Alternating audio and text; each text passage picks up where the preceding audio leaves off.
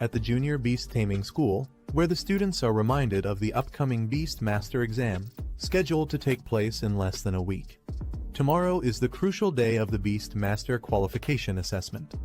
Inside the classroom, the teacher addresses the students, congratulating them on forming contracts with their first beasts. He emphasizes the importance of resting well and preparing thoroughly to achieve good results. After delivering his advice, he dismisses the class. Later, a group of students discusses the upcoming assessment. One student expresses his nervousness, while another reassures him, saying their current skills might still allow them to qualify as apprentice Beastmasters. However, the challenges of advancing to the higher Beastmaster Academy remain daunting, and some students don't even dare to dream about it. Meanwhile, a confident boy shares his ambitions. He aims to join the Beastmaster Academy in Ninjeong City. Though he acknowledges it's not the top-tier academy, he feels his abilities are sufficient to secure admission. In contrast, another student worries about failing the apprentice exam, fearing a life of mediocrity if he doesn't succeed. Our boy Lin Zi reflects on the Beastmaster Qualification Assessment, knowing it will be held soon. He is a time traveler who entered this world just a week ago by traveling through time and space, taking over this body. As he sorts through the memories of his new host, he learns about the dark history of this world. Hundreds of years ago, during a catastrophic event, dimensional rifts opened, unleashing hordes of ferocious beasts. Despite the overwhelming threat, humanity fought back with resilience. Through brutal battles, they eventually discovered ways to tame these beasts, turning them into powerful allies for survival and combat. From the chaos of the past, the Beastmaster profession emerged, becoming a key force on the world stage. These individuals gained recognition for their ability to tame and control powerful beasts.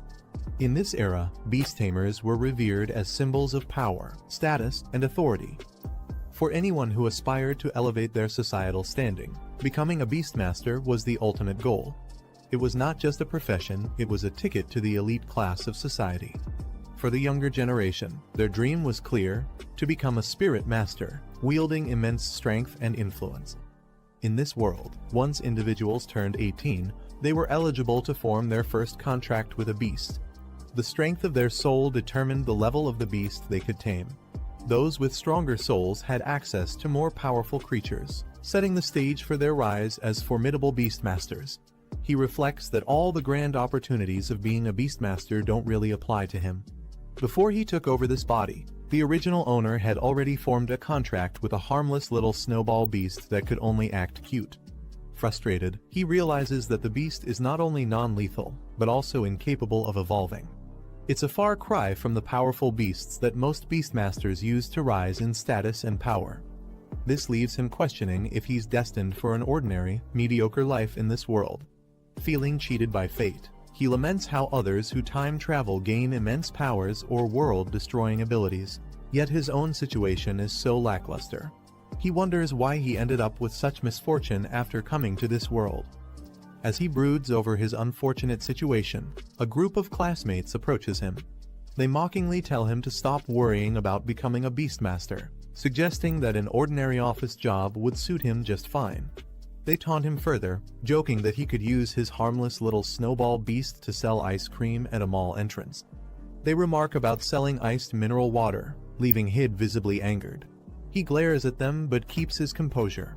Just then, a system begins to activate. A screen materializes before him, declaring that the achievement system has been successfully launched. Surprised and excited, he realizes this might be his long-awaited gold finger, the cheat ability often granted to travelers in other worlds. He wonders if it took so long to appear because it was charging, but now, everything could change. He is thrilled as the system activates fully, exclaiming that the heavenly sound of its arrival feels amazing. His gold finger has finally appeared. The system displays his current stats. His physique and spirit levels are slightly below average. His pet beast is the little Snowball, and he has no achievements or techniques yet. The system explains its features. Achievements and bonus items can be earned for completing specific tasks. These achievement points can be used to enhance the growth of beasts, unlock skills, and improve Beastmaster attributes. He is particularly thrilled at the idea of earning points and sees it as a game-changing opportunity. He turns his attention to his pet beast, Little Snowball. The system reveals that it has the Ice attribute, a Rank 1, Stage 1 beast. Its growth rate is currently 23.48%, and it possesses a skill called Cold Air Breath. Additionally, it can grow through fighting or consuming energy-rich items, and once it reaches 100% growth, it will evolve. He learns a crucial detail about Little Snowball. When its growth reaches 100%, it can trigger evolution. This revelation shocks him, as he had assumed that evolving was impossible for his pet beast. Curious, he delves deeper into the system's information. It reveals two possible evolutionary paths for Little Snowball. Giant Route. This path focuses on enhancing melee combat capabilities and physical strength while sacrificing control over ice elements. The next form, the Snow Monster, can evolve up to rank 5, making it a formidable brute force fighter. Queen Route. This path amplifies the beast's talent for ice element affinity and spell casting abilities while weakening its melee attributes. The next form, the Ice Crystal Spirit, can evolve up to the King rank, granting it immense magical prowess. He is stunned to realize that Little Snowball, which was thought incapable of evolving, might actually possess a hidden evolutionary route. He reflects on the possibilities, thinking that if this is true, he might not have to resort to mundane jobs like setting up an ice cream stall after all. Instead, he begins to wonder if he truly has a chance to become a Beastmaster. The system confirms that the Queen route could lead Little Snowball to evolve into the Ice Crystal Spirit, a form capable of reaching the prestigious King rank. The conditions for this evolution include achieving a 100% growth rate and obtaining rare items like Ice Element Essence and Spirit Jade. Excited by the potential, he decides to take immediate action. He plans to use achievement points to upgrade Little Snowball and help it grow. The system lists several achievements, including contracting the first pet beast, passing the Beastmaster qualification assessment, and enrolling in a Beastmaster Academy. Each achievement offers rewards, but for now, only the reward for contracting his first pet beast is available to collect. He eagerly claims the reward, receiving 100 achievement points and a spirit crystal. With excitement building, he turns his focus to Little Snowball, determined to use the achievement points to help it grow. He initiates the process, channeling the points into Little Snowball. Bright lights engulf the little creature, and the system announces a level up. Little Snowball's stats improve. With a surge of energy, Little Snowball successfully evolves to rank 1, stage 2, achieving a 100% growth rate. He is thrilled, seeing proof that his efforts and the system's capabilities are real. He marvels at the results, exclaiming how the level-up process actually works. The system informs him that he has consumed 77 achievement points, leaving 23 remaining. Little Snowball appears slightly stronger, but the protagonist can't help but feel underwhelmed by the brief and dazzling special effects. He jokes that as an F-class beast, Little Snowball's status isn't entirely unjustified. The system reminds him that for Little Snowball to continue evolving, he'll need 20 Ice Element Essences and 1 Spirit Jade. These items are rare and expensive, making the task more challenging. Despite the obstacles, he is determined to gather the resources and advance Little Snowball further. He begins planning his next steps, securing money and heading to the pet shop to buy the materials necessary for Little Snowball's evolution. As he walks, one of his classmates mocks him again, taunting him about selling ice cream with his snowball. Ignoring the jeers, he calmly reassures Little Snowball not to take such insults to heart. With determination, he declares that tomorrow's Beastmaster qualification assessment will depend on their combined efforts, signaling his resolve to prove everyone wrong. However, the mocking classmate sneers, calling him trash. He snaps back, the classmate revealed to be a member of the powerful Zhong family, the second largest family in Zhongning City. He responds, saying the Beastmaster final exam will prove who is truly worthless. Zhong Hao taunts him further, claiming that someone with a useless beast shouldn't even bother. Another classmate joins in, laughing that he should stick to selling popsicles instead. A girl named Guan intervenes, warning Zhong Hao not to cross the line. Zhong Hao, recognizing her, pretends to back off but continues to insult Lin Zi indirectly. He mocks her for associating with someone he considers trash and implies she would be better off siding with someone of higher status, like him. He reassures Guan, telling her there's no need to argue with the bullies. He confidently states that they'll understand the truth when the time comes. Afterward, he informs Guan that he needs to visit the pet store to prepare for tomorrow's qualification assessment. She agrees to head home on her own, wishing him luck. As he arrives at the store, Lindsay is struck by the high cost of evolution materials, lamenting how months of savings disappear in a single purchase. Returning from his errands, he is greeted by Guan, who invites him over for dinner at her house. She mentions her mother asked her to extend the invitation. He agrees, saying he'll join later. As the conversation shifts, Guan hesitantly brings up the Beastmaster qualification assessment happening the next day. She asks if he will accompany her to the event. Lindsay calmly replies that he also needs to participate, surprising her. Excited, she encourages him to show up strong and make an impression, especially against Zhong Hao and his gang. He reassures Guan, confidently promising to handle the situation. She smiles, takes her leave, and he watches her go, determined to make tomorrow's assessment a turning point. Later, sitting at home, he reflects on the high cost of the ice element essence and spirit jade. Addressing little Snowball, he mentions that leveling up in the future will require even more resources. He lays out the materials, encouraging little Snowball to eat and evolve. Watching his pet beast consume the items, he gently reminds it to take its time, as no one will compete for the resources. Suddenly, little Snowball begins to glow and expand, signaling the start of its evolution.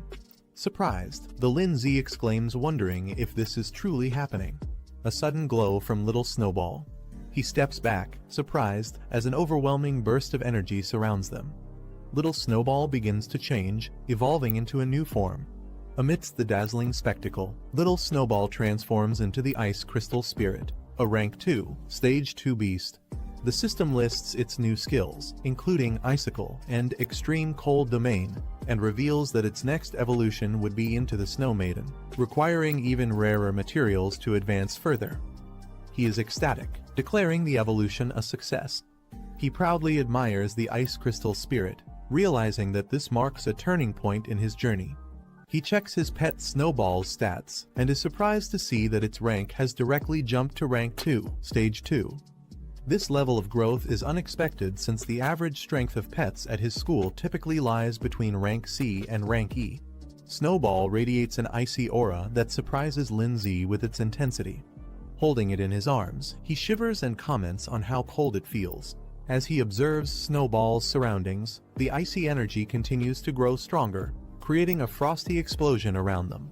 Lindsay realizes that Snowball's strength has increased far beyond his expectations, affecting even the environment around it.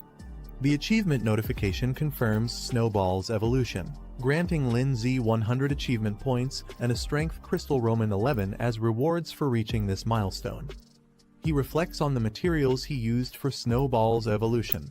He notes that without the system prompt guiding him, no one would have considered feeding such rare resources to a weak pet beast. Confident in his decision, he activates the system to extract his rewards. 2 items materialize in front of him, a glowing spirit crystal and a strength crystal.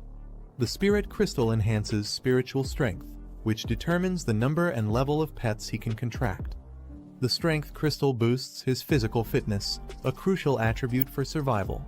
Without hesitation, Lindsay consumes the strength crystal.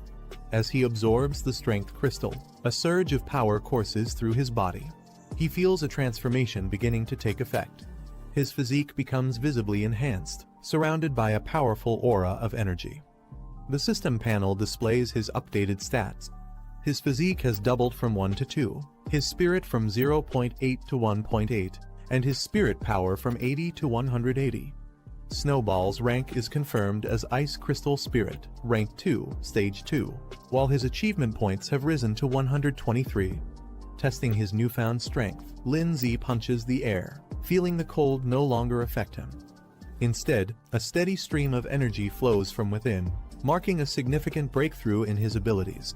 He tests his enhanced strength by punching a wall, leaving a deep crack.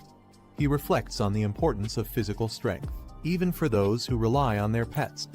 In dangerous situations, being physically strong can significantly increase survival chances. Meanwhile, Snowball clings to Lindsay's leg, making adorable noises. Lindsay smiles confidently and decides to take the next step in their evolution. Determined, he boldly declares, "Just go all in," and decides to use all his achievement points. As he channels his energy into Snowball, a radiant light surrounds them both. The system confirms the upgrade Snowball has reached Rank 1, Stage 2, with a 100% growth rate. He uses 123 achievement points, pushing Snowball to Rank 2, Stage 4, with a growth rate of 24%. Snowball now radiates an icy and confident aura, indicating its immense power. Lindsay smirks, confident about the upcoming evaluation. He knows the Advanced Association will be shocked by their progress. The next day, Lindsay walks through the bustling city streets alongside his sister Guan. She asks if he's ready, and Lindsay confidently replies that he's not only ready, but also determined to obtain the Beast Master qualification today. Guan beams with excitement, noting how motivated Lindsay has become. She comments that the old him would have never participated in something like this. He smiles and responds, "People will always change." Meanwhile, some students nearby notice them. One points out Guan, calling her a talented third-year student at Pinghai No. One middle school, and questions why she's always with someone like Lindsay, whom they consider a loser. Another student mentions that Zhu Hong confessed his love to Guan the previous day and was rejected. Frustrated, one girl expresses her disbelief, questioning what makes Guan so special and why others seem to admire her. One of the students hushes the others, reminding them to keep their voices down. Lindsay, overhearing their comments, reveals internally that Guan is his cousin. Despite being a genius and admired by many at Pinghai No, one middle school, Guan doesn't seem to care about others' opinions. As they walk together, Guan asks Lindsay if he really plans to use Little Snowball in the qualification assessment. Lindsay smiles confidently and assures her, "Of course, don't underestimate Little Snowball." Guan playfully suggests celebrating if they pass the assessment, and Lindsay jokingly hugs her, causing her to exclaim in surprise. She mentions a store she has wanted to visit for a long time. Suddenly, they are interrupted by a loud voice calling out to Guan, demanding her to stop. A young girl points at her, accusing her of stealing her boyfriend. Guan, unfazed, calmly asks, "Who are you? Who's your boyfriend?" Guan identifies the girl's so-called boyfriend as Zhu Hong. With disinterested, she recalls that Zhu had confessed his feelings to her, but she rejected him without hesitation. The girl, enraged, accuses Guan of seducing Zhu first, unwilling to believe her explanation.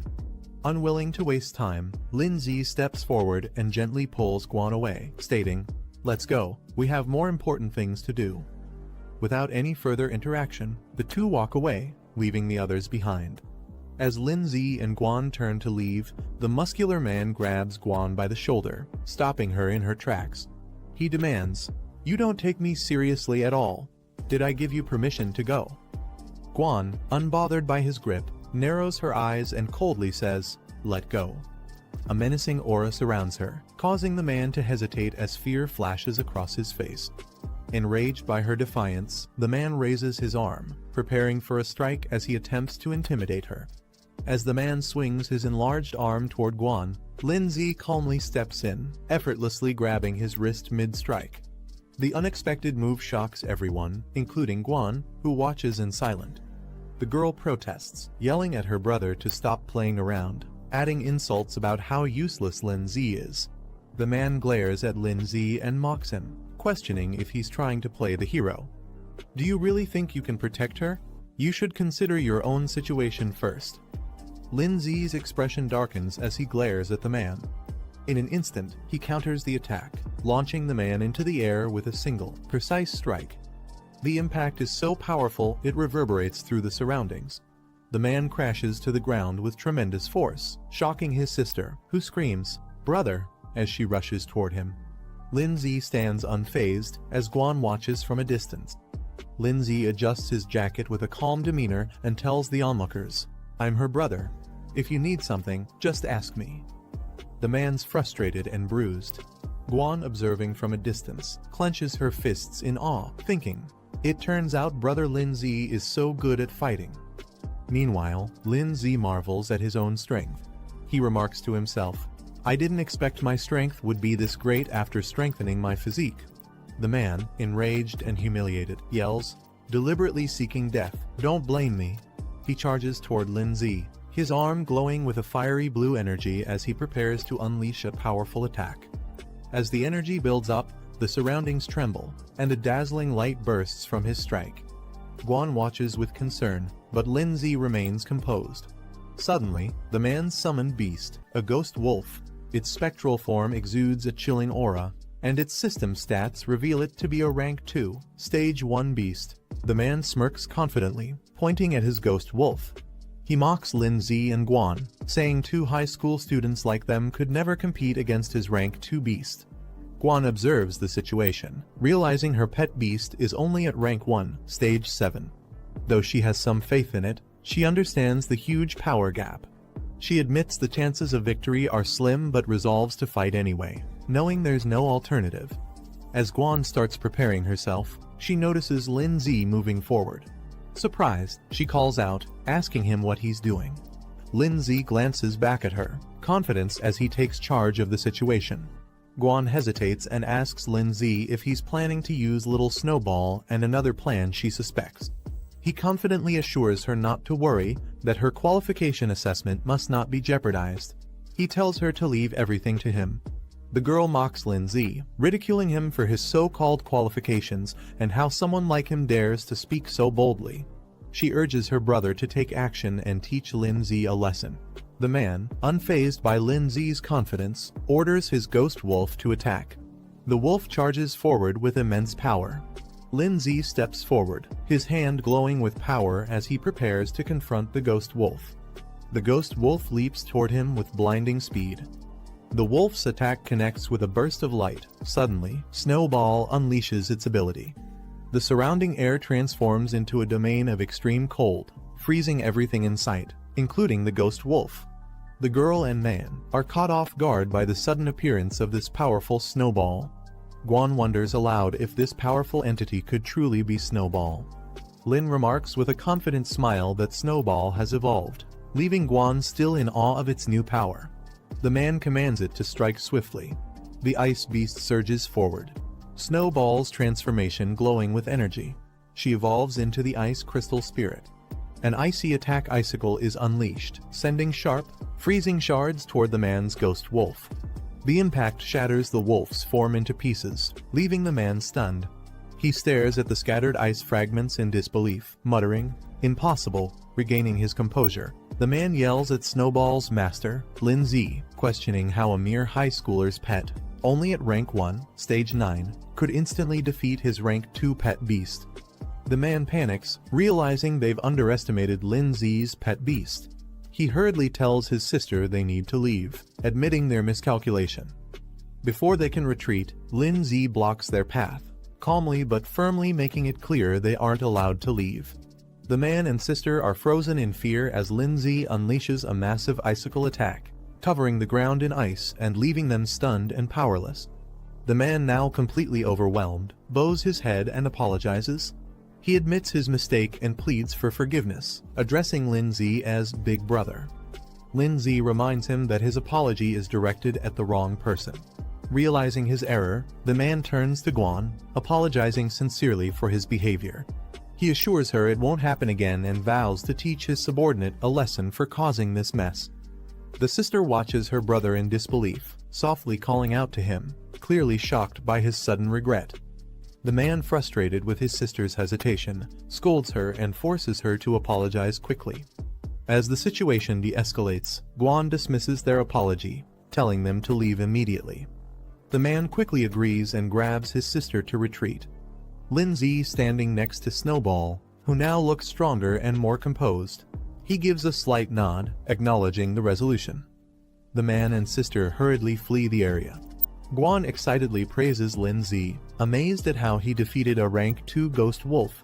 She asks how he managed it and wonders if Snowball, now the ice crystal spirit, can evolve further. Lindsay acknowledges her excitement, but reminds her they have little time and need to hurry to the qualification exam venue. Snowball cheerfully follows as Lindsay strokes her head, radiating confidence.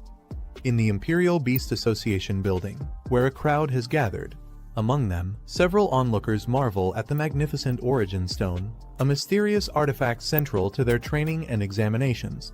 At the Imperial Beast Association, Guan and Lin Zi observe the Origin Stone. Guan marvels at its size, while Lin Zi notes that it doesn't seem extraordinary at first glance. As the qualification begins, Lin Zi reflects on the importance of this test. It's the final assessment of the year, and failure would mean losing the chance to become a Beastmaster. Determined, he resolves to succeed. A representative addresses the candidates, explaining the process. Each participant has received a bronze medal, with rankings low, medium, high, and superior indicating their level. These medals are the key to accessing the Origin Stone realm. The representative explains the rules. Candidates must choose the difficulty level of their challenge. Higher difficulties offer greater rewards but come with increased risks. The rewards include enhancements like increased spirit, physique, and pet growth rates, as well as unlocking additional pet slots.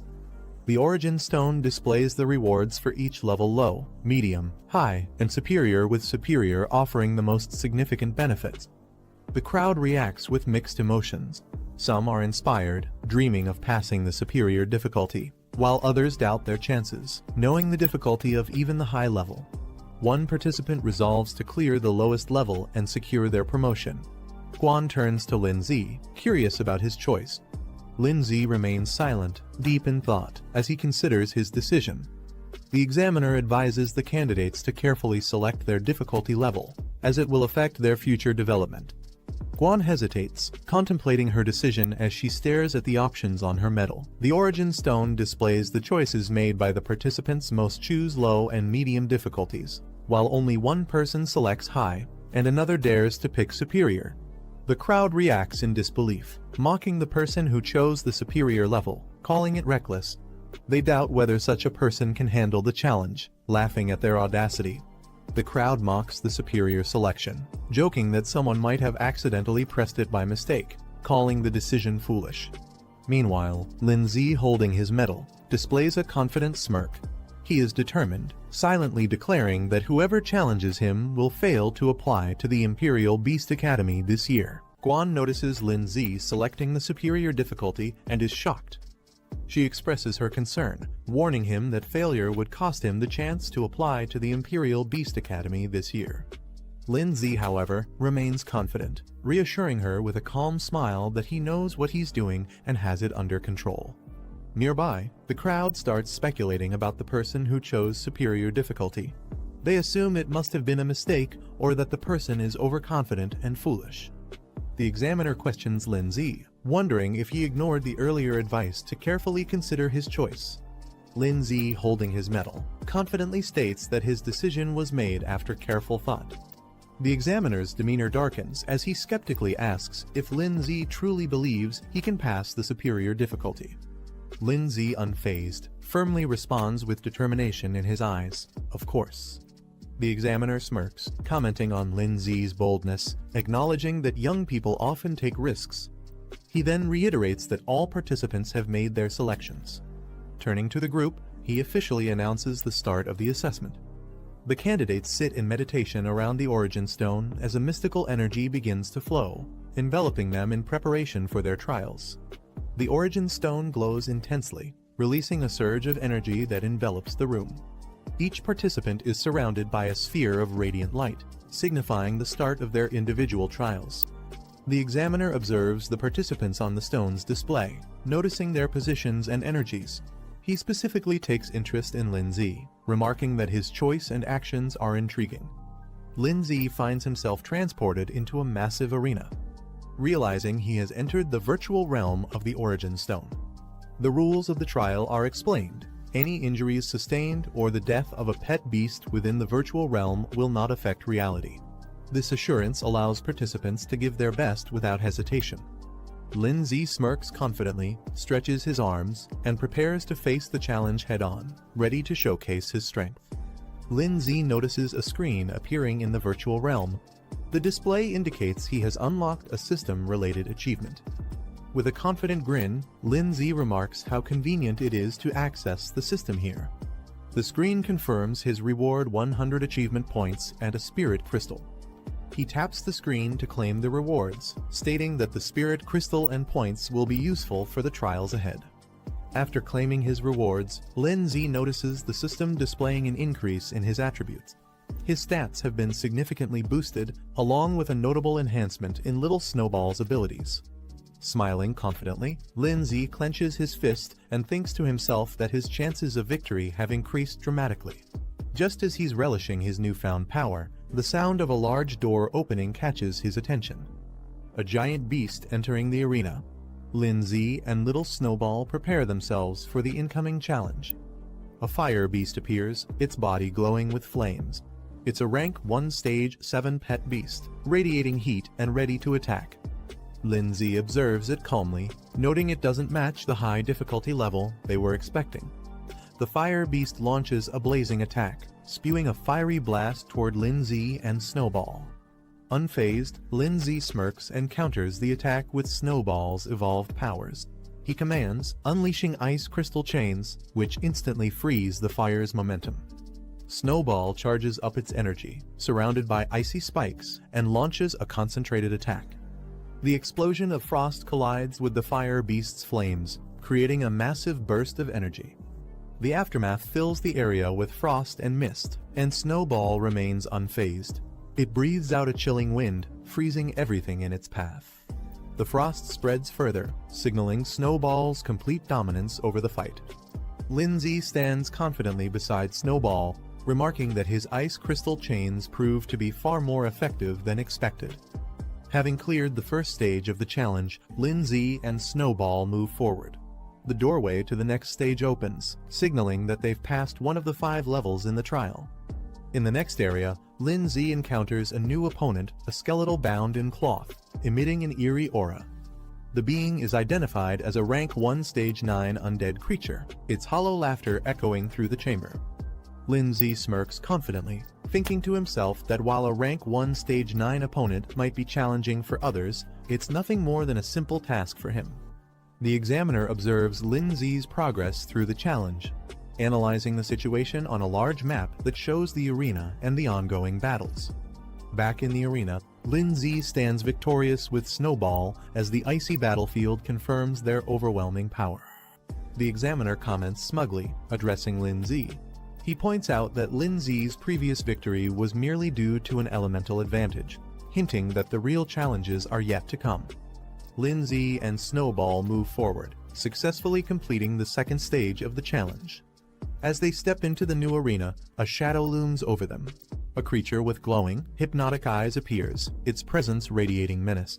The beast reveals itself a rank 2 stage 1 plant-type creature, towering with a twisted and unnatural form. The examiner observes Lin Z's progress through the challenge on a glowing map.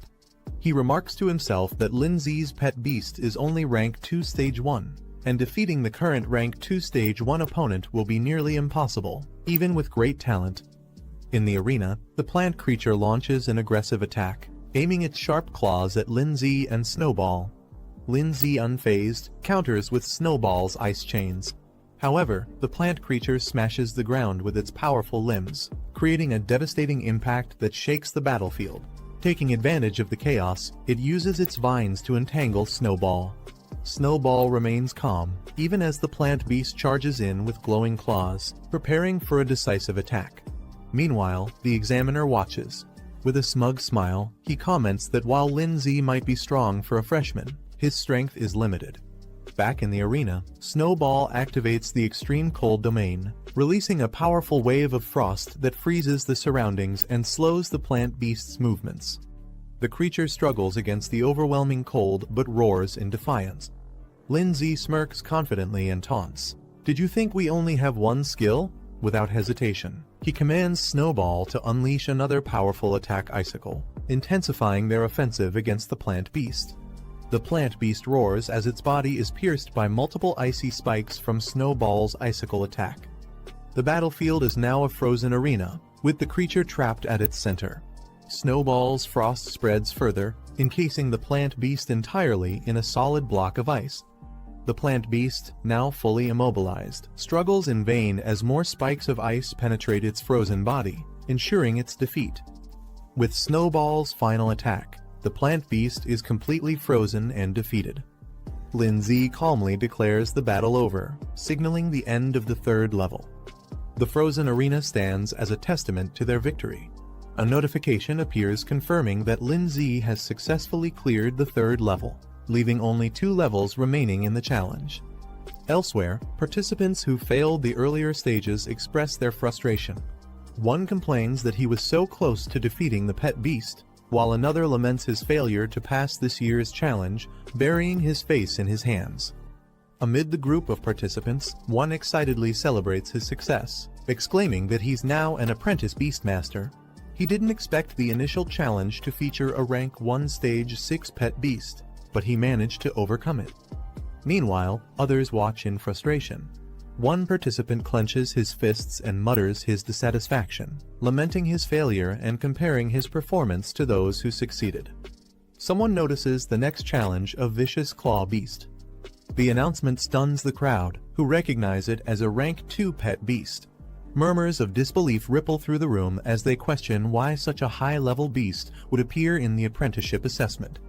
The 4th level ends with a decisive victory for Lindsay and Snowball. The frozen remains of the opponents stand as proof of their power. Onlookers exclaim in amazement, recognizing Lindsay as the one who challenged the superior difficulty level. With the 4th level cleared, the final stage of the challenge begins. Lindsay confidently remarks that they've reached the last level. In the observation area, participants watch in disbelief, questioning why Lindsay is so powerful. One mentions they know all the top students from the local high schools, but Lindsay's strength seems unmatched and unfamiliar.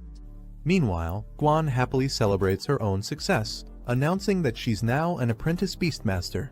However, her thoughts immediately turn to Lindsay, wondering about his progress and eagerly anticipating his performance in the final stage.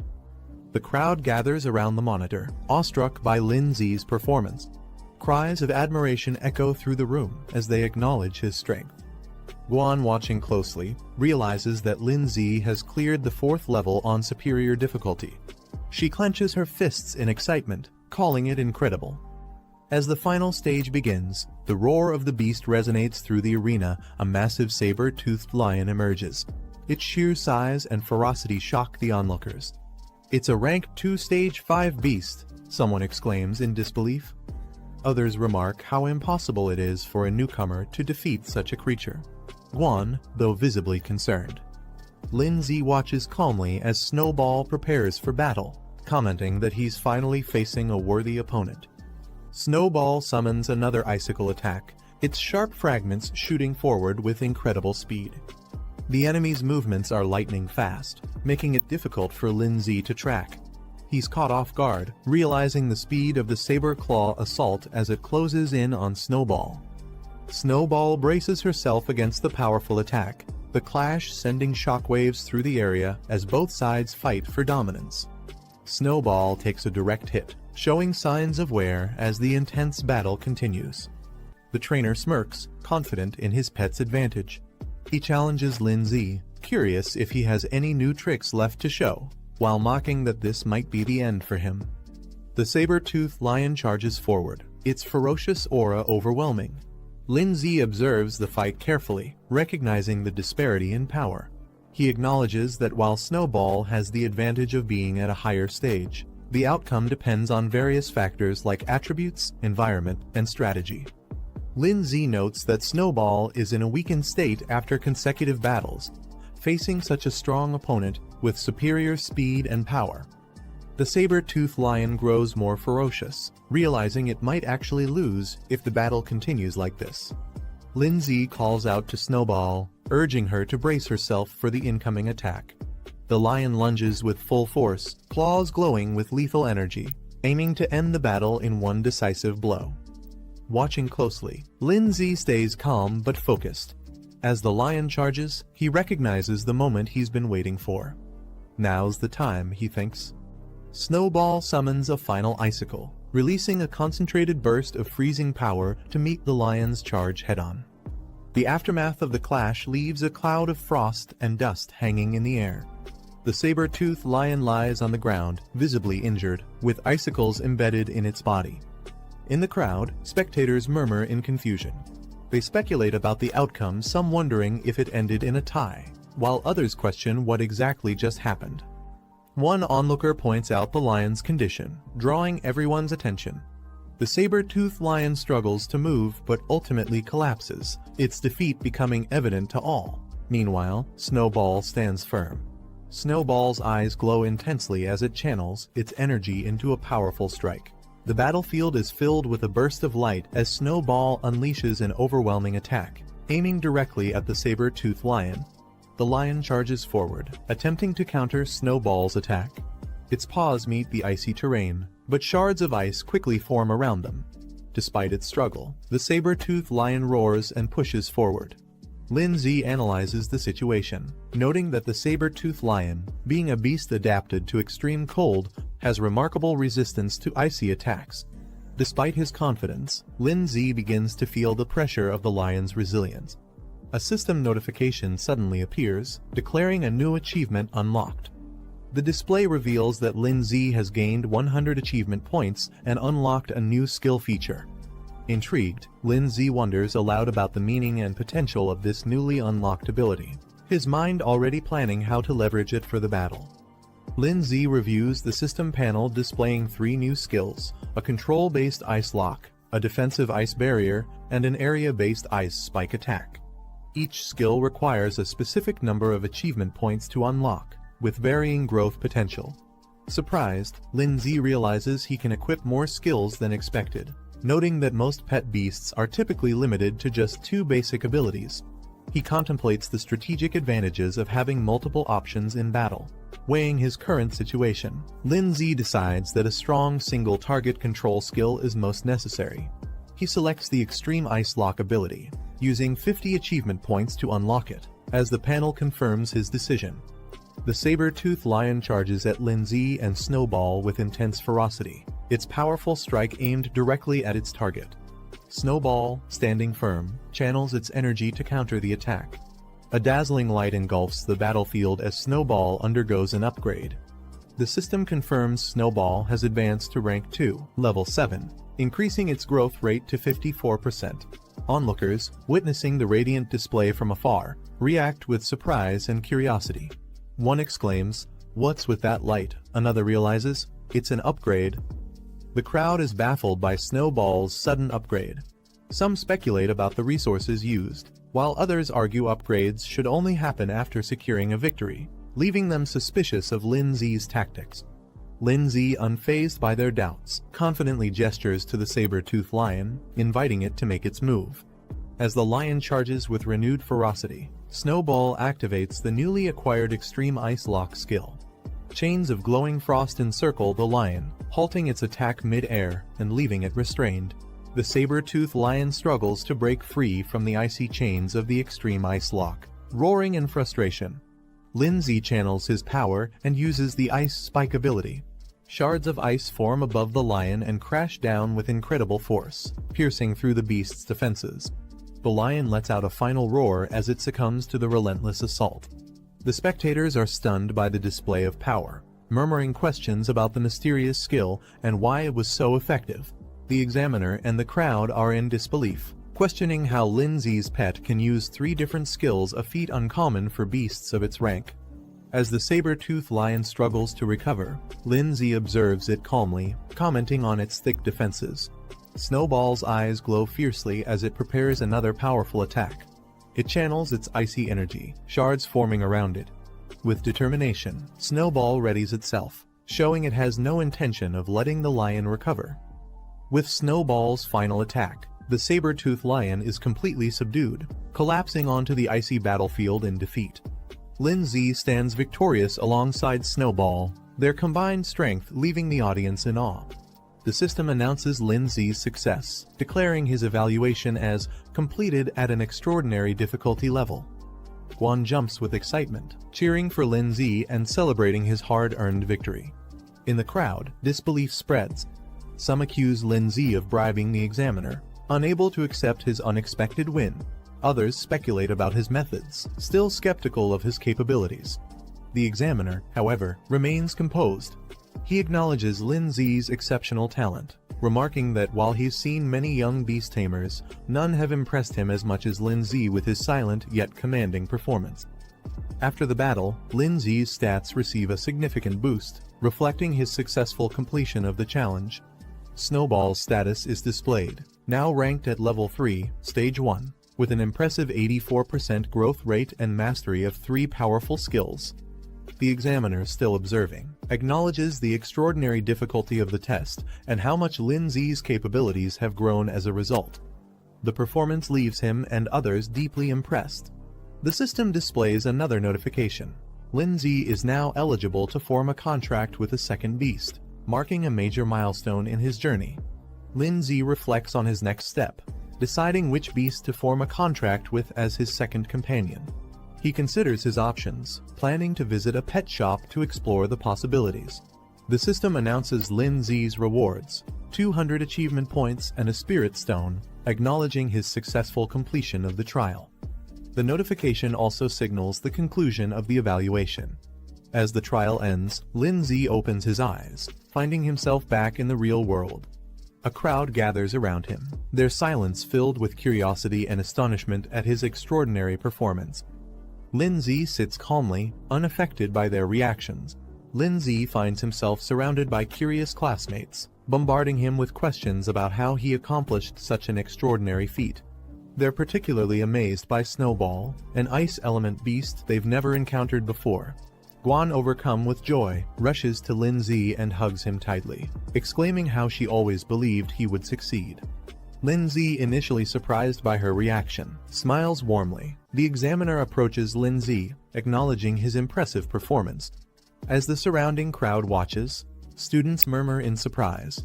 It's rare to see an examiner apologizing to a student. However, Lin Zi remains calm and unbothered. The examiner directly addresses Lin Zi, offering him a spot in the Beastmaster Association.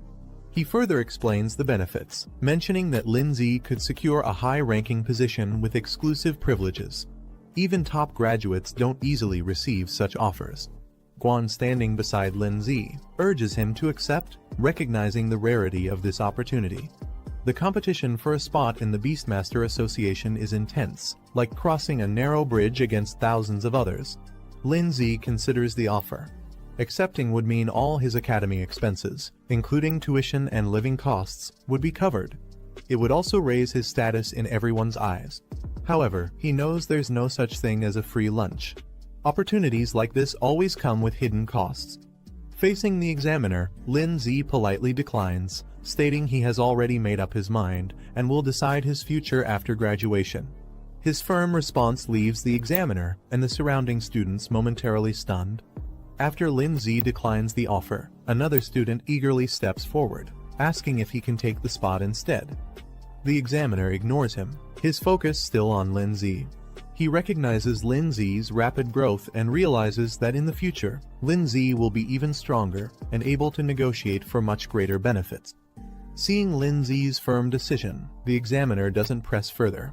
Instead, he tells Lin Zi that if he ever changes his mind, he's welcome to find him anytime. Before leaving, the examiner introduces himself as Jianwen, leaving his contact as a final gesture. After the examiner leaves, Lin Zi stands confidently. Guan watches him closely, her expression unreadable. The two walk through the academy courtyard, when suddenly a voice calls out to them, asking them to wait. Lin Zi and Guan turn around, surprised. A girl excitedly approaches, introducing herself and her companion. She mentions they are from the neighboring class, eager to meet Lin Zi. The two girls eagerly approach Guan, asking for Lin Zi's contact information. Their excitement is clear as they try to get closer. The girl confidently hands Lin Zi her phone, suggesting they add each other as friends, mentioning that they've admired him for a while and hope to spend more time together. She introduces herself as a student from the neighboring class and congratulates him, clearly trying to make a good impression. However, Lin Zi casually smiles and excuses himself, saying they have other things to do. Guan, standing beside him, crosses her arms, visibly annoyed by the situation. As Lin Zi and Guan try to leave, the girl chases after them, still insisting he add her as a friend. Lindsay, without looking back, dashes away, leaving Guan visibly irritated by the situation. Shortly after, Lindsay receives a message summoning him to the office. He glances at his phone and sighs before heading there. Arriving at the office, Lindsay peeks inside and asks if he was called. Inside, a confident and elegant woman greets him. She leans back in her chair intrigued, and mentions that she heard he successfully passed an extremely difficult trial. Lindsay hesitates for a moment, observing the teacher's expression. Before he can react, she suddenly pulls him into a tight hug, excitedly praising him for his achievement. He momentarily recalls past experiences with her harsh punishments for failing tests, making him cautious about her enthusiasm. Regaining her composure, she moves on to the real reason for calling him. She takes out a book, stating that it's something important she intends to give him. Lindsay takes the book, examining its title with curiosity. The teacher explains that it contains essential techniques for soul arts, a crucial skill for Beastmasters. She advises him to start learning early, as it will be a mandatory part of his training. A visual representation illustrates that soul arts are the primary combat method for Beastmasters aside from their pet beasts. She further explains that those who master soul arts can defeat beasts without relying on their pets. The technique can be used both for offense and defense, protecting Beastmasters from harm in battle. A visual demonstration shows a soul shield, a defensive technique that forms an energy barrier to block attacks. Lindsay, excited about the new knowledge, thanks his teacher and eagerly rushes off to start practicing. She reminds him that if he ever has questions, he can come back anytime. Later, Lindsay sits on his bed, carefully studying the book. He flips to a page detailing Soul Shield, which consumes soul power to create a full-body protective barrier against any incoming damage. Lindsay sits in his room, deep in thought. He knows mastering the basics early will give him an advantage when he enters the Beastmaster Academy, allowing him to focus on advanced techniques. Determined, he begins meditating, channeling his energy as a powerful blue aura swirls around him. His eyes glow with intensity as he activates Soul Shield, successfully forming a protective barrier around his body. The shield stabilizes, radiating a strong defensive energy. His training is already showing results. Lindsay observes his shield, realizing he has already grasped the basics. Most people take days or even months to learn soul arts, but he mastered it in just 10 minutes. His 7/8 spirit physique proves to be extremely efficient. Sitting within his shield, he notices a system prompt offering to upgrade his soul shield by spending 50 achievement points out of his 350. With a confident smirk, he confirms his system can enhance even soul arts. Lindsay checks his achievement points, noticing he has accumulated more than expected. The system prompts him, asking if he wants to spend some points to upgrade soul protection. Considering his options, Lindsay decides that survival skills should be upgraded in one go. Without hesitation, he selects the option, using a portion of his points for an instant enhancement. Lindsay activates soul protection, advancing it to the 3rd stage. A powerful barrier forms around him, radiating with energy as the upgrade takes effect. Feeling the difference, he notes that the shield is now stronger and much larger than before. He smirks, realizing it could easily cover multiple people at once, a significant boost to his defenses. Lindsay checks his soul power, realizing that activating soul protection only consumes a small amount each time. With his current limit, he can use it multiple times without worry. Remembering the Spirit Soul Stone he received from an achievement, he decides it's time to use it, thinking it might further enhance his abilities. After using the Spirit Soul Stone, Lindsay feels a surge of power. His soul power and spirit level increase significantly, boosting his overall strength. Looking at his current reserves, he realizes that using all this power just for defense would be wasteful. Deciding to make the most of it, he considers learning a few more skills to balance his abilities. Lindsay flips through a skill book, looking for useful abilities. He comes across Soul Arrow, a technique that focuses spiritual energy at the fingertips and fires it like a projectile. Turning the page, he finds Soul Impact, a close-range attack that condenses energy into a powerful strike. Seeing their potential, he considers learning both skills to expand his combat options. As night falls, the city is quiet, with only a few lights glowing in the distance. Inside, Lindsay closes his eyes, steadying his breath.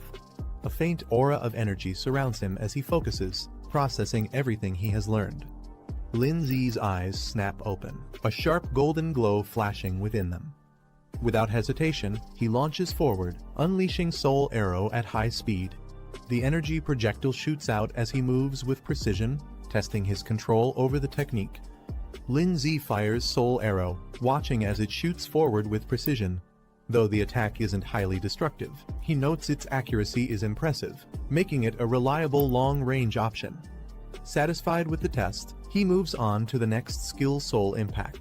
Clenching his fist, golden energy gathers around it. Lin Zi gathers energy into his fist, golden flames surging around him as he unleashes Soul Impact. The force explodes forward, sending shockwaves through the room. Testing its power further, he throws a punch, consuming 30 soul power in an instant.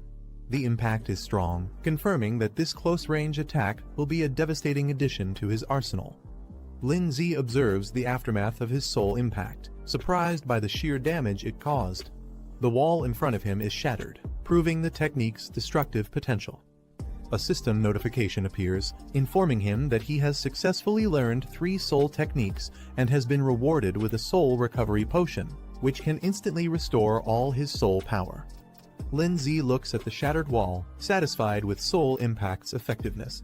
He decides to save his soul recovery potion for a crucial moment, knowing it could be a game-changer in battle. Feeling confident, he spends 100 achievement points to upgrade Soul Arrow and Soul Impact to level 2. With his skills now stronger, Lin Zi decides to save his remaining achievement points for emergencies. With his skills upgraded, he shifts his focus to his next goal, earning money to buy a second pet beast. The next day, he heads to the mission center, a place where trainers take on tasks to earn rewards. At the mission center, Lin Zi joins the crowd, scanning the available tasks. The screens display various missions, each offering different rewards. Confident in his abilities, he decides to start with basic level missions. Given his current strength, completing them shouldn't be a problem, and it's a good way to earn money quickly. Lin Zi scans the mission list, evaluating the rewards. The tasks range from eliminating ghost scorpions near a village to clearing mutant beetles in a canyon, with rewards varying from 10,000 to 40,000. Without hesitation, he selects the highest-paying mission dealing with the mutant beetles. If he's going to put in the effort, he might as well aim for the best reward. After selecting the mutant beetle mission, Lin Zi is notified that, as a beginner beast master, he has been automatically assigned 3 teammates for safety, and the reward will be split among them. Annoyed, he punches a training dummy, frustrated that he has to share the earnings. He was confident he could handle it alone. A mission map appears, marking the target location, Iron Bell Canyon. He needs to arrive before 2 p.m., ready for the hunt. Lin Zi arrives at Iron Bell Canyon, where his assigned teammates are already waiting. The canyon is rugged, with flags marking the mission site. A man with green hair, identified as Zhang Jin, a low-tier beast master, smirks upon seeing Lin Zi. Mocking him, he comments that Lin Zi took long enough to arrive and questions if he's even graduated yet. Another teammate, Zhao Mingxian, a muscular low-tier beast master, frowns upon seeing Lin Zi. He questions why they got stuck with someone inexperienced, clearly unimpressed. Before the situation escalates, Yu Zuyun, the only female in the group, steps in with a smile. She tells them to relax and not be too harsh on Lin Zi, lightening the mood with her friendly attitude. Yu Zuyun playfully tells Lin Zi to just follow her lead, reassuring him. Lin Zi responds with a relaxed smile, admitting that he hasn't graduated yet and will be relying on them for this mission. Zhao Mingxian sighs in frustration, accusing Yu Zuyun of flirting again. He warns the group that this mission might be tougher than expected and tells them to stay focused if they want to survive. Yu Zuyun, unimpressed by his serious tone, dismisses his concerns with a scoff. Zhao Mingxian takes charge as the temporary team leader, demanding that Lin Zi follow his instructions once they reach the mission site. He also warns that Lin Zi's reward share will be reduced, making it clear that he's not seen as an equal. Lin Zi, however, remains unfazed. Observing his teammates, he realizes they're not qualified beast masters but self-taught fighters who rely on basic summoning skills to survive. Lin Zi responds with a cheerful thumbs up, agreeing to work hard to earn his share. Satisfied with his response, Zhao Mingxian acknowledges him, thinking the newcomer understands his place. With that settled, the team heads into the canyon, ready to begin the mission. The team moves deeper into the canyon, the terrain becomes rough, and the path ahead is dark and foreboding. As they reach the entrance of a cavern, an eerie glow emanates from within. The sound of skittering echoes from the depths. Suddenly, mutant beetles emerge from the darkness, their glowing eyes piercing through the shadows. Among them, a larger, more menacing beetle appears. As the mutant beetles swarm forward, Zhao Mingxian quickly assesses the situation. He suggests collapsing the cave entrance to trap the insects inside, cutting off their escape route. Wasting no time, he summons his wild rhino, a rank 1 stage 6 beast, to lead the charge. The powerful beast appears, its glowing horns ready to smash through anything in its path. Zhang Jin steps forward, summoning his wind cutter mantis, a rank 1 stage 6 insect-type beast. Not to be outdone, Yu Zuyun summons her terror bee, a rank 1 stage 5 insect-type beast. With a smirk, she playfully reminds Lin Zi to stay behind her, as if protecting him. With their beasts deployed, the battle is about to begin. Lin Zi's group cautiously enters a tunnel, led by Yu Zuyun and Zhang Jin. They remain alert as buzzing echoes through the cavern. Strange insect creatures swarm ahead, signaling danger. Meanwhile, Zhao Mingxian observes from a distance. Without hesitation, he orders an all-out attack. Zhang Jin, responding immediately, summons his wild rhino, a rank 1 stage 6 beast. The massive creature charges forward. Zhang Jin steps forward with a confident smirk, summoning his wind cutter mantis. The green insect dashes forward, its sharp blades glowing as it slices through the swarm of enemies with precision. Zhang Jin commanding her venomous wasps to attack. With a determined look, she directs them into the fray, overwhelming the enemy with a coordinated assault. Yu Zuyun summons her terror bee, which immediately launches a barrage of venomous stingers at the enemy swarm. Meanwhile, Zhang Jin's wind cutter mantis slices through the remaining enemies, its sharp scythes cutting them down effortlessly. The battlefield is soon littered with defeated foes. Zhang Jin smirks confidently and turns to Lin Zi, boasting about how well they work together. Yu Zuyun smirks, brushing off any expectation of a reward. She tells the others to consider this a learning experience instead. Confidently, she instructs them to stay behind her and focus on their own safety. However, before they can relax, the insect swarm starts moving again, crawling back to their feet. Lin Zi observing the fight, he notes that their attacks have barely made an impact, and the real threat has yet to come.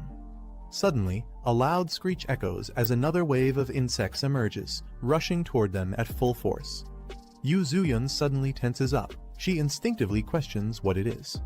Dark energy seeps into the battlefield, and the insect swarm undergoes a terrifying transformation. The ground trembles as a new wave of mutated insects charges toward them. From above, Zhang Jin's wind cutter mantis, Yu Zuyun's terror bee, and Zhang Jin's wild rhino prepare for battle. Zhang Jin's eyes widen as more insects emerge from the tunnel. He quickly realizes something is different, as if they're calling for reinforcements. Lin Zi, watching calmly, questions whether there's an even larger and stronger beetle king lurking deeper inside. Meanwhile, Zhang Jin's wild rhino charges through the swarm, but the mutated insects overwhelm it. One of them sinks its fangs into the beast, drawing blood, showing just how dangerous they've become. The mutated insects overwhelm Zhang Jin's wind cutter mantis and Yu Zuyun's terror bee, pinning them down. Zhao Mingxian yells for his wild rhino to retreat, while Zhang Jin desperately calls back his pet, fearing they'll be killed. Lin Zi explaining that the beetle's previous sound waves have a paralyzing effect. The pets can no longer respond to their commands. Hearing this, Yu Zuyun freezes in shock. She clutches her head, realizing her terror bee is completely vulnerable. Fear sets in as she struggles to think of a way to save it. Zhang Jin, furious, grabs Lin Zi by the collar, demanding why he didn't warn them earlier. His frustration erupts, blaming Lin Zi for just standing by and watching. But Lin Zi calmly pointing out that the real problem isn't their beasts, it's their own survival. Before they can react, the ground trembles as a massive swarm of mutated beetles emerges from the depths. Seeing the sheer number of enemies, Zhao Mingxian quickly makes the call they need to run. Zhao Mingxian, realizing the danger, shouts for everyone to run. Panic fills as he curses the mission, realizing it's far beyond what they expected. Without hesitation, he turns and sprints away, leaving the others behind. The mutated beetles chase after him, their sharp legs cutting through the ground as they close the distance. As he tries to escape, an explosion erupts behind him. The force sends him stumbling forward, and his eyes widen in fear something even more dangerous is coming. Just as the swarm is about to overwhelm them, Lin Zi calmly steps forward. A glowing barrier forms around the group, shielding them from the incoming attack. Zhang Jin watches in disbelief, recognizing it as soul art, a technique only students from the Beast Academy should know. Shocked, he questions how a high schooler like Lin Zi could use it. Lin Zi dismisses his questions. He tells them to stop talking and simply watch from behind him. Zhang Jin watches in shock, unable to process what he's seeing. Lin Zi calmly summons his ice crystal spirit. Both Zhao Mingxian and Yu Zuyan stare in disbelief. They have never seen a beast like this before. While the others are still in awe, Lin Zi analyzes the enemy calmly. The beetles, despite their numbers, are at most rank 1, stage 7, making them manageable. However, without any large-scale attacks, the others stand no chance of fighting back. With a confident smirk, Lin Zi reveals his true strength. Unlike the others, his ice crystal spirit is a rank 3 beast, possessing devastating area-wide attacks. As he raises his hand, his beast activates extreme cold domain. A chilling wave of ice spreads across the battlefield, instantly freezing the entire insect swarm in place. The once overwhelming horde is turned into an icy grave. Lin Zi glances back at the stunned group, casually reminding them that they still have a chance to retrieve their beasts if they're willing to abandon their rewards. Zhao Mingxian, Zhang Jin, and Yu Zuyan hesitate. The reality of their situation is now painfully clear. Zhao Mingxian, now overwhelmed, raises his hands in surrender. He offers all their rewards in exchange for safe passage, pleading to be allowed to retrieve their beasts and leave peacefully. Before a response comes, Zhang Jin steps forward, furious. He can't believe Lin Zi is still pressuring them even after proving his dominance. Mocking Lin Zi, he questions if he really thinks he's some legendary student who passed an impossible trial. Lin Zi's expression remains calm but firm. Without hesitation, he confirms his identity. Watching the exchange, Yu Zuyan processes the situation. Her suspicions were right. Someone like Lin Zi possessing such power didn't make sense for a regular student. Quickly shifting her approach, she urgently asks him to rescue their beasts. Zhang Jin, still furious, refuses to believe Lin Zi's strength. He demands they be released immediately so they can retrieve their beasts. Before he can continue, Zhao Mingxian suddenly strikes him, sending him crashing to the ground. He scolds Zhang Jin for his arrogance, making it clear that Lin Zi's power is undeniable. As Yu Zuyan watches, Zhao Mingxian admits their mistake. They had underestimated Lin Zi, and now there was no doubt about his strength. Meanwhile, the frozen beasts remain trapped in ice, their condition worsening as the chilling energy spreads further. Lin Zi observes the frozen beasts, noting that time is running out before they thaw. He warns the others to retrieve their pets quickly and leave before the creatures fully awaken. Yu Zuyan, concerned, questions what he plans to do. She points out that these beasts aren't truly defeated, just temporarily restrained. Lin Zi stands atop the icy battlefield with Snowball, surveying the frozen creatures. In the darkness below, an ominous presence stirs. Zhang Jin, still on the ground, watches Lin Zi closely. Suspicion flashes across his face. Could Lin Zi really be planning to enter that place? Without hesitation, Lin Zi instructs the others to act quickly before leaping down into the depths with Snowball. They descend into a dark underground space, the void stretching endlessly around them. Standing amidst the darkness, his enhanced physique allows him to see clearly even in the pitch-black surroundings. As Lin Zi moves deeper, a swarm of monstrous creatures with glowing eyes emerges from the darkness. Their sheer numbers make the cavern tremble. Without hesitation, Lin Zi activates a spiritual barrier, shielding himself and Snowball as the creatures lunge at them. The beasts charge with terrifying speed, but Lin Z doesn't flinch. He counters instantly, releasing a powerful spiritual impact that sends them crashing to the ground. One by one, the monsters fall under his relentless attacks, but the battle has only begun. A swarm of glowing-eyed creatures rushes toward Lin Z, their sheer numbers overwhelming. He quickly activates an ice barrier, blocking their attacks. However, as more creatures slam into the shield, cracks begin to form. Maintaining the barrier is draining his energy fast. Realizing he needs a different approach, Lin Z recalls his progress. So far there's still something he can use. A new system prompt appears before him, revealing an ice shield and a frost nova ability. These skills could turn the tide of battle. Lin Z checks his remaining achievement points, 150 left. Just enough. Snowball activates her newly acquired skills, her body radiating with icy energy. Her evolution grants her Ice Shield and Frost Nova, two powerful abilities. With Ice Shield, she can now move freely without relying on Lin Z's protection. Meanwhile, Frost Nova provides a devastating area-wide attack, perfect for clearing out the overwhelming enemies. However, Lin Z notes that for maximum impact, Frost Nova requires collecting surrounding ice energy, making it an ideal combination with Extreme Cold Domain. Lin Z commands Snowball to unleash her power. With an icy glow, she activates Frost Nova, sending shards of ice erupting in all directions. The creatures charging at them are instantly frozen mid-air, their movements halted. Cracks spread across their bodies before they shatter into icy fragments. Standing within the spiritual barrier, Lin Z ensures the area is saturated with ice energy. Now fully charged, Snowball gathers the remaining energy and prepares for a devastating final strike. With one last command, she unleashes Frost Nova at full power, engulfing everything in a blizzard of destruction. Snowball gathers an immense amount of ice energy, forming a glowing crystal at her fingertips. With a flick of her hand, she launches Frost Nova, sending a powerful surge of ice across the battlefield. The frozen wave engulfs the swarm of creatures, their bodies freezing solid before shattering into countless shards. Lin Z watches as the aftermath unfolds. A system notification appears: 50 armored insects eliminated. With a smirk, he acknowledges the sheer destructive power of the attack. Even the creature's defenses couldn't withstand it. Lin Z checks Snowball's status. She has advanced to Stage 2 of Tier 3, with 89% growth.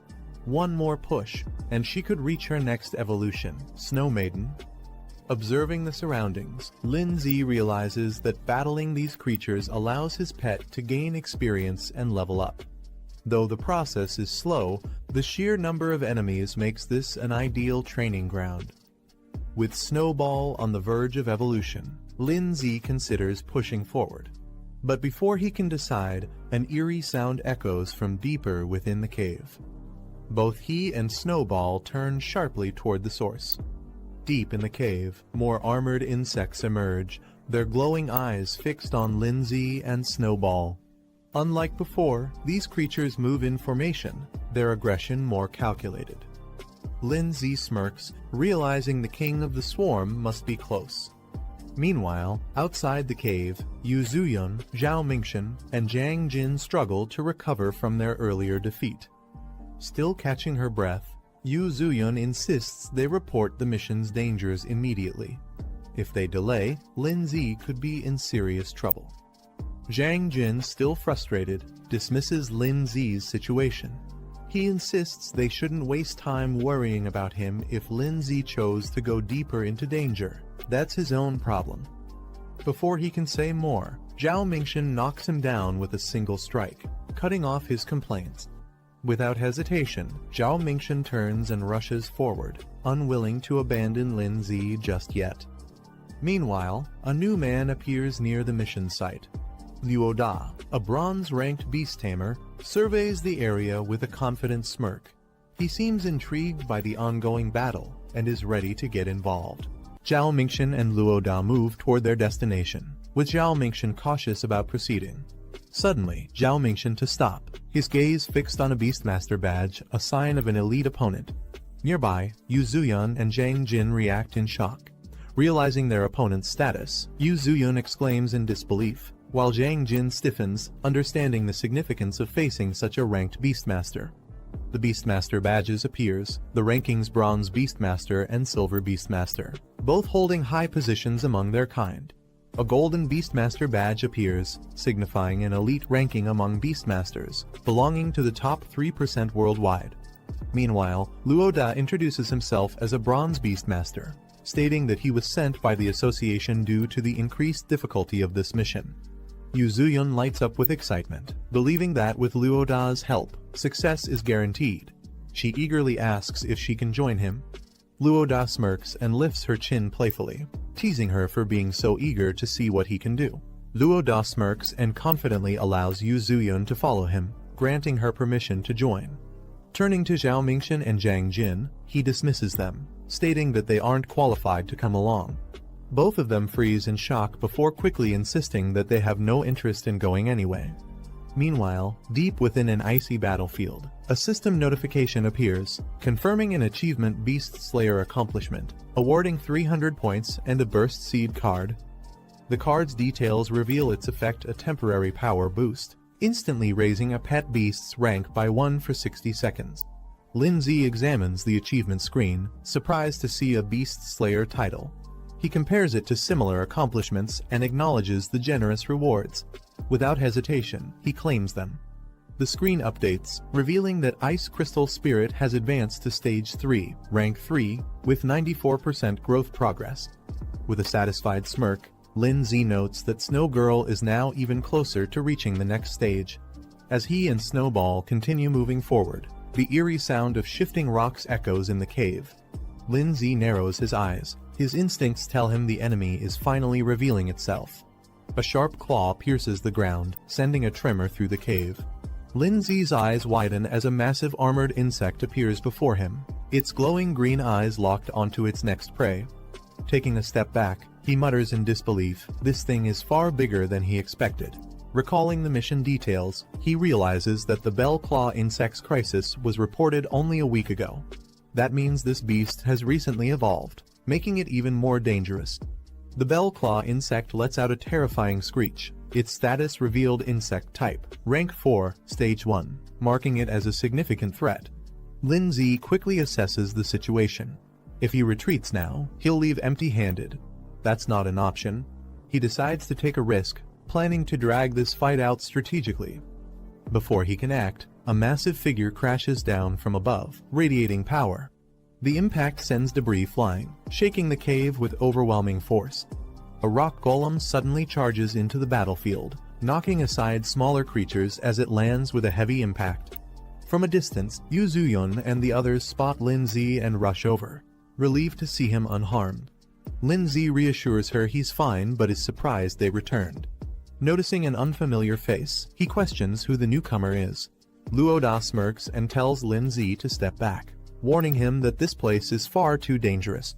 He then reveals the true identity of their opponent, the Bell Claw Insect King, a feared creature of legend. The Bell Claw Insect King stands menacingly, its glowing green eyes locking onto its prey. It's an extremely rare rank 4 beast capable of controlling entire swarms. Luo Da immediately recognizes its significance. As Lin Zi prepares to engage, Luo Da stops him, insisting that he took on this mission alone, and that this boss belongs to him. Turning his back to Lin Zi, Luo Da smirks and asks if Lin Zi even knows who he's dealing with. Before the conversation can continue, the Insect King lunges forward, launching a devastating attack with blinding speed. Luo Da confidently faces the Bell Claw Insect King, his rock golem standing beside him. With a smirk, he questions what gives the creature the audacity to challenge him.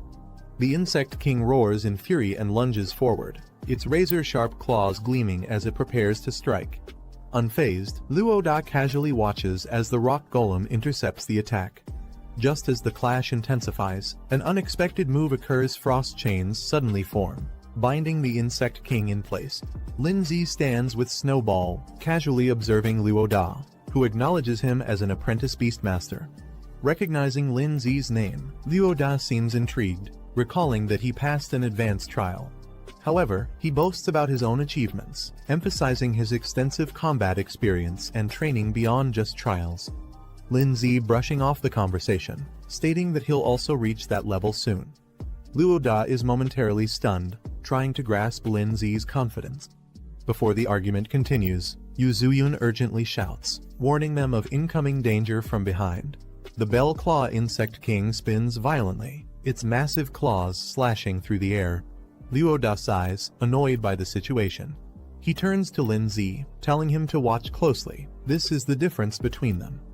Activating his soul art, Luoda commands his rock golem, causing fragments of stone to float and merge. The golem's power surges, its fists now engulfed in flames, evolving to rank 4, stage 2 for a devastating attack. Lindsay watches in surprise, realizing that Luoda's soul art grants his beast a powerful enhancement. The rock golem, now strengthened, launches itself into the air, its fiery fists aimed at the Bell Claw Insect King. With a thunderous impact, the golem crashes down, sending flames and shockwaves across the battlefield. As the dust settles, the Bell Claw Insect King is seen struggling on the ground, momentarily weakened by the devastating attack. Luoda smirks, boasting that mastering a high-level enhancement soul art is not something just anyone can achieve. He turns to Lindsay, emphasizing the gap between their abilities. Before Lindsay can respond, the Bell Claw Insect King's eyes glow red, its body surging with energy. It lets out a deafening roar as its power spikes, unleashing a desperate horn charge assault. With terrifying speed, the Insect King barrels forward, its entire body wrapped in a crimson aura, preparing to strike. The Bell Claw Insect King enters a frenzied state, its power surging to a dangerous level. Its distorted form radiates an ominous aura. Luoda acknowledging the difficulty of facing such a powerful opponent. High above, Lindsay and Snowball launch a combined assault. Icicle Spear and a Spirit Charge strike the raging Insect King with full force. As the dust settles, the impact leaves deep marks on the creature's body. The Bell Claw Insect King charges forward at full speed, its body surging with chaotic energy. Lindsay and Snowball brace themselves as the monstrous beast approaches. Without hesitation, Snowball conjures frost chains, wrapping the creature in layers of ice to restrict its movements. The chains tighten, but the Insect King resists, letting out a piercing screech as its body trembles under the freezing grip. However, the beast retaliates, its body emitting a violent pulse, shattering the surrounding ice. Sensing the danger, Lindsay quickly reacts, calling for Ice Shield. A massive ice attack crashes down, sending shards of frozen energy toward the Bell Claw Insect King. Luoda watches as his beast struggles under the pressure. Realizing the situation is turning against him, he acknowledges how difficult this battle has become. The Bell Claw Insect King, refusing to be defeated, retaliates with a powerful counterattack, launching a fierce strike. However, before it can land a decisive blow, Luoda's rock beast charges in at full speed. The aftermath of the clash leaves the battlefield in ruins, smoke and debris filling the air. Yuzuyun, overwhelmed by the intensity of the battle, urges the group to retreat. She panics, insisting they'll all die if they stay any longer. However, Luoda refuses to back down so easily. Gritting his teeth, he declares that they must at least take down the enemy before thinking of their next move. But before he can act, Lindsay steps forward with determination. He tells the others to leave, he's staying behind to finish the fight. Luoda looks at Lindsay in disbelief, questioning his sanity. Even after seeing how powerless their strongest beast was against the enemy, Lindsay still wants to fight. He reminds Luoda that earlier, he claimed their strength gap was due to mastering high-level enhancement techniques. Luoda scoffs, admitting that's true, but demands to know what Lindsay plans to do about it. Instead of answering, Lindsay silently reaches out and activates a Burst Seed card. A golden aura surrounds Lindsay and Snowball as he activates the enhancement skill, causing their energy to surge. Luoda stares in shock, realizing that Lindsay also possesses soul enhancement techniques, something he didn't expect. Snowball unleashes a powerful enhanced ice attack, her energy exploding as she prepares for battle. Luoda and Yuzuyun are left speechless.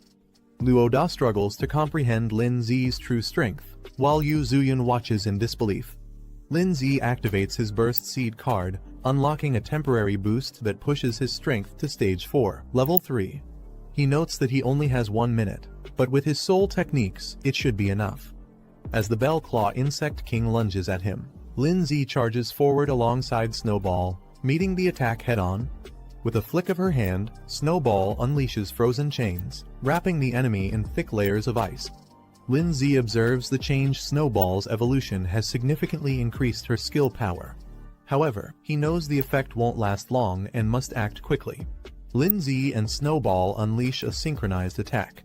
Golden energy bursts from Lin Zi's fist, while Snowball channels her freezing power. Their combined strike smashes into the Bell Claw Insect King, forcing it back as cracks spread across its armored body. With only seconds left on his Burst Seed card enhancement, Lin Zi delivers a final, decisive blow. His attack lands with explosive force, shattering the enemy's defenses. The Bell Claw Insect King lets out a final screech as it is engulfed in the impact, ice and fire colliding in a devastating explosion. Luo Da watches in shock, realizing Lin Zi is recklessly burning through his life force to sustain his soul power. He shouts for him to stop before it takes a serious toll on his body. Lin Zi checks his status and reassures the others he's only used half of his soul power, so there's no need to worry. Luo Da stares in disbelief. He can't believe Lin Zi still has this much energy left after such an intense fight. Yu Zuyun, equally shocked, begins to reconsider. Maybe Lin Zi truly has the ability to defeat the Bell Claw Insect King. Before they can react further, the wounded Insect King lets out a deafening roar, its body surging with energy for one final desperate attack. Snowball unleashes Frost Rebirth, sending an overwhelming surge of ice energy at the Bell Claw Insect King. The freezing blast engulfs the creature, forcing it backward as shards of ice pierce its body. The impact is immense, sending shockwaves across the battlefield.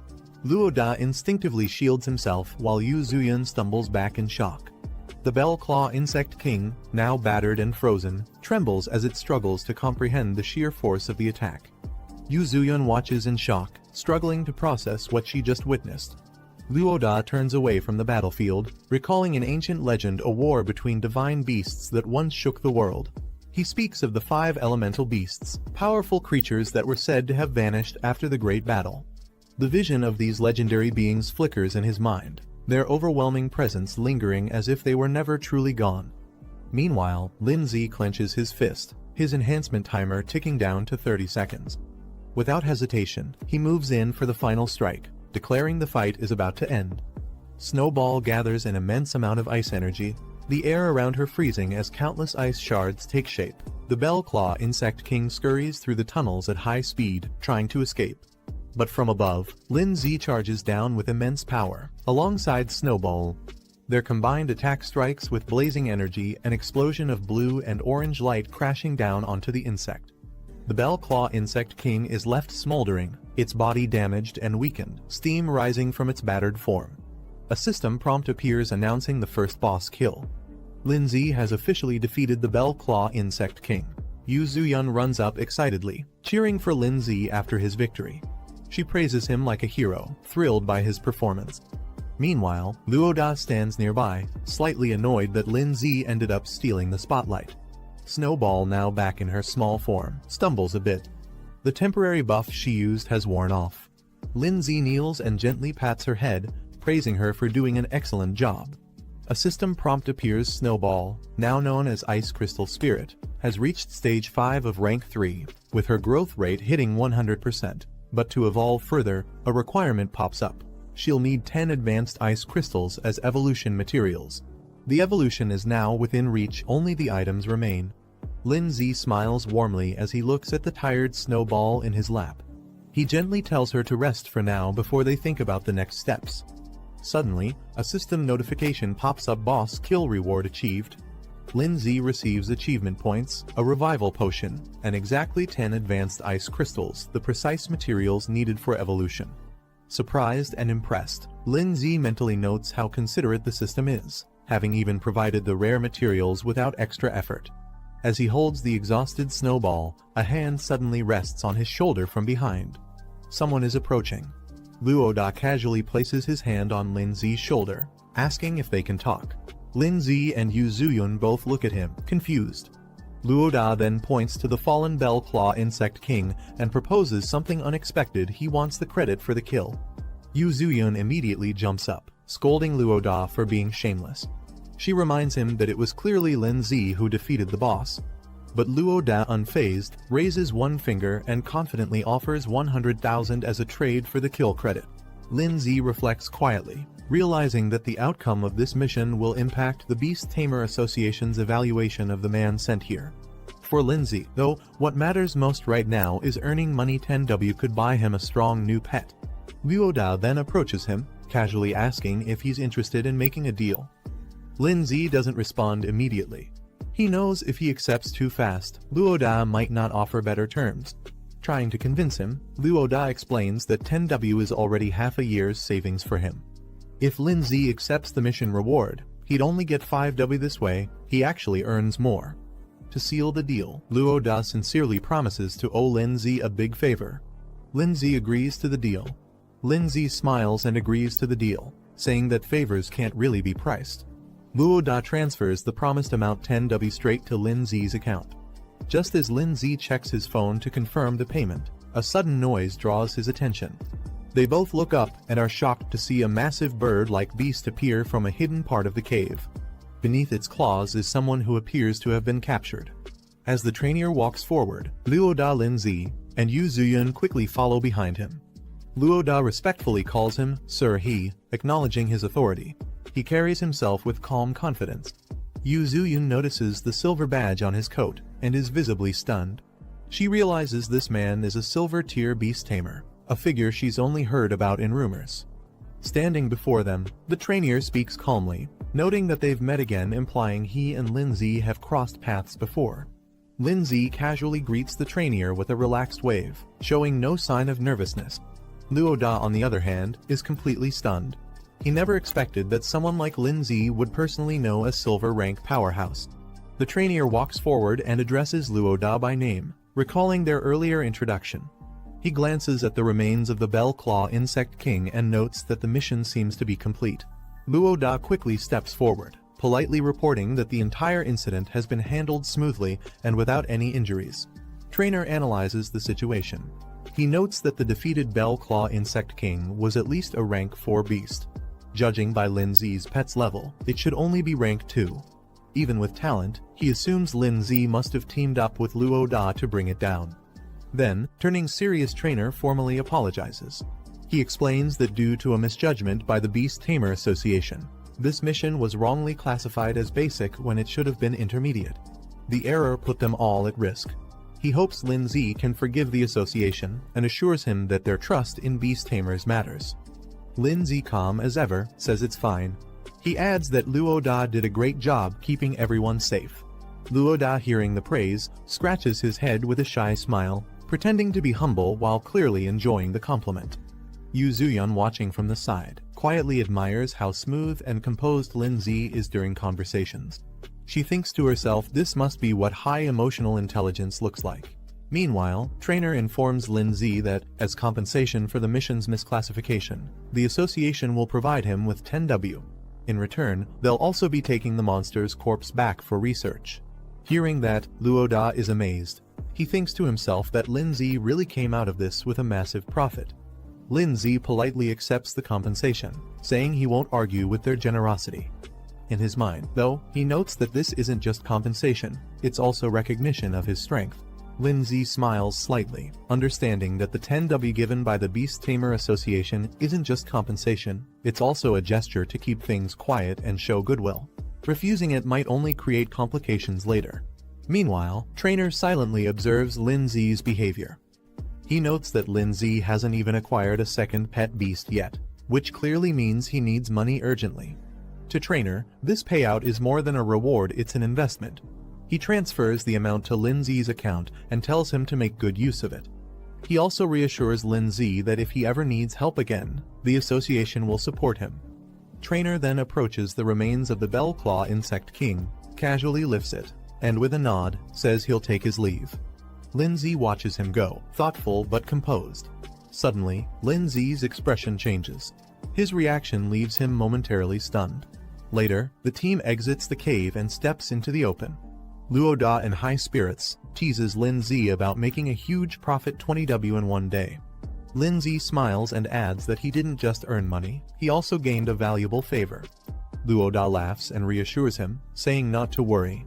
He promises that he won't forget this help, and that they'll definitely meet again in the future. Watching him leave, Yu Zuyun smiles and thinks to herself meeting two powerful people in one day wasn't a waste of time at all. Looking at Lin Zi, she says she'll work hard to become stronger too. Once she reaches his level, she hopes they'll have the chance to team up again. Lin Zi smiles gently and encourages her to keep going, promising that they'll definitely get that chance in the future. Lin Zi walks through the city, thinking to himself that with his current budget, he might be able to afford a B-rank pet beast. He arrives at a sleek pet shop where a shop assistant greets him warmly and asks if she can help. He tells her he's looking to buy a pet beast. She gestures for him to follow her. They walk upstairs into a display area filled with various pet beasts in glass cases. She informs him that all the available options are here, ready for selection. The assistant politely tells Lin Zi to take his time browsing.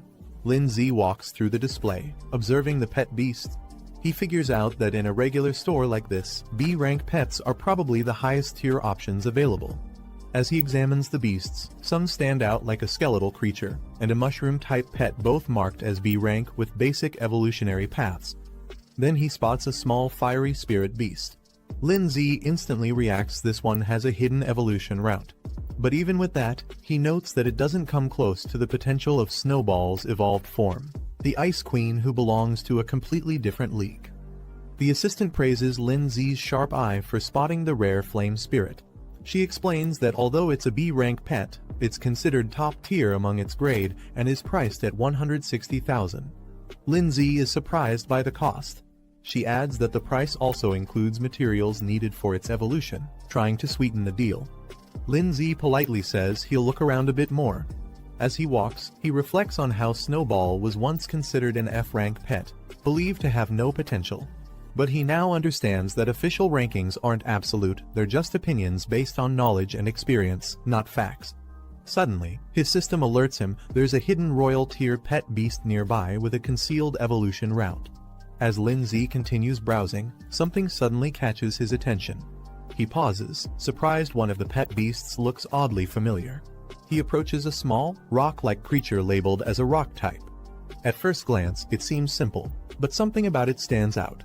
The display shows its basic evolution path into a larger, bulky stone creature with enhanced strength, defense, and elemental resistance. But what really surprises Lin Zi is its hidden evolution route. It doesn't just grow stronger, it can evolve into a being known as the Rock God, tapping into ancient bloodlines and gaining the power to control Earth itself. Lin Zi discovers the requirements for the rock-type beast's next evolution stage. He notes it needs full growth, elemental essence, and a rare powder, which hints at its hidden potential. He suddenly remembers why the creature looked familiar. It's the same base form that another person's pet, the giant rock beast, evolved from. But that one followed the normal path. What surprises Lin Zi is that this version could take a completely different route, one that leads to a divine-level evolution, something the other owner likely had no idea about. He compares the two pets. Mentally, Ice Crystal Spirit is more of a burst damage and control type, fitting for a mage role. Meanwhile, this rock-type beast would evolve into a warrior type, focusing on strength and endurance. The assistant, cheerful and enthusiastic, tells Lin Zi that the little rock beast is quite a popular choice, easy to raise, decent in battle, and very affordable. She offers it for 80,000, and Lin Zi agrees to buy it without hesitation. He also requests some additional materials for its evolution, listing them confidently. Hearing his request, the assistant is confused. She points out that the rock beast can't evolve using those high-grade materials and questions if he's planning to actually use them on it, especially since they're expensive and meant for more advanced pets. Lin Zi laughs it off, claiming the materials are meant for someone else as a gift, brushing aside her concern. Lin Zi checks his remaining balance, only 20,000 left. He's a bit frustrated that the evolution materials cost more than the pet itself. The assistant completes the transaction and hands him the sealing orb. The little rock beast is sealed inside with a brilliant glow, confirming the contract. As the bond is formed, a notification pops up. Lin Z has successfully signed his second pet beast, and earns plus 300 achievement points for it. That evening, Lin Z prepares for training. He sits cross-legged with the materials laid out in front of him and begins the summoning. The little rock beast appears in a flash of blue energy, its growth rate currently at just 12%. Lin Z checks his available achievement points, 800 total, and realizes he needs to raise the pet's growth to 100% before anything else. He spends 220 points, boosting the rock beast to stage 2 with full growth. A bright light surrounds the creature as it levels up instantly. Lin Z sits comfortably with the rock beast in front of him. Looking at its cute and clumsy appearance, he thinks to himself, no one would expect this little guy to carry a hidden god tier evolution path. He then instructs the rock beast to eat the evolution materials he prepared. The creature immediately reacts, charging forward and gobbling down one of the items. But before it can evolve fully, Lin Z reminds it there's still more to consume, pointing at the second item that remains untouched. Lin Z watches as the rock beast stubbornly shakes its head, refusing to eat the remaining evolution material. Surprised and annoyed, Lin Z scolds it, reminding the creature how expensive those materials were. To his shock, the little beast even throws a tantrum, stomping around in protest. Lin Z is left speechless. "You're actually mad now," he mutters in disbelief. Just then, a summoning light appears. The rock beast pauses, tilting its head in confusion as someone is about to arrive. A dark energy pulses through the room. Snowball appears, her expression cold and ominous. Lin Z quietly observes, noting that Snowball seems to have recovered well. Without warning, the rock beast launches itself forward in a full-speed charge, its small body engulfed in rage. The impact as it crashes headfirst into Snowball with a loud burst. After the impact, Snowball stands firm, calmly holding an ice blade in her hand. The rock beast, now on the floor, looks defeated. But instead of staying down, it suddenly bursts into dramatic, exaggerated sobbing, flapping its tiny arms and crying loudly. Lin Z watches the whole thing unfold and rubs his forehead in disbelief. He can't help but sigh at how overly his new pet is. Snowball stands with arms crossed, staring down the trembling rock beast. Her presence alone is enough to make it nervous and retreats slightly in fear. The rock beast, overwhelmed, starts shaking and lets out a puff of smoke, panicking under the pressure. Suddenly, a screen flashes. Snowball's growth rate reaches its peak, signaling a major breakthrough. Just then, Lin Z appears surrounded by a sinister red aura. His presence shifts dramatically, and the atmosphere becomes heavy. The red aura around Lin Z intensifies, bursting out in a violent surge of energy. Moments later, a new rock stands where the energy burst rock beast has evolved into a terrifying armored warrior form. Its entire body is clad in jagged, dark stone, exuding raw strength. A system panel flashes, confirming its evolution. The rock beast has now reached stage 9 of rank 2. It possesses several new skills and even greater potential, requiring 100% growth and rare earth elemental materials for its next divine evolution. Lin Z casually mentions that the evolution of rock beast into this form was something they clearly didn't see coming. The evolved rock beast glares intensely, its red eyes glowing beneath the armored helmet. Lin Z turns in surprise, sensing the sudden danger, but before he can react, the ground erupts beneath him. Rock beast has launched a powerful ground spike attack straight at him. As the spikes rush forward, Snowball reacts instantly, dashing through the air to intercept the attack, aiming to protect Lin Z before the strike lands. Rock beast charges forward with a brutal punch, aiming to crush everything in its path. A massive cloud of frost and mist explodes out as Snowball counters the attack. The sudden defense catches rock beast off guard. Its expression shifts from rage to confusion. Snowball emerges with a solid block of ice, her ice shield firmly raised to block the blow, standing her ground with calm determination. Rock beast glares at Lin Z, frustrated that its attack was blocked. Lin, startled, reacts as the beast's presence overwhelms the room. A system alert appears. Snowball now meets the conditions for evolution. Lin Z steps up with confidence, ready to show who's really in control. He activates the evolution, using 10 high-level ice materials. Bright light surrounds Snowball as the transformation begins. In the next moment, her silhouette shifts, her body surges with power, glowing with icy blue energy. Rock beast tries to brace itself, but it's too late. An icy blast crashes through the room, forcing it on the defensive. A notification appears. Snowball's evolution has succeeded. From the mist, her new form is revealed, no longer the small frost spirit. She now stands tall and elegant as the Snow Lady, surrounded by swirling frost and glowing blue energy. Another system screen outlines her new abilities: upgraded ice blade attacks, improved reflective shields, and a devastating storm that enhances the extreme cold domain, turning it into a full-blown blizzard.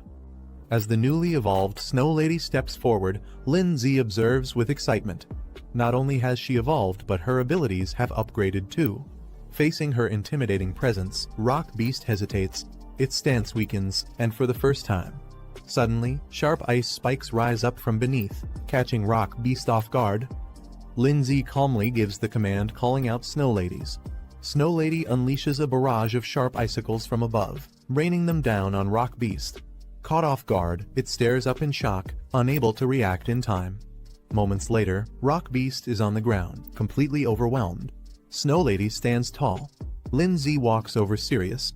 He reminds Rock Beast of their contract. If it's going to stay under his command, obedience is non-negotiable. As he gives a final warning, if Rock Beast continues to act out of line, he won't hesitate to destroy it. Rock Beast trembles as Lindsay steps forward, asking firmly whether it will finally submit. With pressure still looming from the icicles above, Rock Beast quickly bows its head in agreement. But Lindsay doesn't let it off easily. He warns that next time, there won't be any second chances. Under the cold rain of icicles, Rock Beast gulps, completely intimidated. The beast clings tightly to Lindsay's leg like a child begging for forgiveness, while Snow Lady watches silently. Lindsay opens the door, only to be immediately confronted by a muscular man in a black tank top. The man is furious, demanding to know why Lin caused such chaos in the middle of the night. He points out the damage done to his home, especially the ruined wall. Trying to smooth things over, Lindsay puts on a nervous smile, apologizing and offering to cover the damages. But the man doesn't buy it. He snaps, saying this isn't the first time, and demands compensation not just for repairs, but for his mental stress too. He throws out a number, at least 300,000. Lindsay is stunned at the demand. 300,000. His face twists in disbelief. But the angry neighbor confirms it, insisting Lin must pay up within 3 days. As he starts threatening consequences, Rock Beast silently appears behind him, towering and menacing. The man doesn't realize the danger behind him until Rock Beast slowly raises its fist, glowing with fury. The angry neighbor suddenly freezes. He senses something behind him. Rock Beast's massive arm swings in at full force, stopping just inches away from the man's face as Lindsay calmly orders it to halt. Shaken and sweating, the man stares at the beast in disbelief. He stammers, asking if this terrifying creature is Lindsay's pet. He bows his head and quickly apologizes, trying to play it off as a misunderstanding. Rock Beast glares silently at the neighbor, its glowing red eyes narrowing with threat. Shaking, the angry neighbor quickly backs down, waving his hands nervously. He mutters that there's no need for compensation anymore, it's all a misunderstanding. Lindsay simply smiles. He reassures the man that it's no big deal, as long as they don't fuss over small things. Later that night, Lindsay sleeps peacefully in bed. Snowball, now in her evolved ice crystal spirit form, lies beside him. Nearby, Rock Beast sits on the floor. Morning light shines through the windows, and the city awakens. Inside the room, Snowball is playing a song on her phone. The cheerful, loud music suddenly startles Lindsay, who bolts up in surprise as the lyrics echo through the room. Guan makes a call, reminding Lindsay that today is the entrance exam for Zhongning Beast Tamer Academy. She suspects he's forgotten again. Startled, Lindsay quickly answers and realizes his mistake. Guan urges him to hurry and meet at the school gate. Later, a crowd gathers outside the academy near a bus. As Lindsay arrives, someone in the crowd spots him and calls out. From a distance, Guan waves her hand high and signals to her brother, calling him over with a cheerful smile. Some students stand in front of the academy, annoyed that Lindsay arrived late for something so important. One of them mocks him, saying he clearly overestimates himself. Lindsay walks up calmly, brushing off their comments. Someone nearby defends him, reminding the others that he cleared a high-difficulty trial. Moments later, his teacher, furious, slaps Lindsay for being late again. She accuses him of oversleeping. Lindsay laughs it off, saying he's just been really tired lately and tries to play it cool despite the scolding. The teacher questions Lindsay about whether he's been seriously training his soul arts. She seems strict but concerned. Guan, watching from a distance, notices the interaction and feels a bit confused seeing them talk. The teacher then gathers all the students and begins addressing them formally. She reminds them that they're top students from Pinghai No. 1 high school, and this entrance test will be even more challenging. She encourages everyone to do their best, saying she'll be waiting for their good news. The students cheer together, full of excitement and energy as they prepare to depart. The mood is uplifting as everyone raises their hands in encouragement. Back in a quiet moment, the teacher looks at Lindsay with high expectations, silently hoping he can become a shining example for their school. The bus begins its journey through winding mountain roads. Inside, Guan starts a conversation with Lindsay, asking why he hasn't been replying to her messages and what he's been so busy with lately. Lindsay admits he's been swamped with tasks and completely forgot to check in, brushing it off with a laugh as the two sit side by side. Guan reassures Lindsay not to worry and excitedly shares that her pet bird has successfully evolved. She proudly asks if he's impressed. Lindsay is surprised and praises her, saying that with her pet's evolution, she should have no problem passing the upcoming entrance test. As their bus enters Jiangning City, the skyline comes into view. The towering buildings and scenery impress Guan, who gazes out the window in awe, marveling at the beauty of the big city. While enjoying the view, Lindsay accidentally finds himself a little too close to Guan. His face turns red as he notices her leaning in. Guan, realizing the awkward position, hesitates mid-sentence and freezes. The two stare at each other silently for a moment, both embarrassed. Suddenly flustered, Guan panics and quickly pulls back, her face burning red as she tries to recover from the moment. In the back seats, a few girls notice what just happened and chuckle to themselves. The group finally arrives at Jiangning Beast Tamer Academy. The building stuns everyone. It's grand, luxurious, and more magnificent than expected. Some students are amazed, calling it impressive and cool. They admire the fountains, statues, and palace design. One student remarks that just being able to attend a place like this makes all the effort worth it. As Lindsay walks forward, he calmly tells someone to step aside. A group of students led by a calm, confident man walks toward the academy gates. Their school is introduced, and their team has 17 students. Moments later, another group arrives, this time more energetic and aggressive. A muscular guy and a girl with pink twin tails lead the team of 21 students from a different school. Watching them, one of the pink-haired girls from Lindsay's side nervously reminds Guan that as their class leader, she can't afford to lose to them. Lindsay gives Guan a thumbs up, silently encouraging her before she steps forward confidently with her team. Their group, Pinghai No. 1 High, steps up to register 12 students in total. Nearby, a student from another school watches them and sneers, calling them country bumpkins.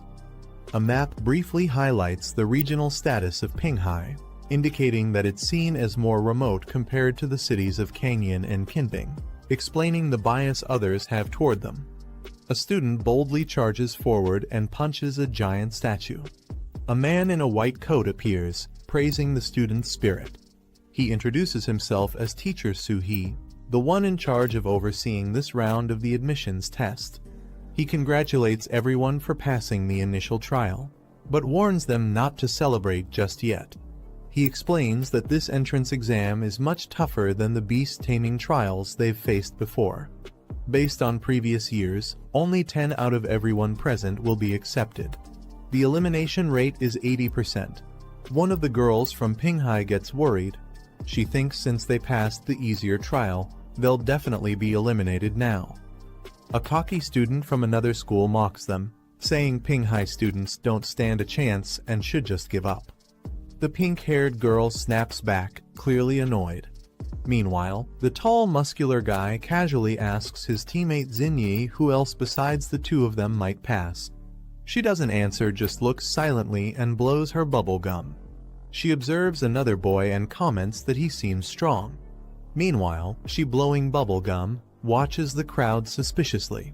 Lindsay also notices something strange about one of the students. He can't put his finger on it, but the guy feels oddly familiar. Xinyi murmurs that something about him just seems off. She blows her bubble gum. The boy beside her notices and asks what's wrong. She brushes it off, saying it's nothing. He examines Lindsay, that one of the students present seems to have an unusually deep and unreadable strength. The boy scoffs in response, dismissing Lindsay's concern. He arrogantly claims that students from Pinghai are far below their level and not worth worrying about. Later, Suhi steps forward to address all the gathered students. He informs them that they'll first check into the Academy's dormitory hotel and rest well today to prepare for the upcoming entrance exams. He also cheerfully adds that during the test period, meals in the Academy cafeteria will be free and delicious. After the announcements, the students are given free time. Xinyi excitedly cheers, saying she's been hungry for a while and invites her brother to eat together. Inside the Academy's dining hall, Guan chooses a table and suggests they sit there. Meanwhile, two boys at another table notice Guan walking by. One of them is stunned by her appearance and starts whispering about how attractive she looks. His friend quickly scolds him to keep his voice down, warning not to embarrass their school. Guan cheerfully encourages her brother to eat more, happily handing him a drumstick. He nervously chuckles, already overwhelmed by the mountain of food in front of him, insisting he's already full. Meanwhile, Xiao Yun and Si Yan approach with their plates, teasing Guan for not sharing food with them. They joke that she and her brother act just like a couple. Embarrassed, Guan turns bright red and quickly tells them to stop. One of the boys at the nearby table is shocked to see that Lindsay is now surrounded by even more girls. He exclaims in disbelief that Lindsay somehow keeps attracting them. His friend becomes visibly frustrated, calling it unfair. He can't understand why Lindsay is so popular despite thinking he himself looks better. As some time, a large student politely approaches Guan, Lindsay, and the group, asking if he can sit with them. Guan glances up at him silently. The student is allowed to sit at the table. He takes a seat beside Lindsay and introduces himself with a friendly smile, saying he's from Kinping High and his name is Zhuxing. Curious, Lindsay looks over and asks what he wants. While eating, Zhuxing mentions he heard rumors about a high schooler from Pinghai who managed to clear an extremely difficult level. He wonders aloud if that student came to the academy as well. Xinyi and the other girls question Zhuxing's intentions, accusing him of trying to gather intel before the exams even begin. Zhuxing nervously waves his hands, claiming he just wants to make friends. He admits that since he's not particularly outstanding, gaining information is his best shot at having a chance in the upcoming tests. Guan responds bluntly, saying they don't have anything to share and tells him to leave. Embarrassed but trying to stay friendly, Zhuxing laughs awkwardly and says they shouldn't be so harsh. He adds that he already has a general idea of the capable candidates among the current exam group. Zhuxing points out a silver-haired student entering with 3 girls and introduces him as Lai Pengyun, the top student from Kinping High. He explains that Lai Pengyun is a recognized prodigy who recently cleared a high-difficulty trial. His contracted beast, a venomous plant-type monster, has already reached Tier 3. Hearing this shocks Xinyi and her friend. They're stunned that a high schooler could own a Tier 3 pet beast. Zhuxing casually adds that Lai Pengyun also comes from a well-known wealthy family, which supplied him with rare materials for beast evolution. The girls quietly admit there's no way their Tier 1 pets could compare to someone like him.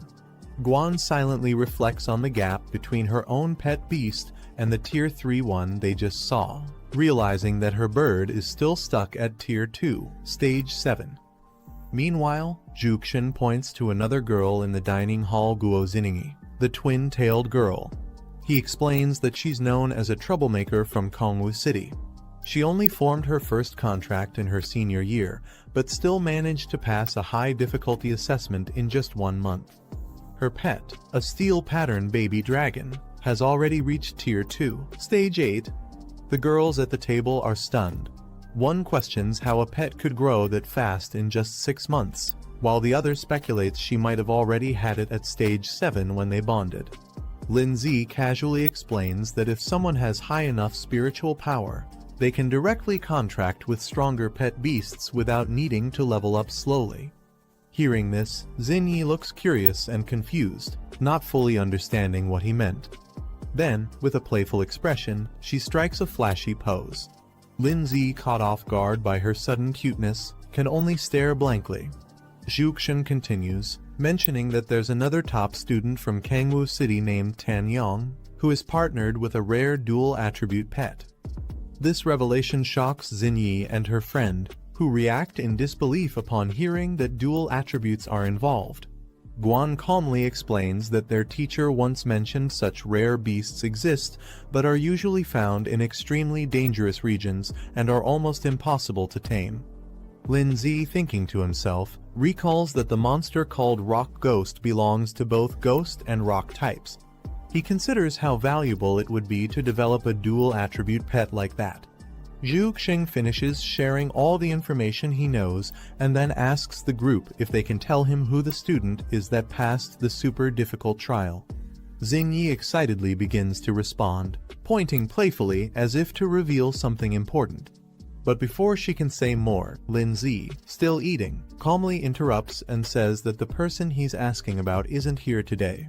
They notice someone's absence and quietly comment that the person didn't show up today. Lindsay calmly dismisses Zhu Xing, implying that he's not needed here and their group isn't close to his family. Zhu Xing gives up questioning and politely says he won't press further, then leaves. As he walks away, Zhu Xing thinks to himself that they're clearly hiding something. He suspects one of them might be the person capable of passing the highest level difficulty trial. Zhu Xing walks past a table of 3 other students. One of them eyes Lindsay's group and suggests testing that boy soon. Meanwhile, Xiao Yun questions Lindsay directly, asking why he didn't reveal the truth. She believes it's something he should be proud of. But Lindsay calmly wipes his mouth and replies that it's better to stay low-key. He doesn't want to draw attention too early and isn't fully convinced about the accuracy of the other family's intel. Guan smiles, impressed by Lindsay's cautious thinking. They walk together down the cafeteria aisle after finishing their meal. Guan suggests to Xiao Yun and Si Yan that they should train together that night so they don't fall behind other schools. The 2 girls happily agree. Guan then turns to Lindsay and asks if he wants to come to their room later so all 4 of them can hang out together. Lindsay pauses, but suddenly his mind flashes with 3 in revealing swimsuits, leaving him completely stunned. As Guan walks past a guy with silver hair, he suddenly reaches out to touch her. The guy smugly suggests that he and his friends should come visit the girl's room that night. He leans in with a creepy smile, calling Guan flirtatiously. But before he can finish his thought, Guan unleashes a powerful slap, her eyes glowing red with rage. The guy grabs his hand and shockingly responds that he actually enjoys it, still acting provocatively. His friends burst into laughter mocking, while Xiao Yun and Si Yan watch with concern from behind. But suddenly, a dark and threatening aura surrounds Lindsay. He looks directly at Guy, demanding him to let go. No more warnings. Guan steps in to calm down Lindsay, warning him that causing a fight here will definitely lead to punishment. Despite that, the guy keeps mocking them. He makes crude comments about their school, praising the girls but insulting the boys as weak. Lindsay says nothing, but his expression darkens as his fist slowly rises.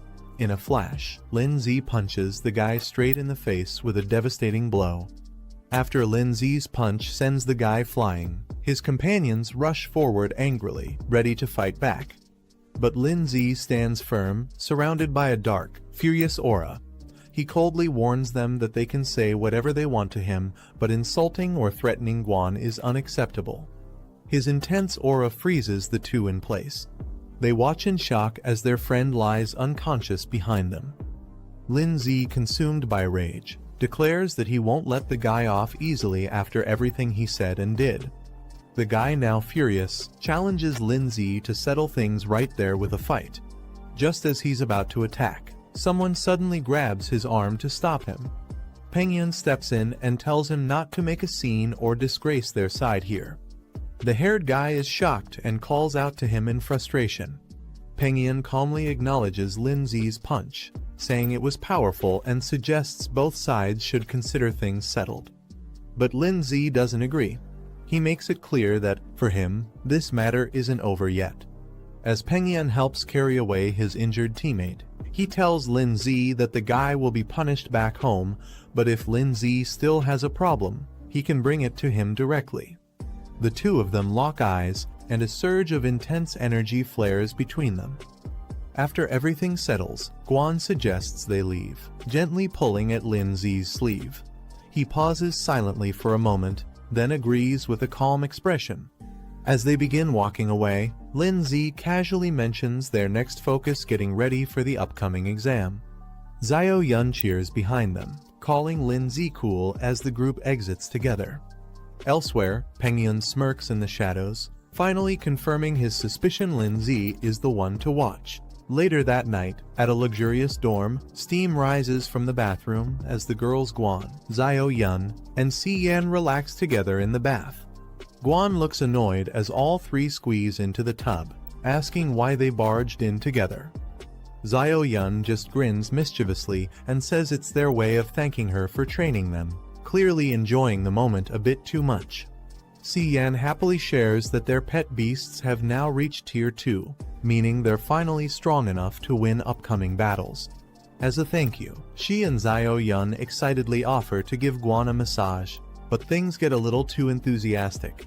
Gwon, flustered and blushing, yells at them to stop touching her randomly. Inside a grand hall, students gather in neat rows facing a glowing red portal. At the front, Soo-hee addressing the crowd, claiming he has good news based on their recent exam performance. He reveals his true opinion: this group has the lowest scores he's seen, and he doesn't expect much from them. Zio-yun, embarrassed, yells in disbelief. Behind her, a few boys argue and point fingers, blaming others for dragging down the group's result. Zio-yun, fired up and furious, shouts at the student who mocked her group.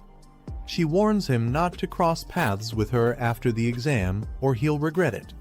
Meanwhile, Soo-hee explains the gathered students it will take place inside the illusion realm created by the Origin Stone Monument. There will be no difficulty selection, everyone will face the same trial. As the monument activates, the test name is revealed: Mystic Forest Trial. The surface of the crystal lights up, showing a vibrant, dangerous forest filled with magical creatures and traps. Inside the illusionary mystic forest, dangerous beasts with glowing eyes roam, ready to attack anything that enters their territory.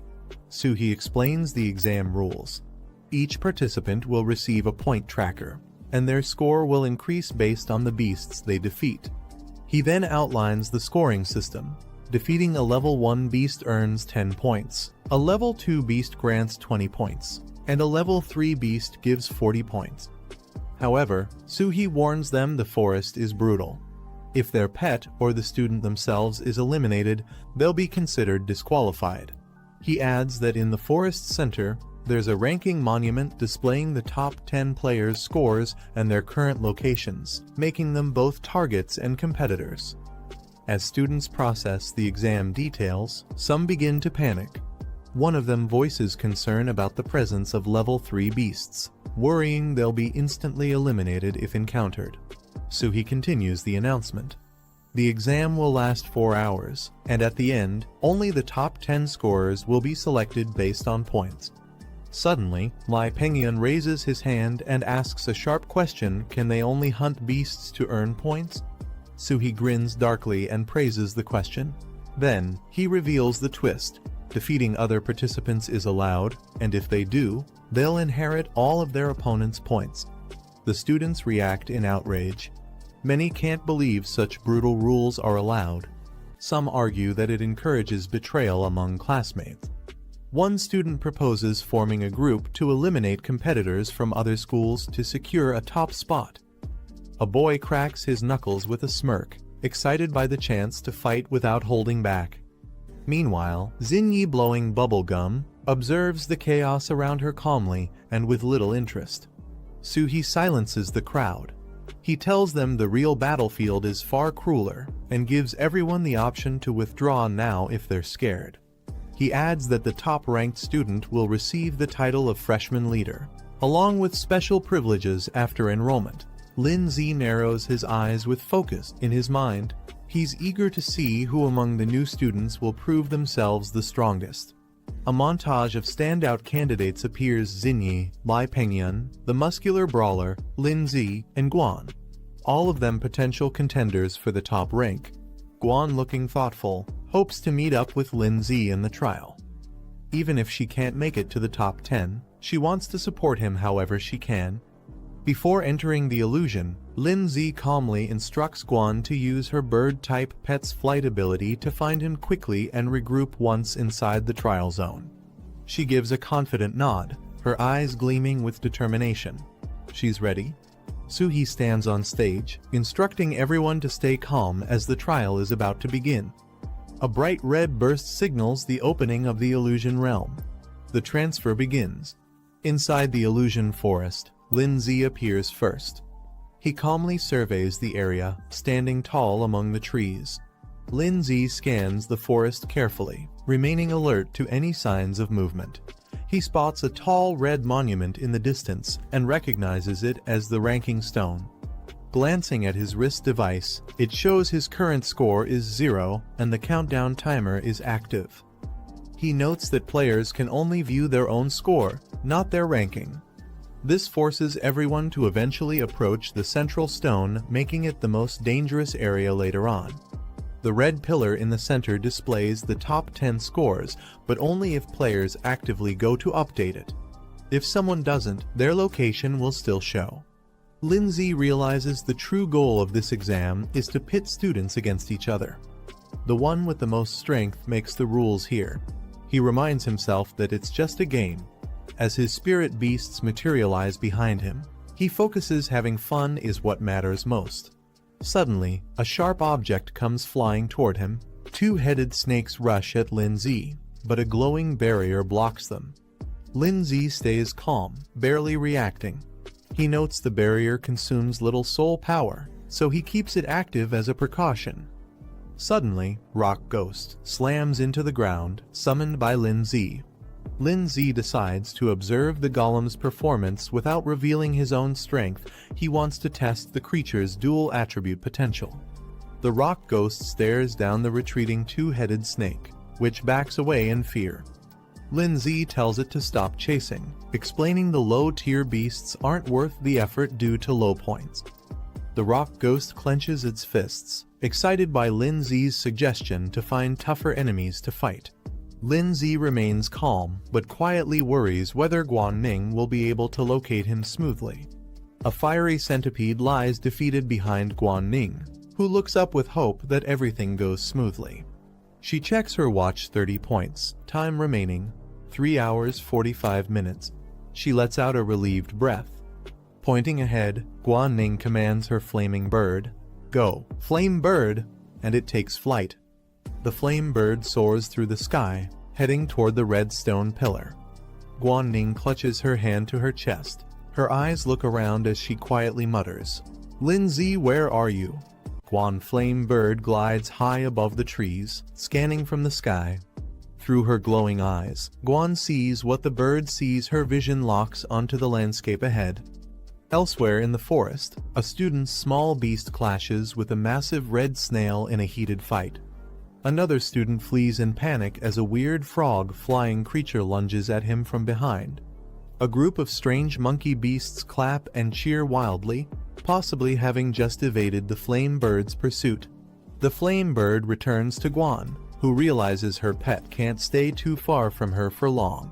Guan determines her only option is to try her luck near the stone monument. She believes Lin Zi is strong enough to reach the top 10 and might show up on the ranking list. Without hesitation, she mounts a large yellow bird and launches into the sky. She jumps off the yellow ostrich mount mid-run. The bird runs off in a panic as she launches a surprise strike. Based on memory, she recalls this golden-back ostrich to be around rank 2, stage 5. Her flame bird swoops down in a blazing dive, burning through the sky with overwhelming power. She's confident it can win easily. The ostrich is engulfed in flames and collapses instantly. Guanning notes that she just earned 20 points with no effort. Just as the flaming ostrich falls, a boomerang crashes in, striking it down before it lands. Guan is startled. She looks around in shock, questioning who launched the attack and stole her kill. A large hand grabs the returning boomerang effortlessly. Standing confidently is a muscular beast man named Otto the Wildman, a humanoid pet beast of rank 2, stage 4. The guy watches smugly from behind. The guy grins as he smugly greets Guan, remarking on their fated reunion. She angrily confronts him for stealing her kill, but he just shrugs it off, saying there are no rules against it. He enthusiastically orders his pet Otto to attack, shouting for him to crush her flaming bird. Otto launches into the air with immense power, about to strike down with brute force.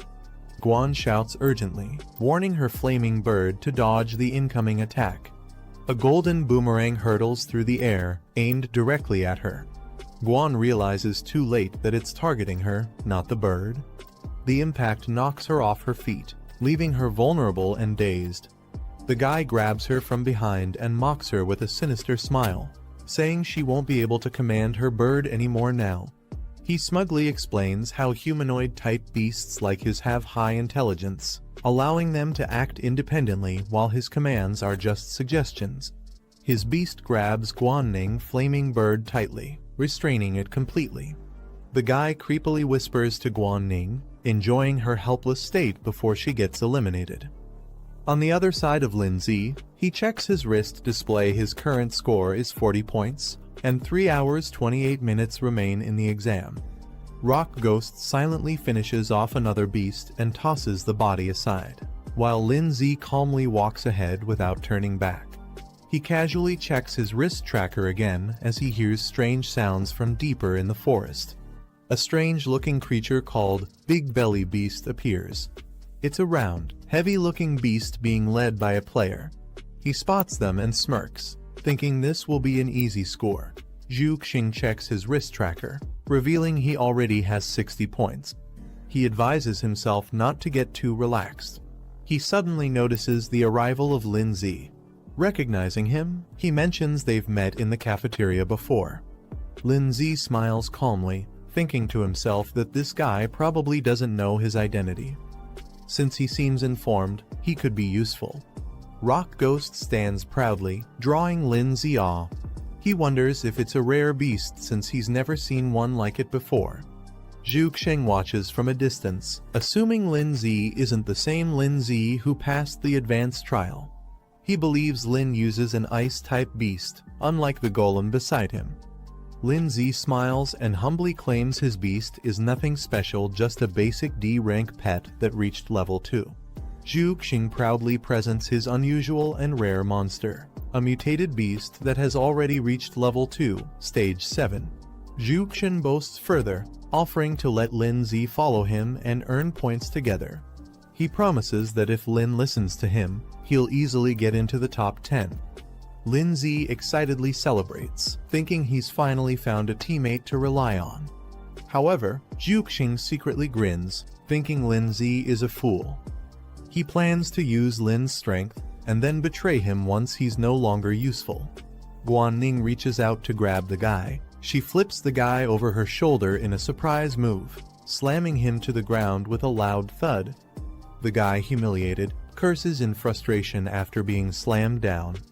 His eyes widen in shock. Guanning, now calm but deadly serious, reminds him that last time her brother held back, this time she won't.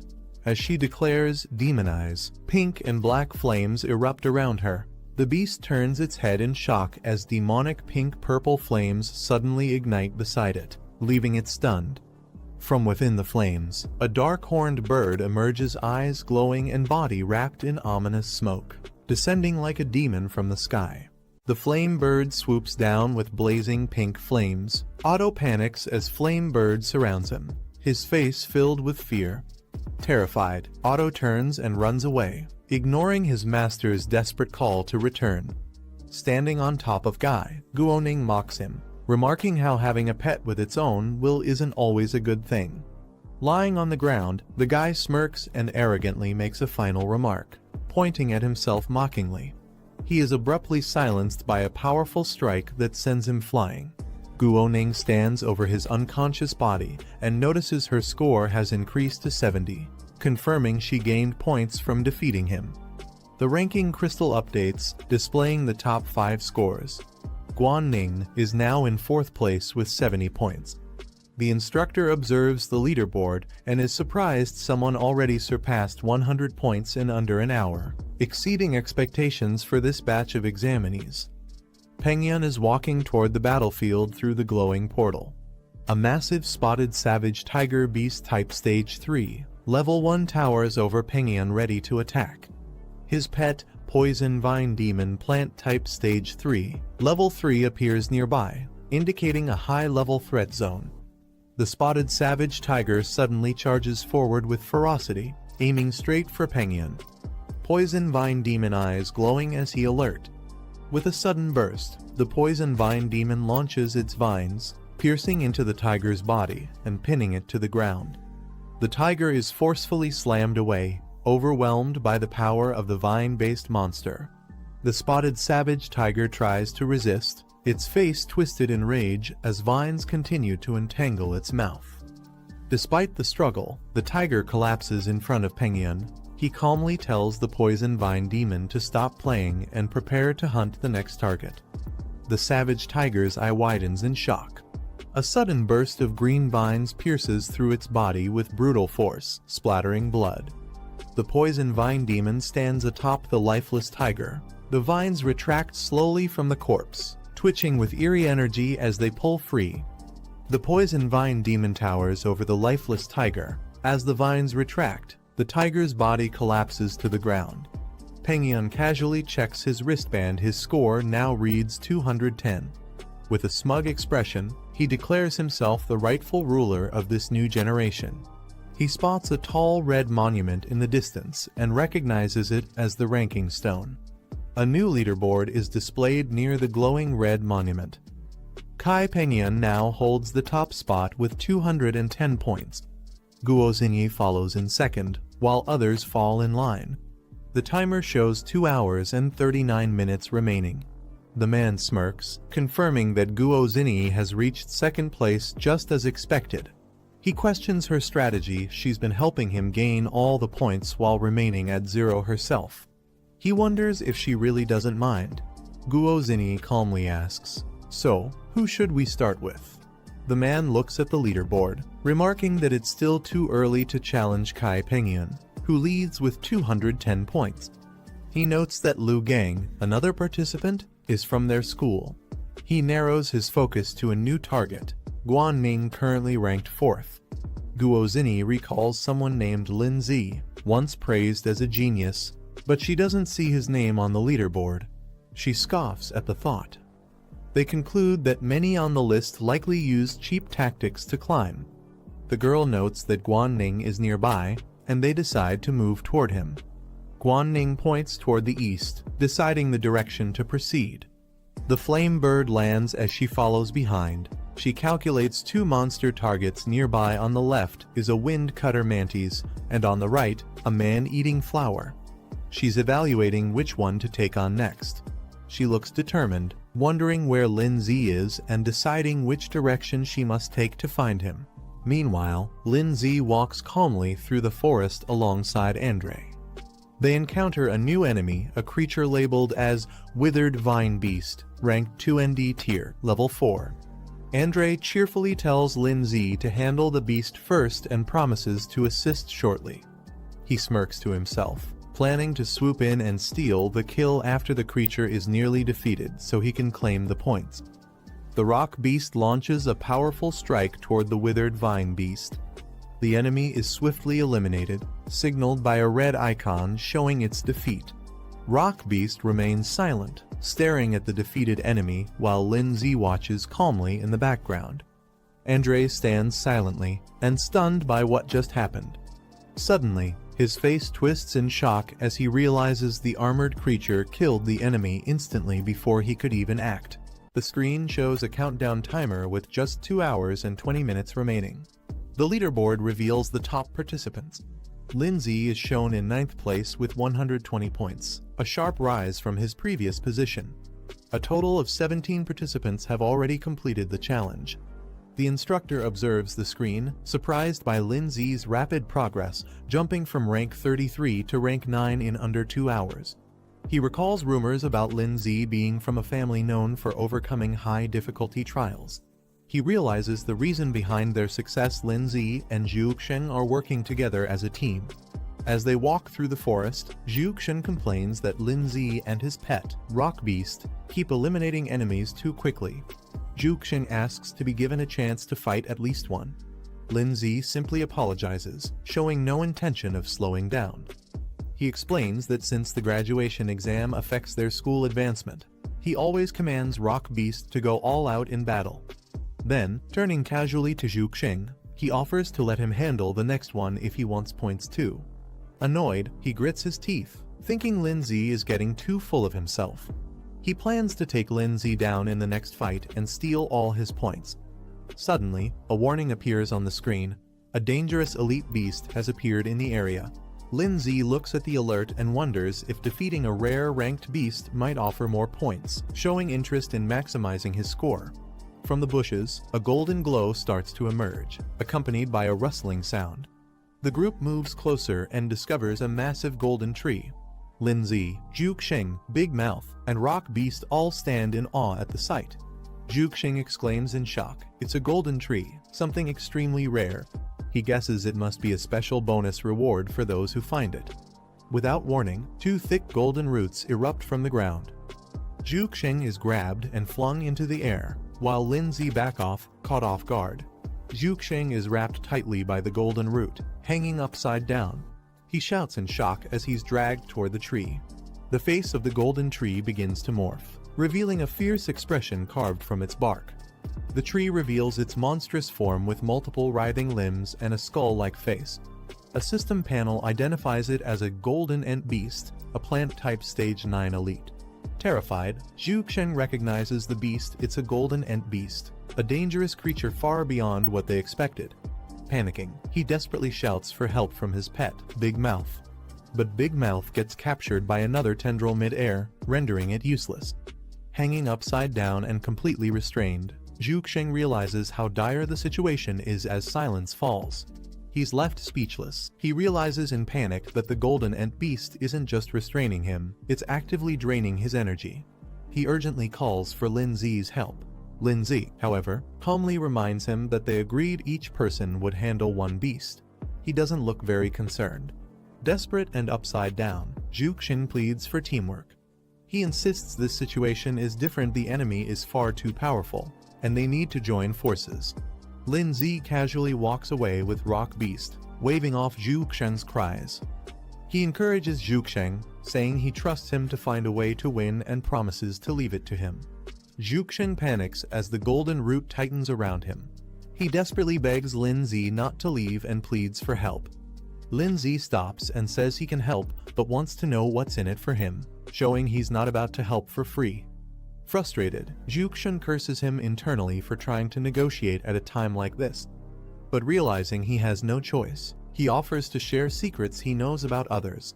Interested, Lindsay turns to face the golden tree and simply replies, "Talk." He blurts out a major secret he knows about the exclusive soul skills of Lai Pengyan and Guo Zinyi. He begs Lindsay to save him first. Lindsay processes the intel, thinking it's important. He compares the soul skills to Rhoda's enhancement techniques. Then, he calls out to his pet, Rock Beast. Responding to the command, Rock Beast prepares to attack. Lindsay instructs it to use its crushing strike and aim for the enemy's abdomen. Rock Beast dashes forward with full power, ready to execute a powerful attack against the Golden Ant Beast. As Rock Beast charges in, the Golden Ant Beast quickly counters, striking the ground with multiple vine in a defensive barrage. Rock Beast weaves through the incoming attacks, dashing aggressively with glowing red eyes, closing the gap between it and the monster. Just as Rock Beast leaps in for a blow, a thick golden limb intercepts, swatting it away with incredible force before it can strike the target. Rock Beast is slammed hard against the ground by the golden root. Rock Beast launches a fierce strike with incredible speed, aiming directly at the Golden Ant Beast. Golden vines shoot up in response, clashing with explosive force and completely intercepting the attack. In an instant, Rock Beast is wrapped tightly by multiple vines, completely immobilized and restrained in mid-air. Watching from a distance, Lindsay assesses the situation. He notes that even a Stage 2 Level 9 Rock Beast is struggling against the Stage 3 Level 9 Golden Ant Beast, revealing the gap in power. Lindsay watches as Rock Beast is completely restrained by the golden vines. Realizing it's stuck, he thinks about secretly summoning another pet, his trump card, the Snow Girl. Suddenly, something unexpected has caught his attention. Despite being tightly bound, Rock Beast's eyes glow intensely. It lets out a low growl, resisting the pressure as its body begins to react. Lindsay shouts out in alarm, calling Rock Beast's name. Rock Beast begins to power up. Lindsay shouts at it, demanding it break free with everything it has. The Golden Ant Beast notices the rising energy and reacts. Its vines surge forward, tightening around Rock Beast in a panic. The monster wraps Rock Beast completely, entangling it into a massive vine cocoon, trying to suppress it with overwhelming force. Rock Beast's body begins to disintegrate into energy, vanishing inside the vine prison. Zhu Xing screams in horror. He believes Rock Beast is finished, completely absorbed by the Golden Ant Beast. Lindsay stands before a glowing portal as a countdown reads 1 minute and 54 seconds. The number of current participants is shown to be 27. Inside the observation room, the instructor watches closely. He reflects on Lindsay's decision to challenge a high-difficulty trial, curious to witness the true strength this young prodigy possesses. The Golden Ant Beast tendrils writhe through the air. Suddenly, dark and purple energy begins to spiral upward, forming a chaotic vortex. Lindsay looks surprised as he notices a sudden change in his surroundings. In a burst of energy, the Rock Beast, Lindsay's pet, undergoes a powerful transformation. Now enveloped in glowing blue energy, its form becomes humanoid and shadowy, radiating strength. A system notification appears, announcing the unlocking of a new skill, Ghost Spirit Form, active for 30 seconds. Zhu Xing, now trapped by the Golden Ant Beast, hangs upside down in shock. He stares at the transformed Rock Beast, unable to comprehend what he's seeing. From a distance, Lindsay observes that the dual attribute beast now possesses unique abilities. He's eager to test how powerful the Rock Beast is in this new ghost spirit form. The Ant Beast lets out a furious roar and charges forward. Its glowing golden tendrils lash out wildly, launching a fierce assault. The transformed Rock Beast, now in its ghost spirit form, swiftly dodges the incoming attacks. The tendrils pass right through it without causing any damage. Zhu Xing watches in shock as the Golden Ant Beast continues its rampage, but its attacks prove useless. Lindsay realizes that the Rock Beast, in this state, has no physical body, allowing it to completely negate all physical attacks and control effects. Lindsay looks at the system interface that displays the Rock Beast's skill list. One of the skills, Shatter Impact, is currently disabled, but others like Stone Projectile and Earth Spike remain usable. He calmly issues a command to the Rock Beast. He instructs it to use its Stone Projectile skill and target the enemy's eyes and abdomen for maximum damage. Responding immediately, the Rock Beast in Ghost Spirit form charges energy into its hands. Blue aura surges around it, ready to launch with precision. The stones are fired with immense force, striking the Golden Ant Beast directly. The Golden Ant Beast lets out a cry and stumbles backward, visibly injured. Its body twists in pain while Zhu Xing still trapped. Lindsay observes calmly, but his thoughts are serious. He realizes that the level difference between them and the Golden Ant Beast is too great. The damage they've dealt so far isn't enough to bring it down. Zhu Xing, panicking, yells for his pet Big Mouth to run while carrying him away. Big Mouth bolts forward with surprising speed, dragging Zhu Xing to safety. While bouncing along, Zhu Xing curses his luck. He's not worried about injuries, he's worried that if Lin Zi dies, all the points Lin earned would go to waste. From the distance, Lin Zi watches them retreat. Big Mouth bounces off into the woods with Zhu Xing on its back, disappearing into the forest. The golden ant beast roars again, unleashing a barrage of golden tendrils. Lin Zi calmly calls out the name of Snowball. The tendrils rush toward him, but he stands firm. With a burst of energy, Snowball appears beside Lin Zi, surrounding them both in a shimmering blue aura. Snowballs begins activating her power. She unleashes her powerful ice magic. Giant frozen cyclones erupt around her as a snowstorm covers the battlefield. The golden ant beast roars, caught off guard by the sudden temperature drop. Amid the swirling ice, the transformed rock beast now with his first form steps forward. Lin Zi gives the order, and the rock beast launches forward at full speed. It activates the skill Shatter Impact, channeling all its power into a destructive charge. With a loud crash, the rock beast smashes directly into the golden ant beast's face. The collision explodes with energy, delivering a devastating strike as the monster lets out a deafening scream. Snowball prepares wave of ice magic, her pink eyes glowing as she channels her frost energy. She raises her hand, summoning another powerful spell to freeze the battlefield. The rock beast, still in its armored red form, hears Lin Zi's command.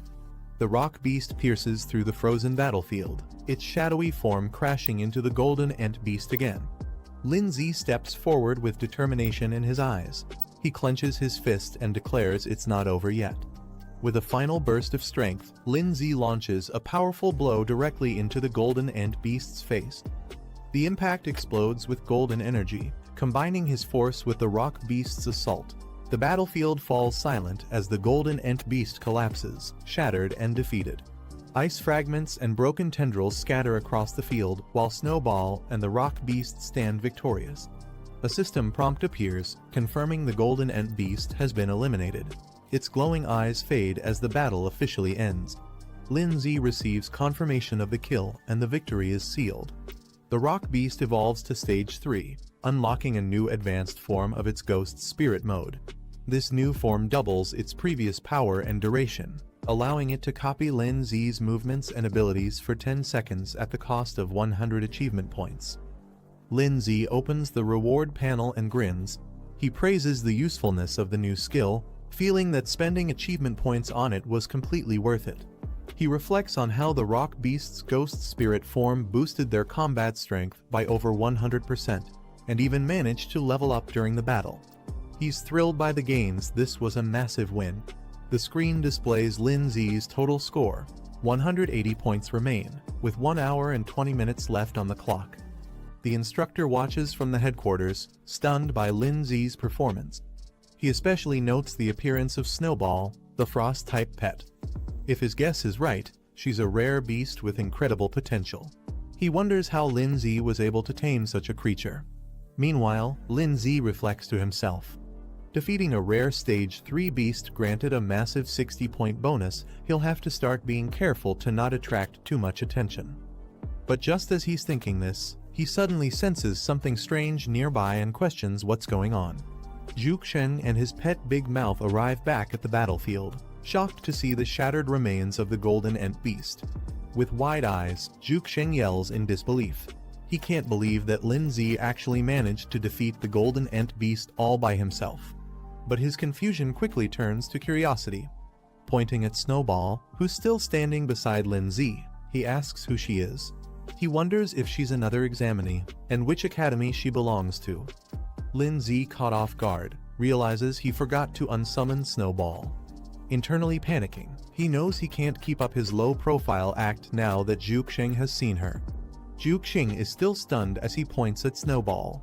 He loudly wonders what's going on, assuming she must be a humanoid ice-type beast that somehow defeated the golden ant beast herself. He begins analyzing it, further questioning whether Snowball is an independent beast or someone's summoned pet. He nervously speculates that if she's a pet, then her master must be nearby and dangerously strong. Zhu Xing panics even more. Realizing she's an ice type, he wonders if her master could be the rumored Lin Zi. If that's true, then Lindsay's strength is clearly far above their level, and they might be the next targets. Lindsay stands silently, unable to say anything. Watching Zhuxing spiral into his own exaggerated assumptions, he just internally sighs, knowing things are now way off script. A system warning suddenly appears, fake summon attacking us. Snowball, facing the others, seems to be preparing for something. Lindsay and the rock beast turn their attention toward her. Snowball looks genuinely confused, tilting her head as question marks float around her. Zhuxing grows more anxious. He points at Snowball and nervously tells Lindsay that she's staring directly at them. Lindsay silently nods, trying to keep calm. Without warning, Snowball unleashes a flurry of icicles into the air. Massive ice spikes rain down toward their direction. Snowball calmly gathers energy in her hand, casting another wave of ice magic. Zhuxing begins panicking. He thinks if both he and Lindsay die here, it'd be an embarrassing end. He decides it's safer to sacrifice someone else's pet before running.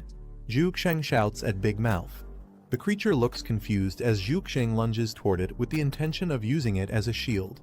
Zhuxing yells that it's for protection, trying to justify his selfish survival tactic while his pet is left stunned. Snowball calmly announces she's fine and voluntarily returns to her summoning space. The rock beast also appears. A message displays, "You too, return." Zhuxing, still panting from panic, leans against Big Mouth, who looks just as exhausted and confused. Zhuxing wipes his sweat and smirks proudly. Perfect, he thinks. Not only did he survive the crisis, but he also earned points. Zhuxing, drenched in sweat, asks if things are finally safe. He's startled to see Lindsay. Lindsay calmly rises from inside Big Mouth. Protected by a glowing barrier, he casually asks if he can come out now, revealing he's been safe the whole time. Zhuxing panics again, yelling at Big Mouth not to release him yet because the threat might still be behind them. Internally, he's confused. Lindsay should have been digested by now, yet he's perfectly fine. Big Mouth makes a strange sound as it struggles with something. Big Mouth suddenly spits Lindsay out, sending him tumbling onto the grass. Zhuxing watches in shock, trying to understand how Lindsay managed to survive inside his pet. Lindsay calmly adjusts his jacket and casually comments that maybe Big Mouth just had trouble digesting him. Zhuxing quickly changes tone, suggesting that if the monster had kept chasing them, they could have teamed up to defeat it together. Zhuxing forces a smile. Inside, he admits that this guy is actually scarier than he thought. Lindsay confirms that the enemy doesn't seem to be chasing them anymore. He then asks Zhuxing to finally explain what the exclusive soul technique is all about. Zhuxing suggests they head to the stone monument first to check if their team made it into the top 10 rankings. He agrees to explain everything along the way. While walking, Zhuxing explains that exclusive soul techniques are rare skills awakened by only a few exceptionally gifted beast tamers. They're unique and personalized based on one's physique and talent, not something that can be taught or learned from books.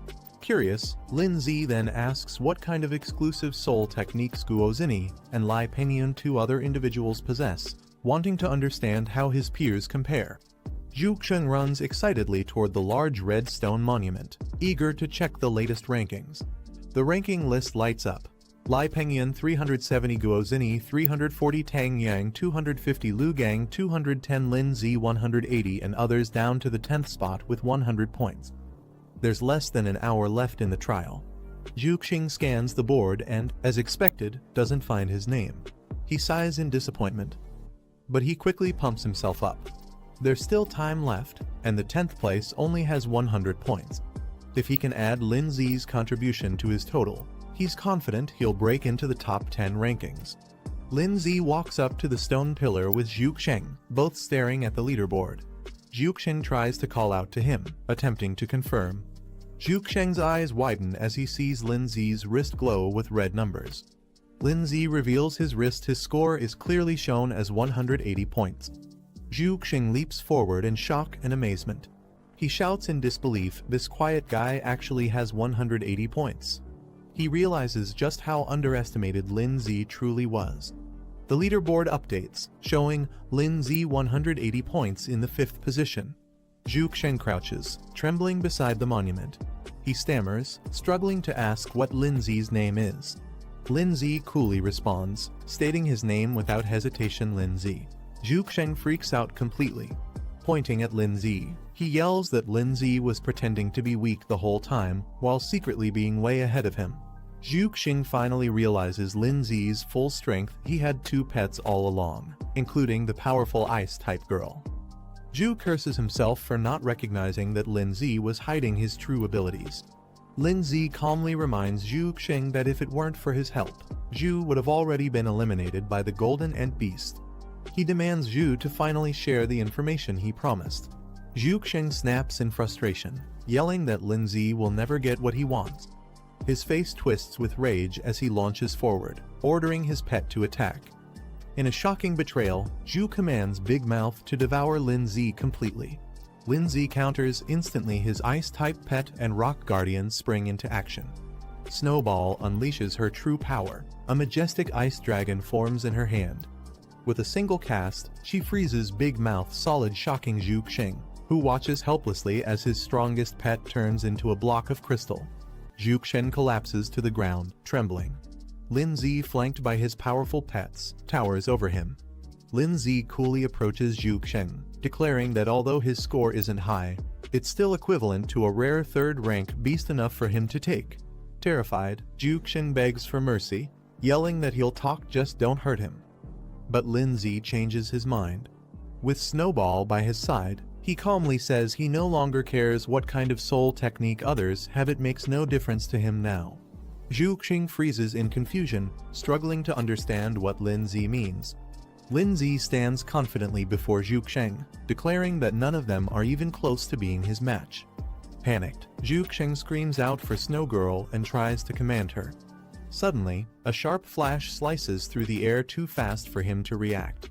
A brutal strike lands directly in Zhuxing's abdomen, blasting him back with blood spraying, his eyes wide in disbelief. Zhuxing, heavily injured, mutters Lindsay's name as Pengyun approaches with poison ivy by his side. Pengyun smirks, saying he's waited a long time for this moment, as his twisted pet beast snarls beside him. Zhuxing yells out in panic, warning his boss that Lindsay is dangerous and has a powerful ice pet beast. Lindsay calmly stares forward, recognizing the new arrival. He notes that their unfinished business will now be settled. Pengyun turns away, dismissing the green beast and telling it to retreat. Zhuxing laughs confidently. He proudly claims that even though he lost, his points were handed over to the boss. The poison ivy smirks and begins to vanish in a puff of smoke. Thick fog spreads around the area as the creature disappears completely. The leaderboard updates, showing Pengyun at the top with 430 points, while Lindsay remains in 5th place. Pengyun steps forward confidently and demands that Lindsay reveal his full strength. He wants to settle who truly deserves the top spot among beginners. Lindsay calmly responds, saying he has no interest in such a title and is willing to let Pengyun have it. Pengyun smirks, interpreting Lindsay's words as a sign of surrender. He bursts into mocking laughter, calling Lindsay a coward. He declares his plan to eliminate all the top contenders: Guo Zini, Tan Yang, Lu Gang, and Guan Ning. With a twisted expression, Pengyun confesses he finds destroying others utterly thrilling. The thought alone excites him. He suddenly snaps to a realization: Guan Ning is nearby and the perfect next target. Lindsay looks at the ranking screen and notices something alarming. He realizes Guan Ning, Guo Zini, and Tan Yang are all in the same area. He quickly deduces Guan Ning is in danger. Realizing the urgency, Lindsay dashes off toward the east, aiming to protect Guan Ning. Pengyun mocks him for running and commands his pet beast to intercept Lindsay. The poison ivy leaps high into the air, attempting to cut Lindsay off mid-route. But before it can block him, the poison ivy attacks first, restraining Rock Beast tightly with its chains. The vine entangles Lindsay mid-air, binding him tightly within its coils. Pengyun mocks him, claiming he's nothing more than an overrated name. He orders the poison ivy to drain Lindsay's energy completely, warning him not to try escaping again. Lindsay grits his teeth, cursing under his breath as his energy begins to flare. Pengyun arrogantly dismisses Lindsay, unaware that Ice Queen is rapidly closing in behind him. He turns in shock, realizing her presence too late. In an instant, Ice Queen freezes him solid with a powerful burst of ice magic. The poison ivy halts its attack, stunned by its master's sudden incapacitation. The Ice Queen prepares another wave of sharp ice crystals.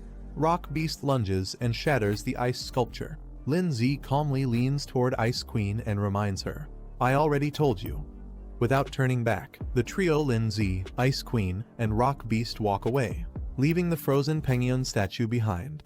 The poison ivy writhes weakly on the ground, still clinging to life despite being frozen and shattered. A man approaches and observes the scene, surprised by the creature's resilience even after a brutal defeat.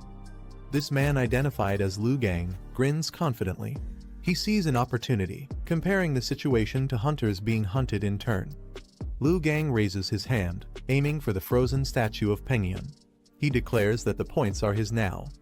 Liu Gang summons his iron-armored dragon, a rank 2 stage 9 beast, and commands it to attack the frozen Lai Penguin directly. Confident, Liu Gang mocks his opponent, saying even if pet beasts can be revived, the same can't be said for their master. The dragon beast shatters the ice statue with a powerful strike.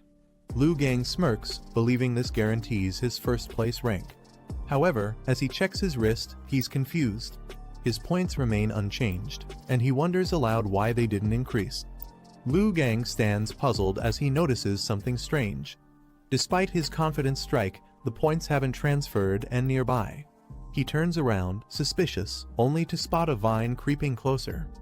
Before he can react, the vine launches at him with fierce speed, stabbing directly into him in a surprise attack. Penguin calmly walks up, explaining that there's no harm in revealing secrets to someone already eliminated, as Liu Gang is ensnared. He reveals his terrifying secret technique, mimicry synchronization, as his face shifts into a monster form. Liu Gang is caught off guard, trying to call his pet for help, but he's already being constricted tighter by the vine. The iron-armored dragon attempts to respond to the command, but it's too late. It's already entangled and pinned down by the vine beast. A burst of smoke signals its defeat, as the vine completely suppresses the armored beast. Lin-Z swiftly approach from above. He spots them and immediately becomes alert.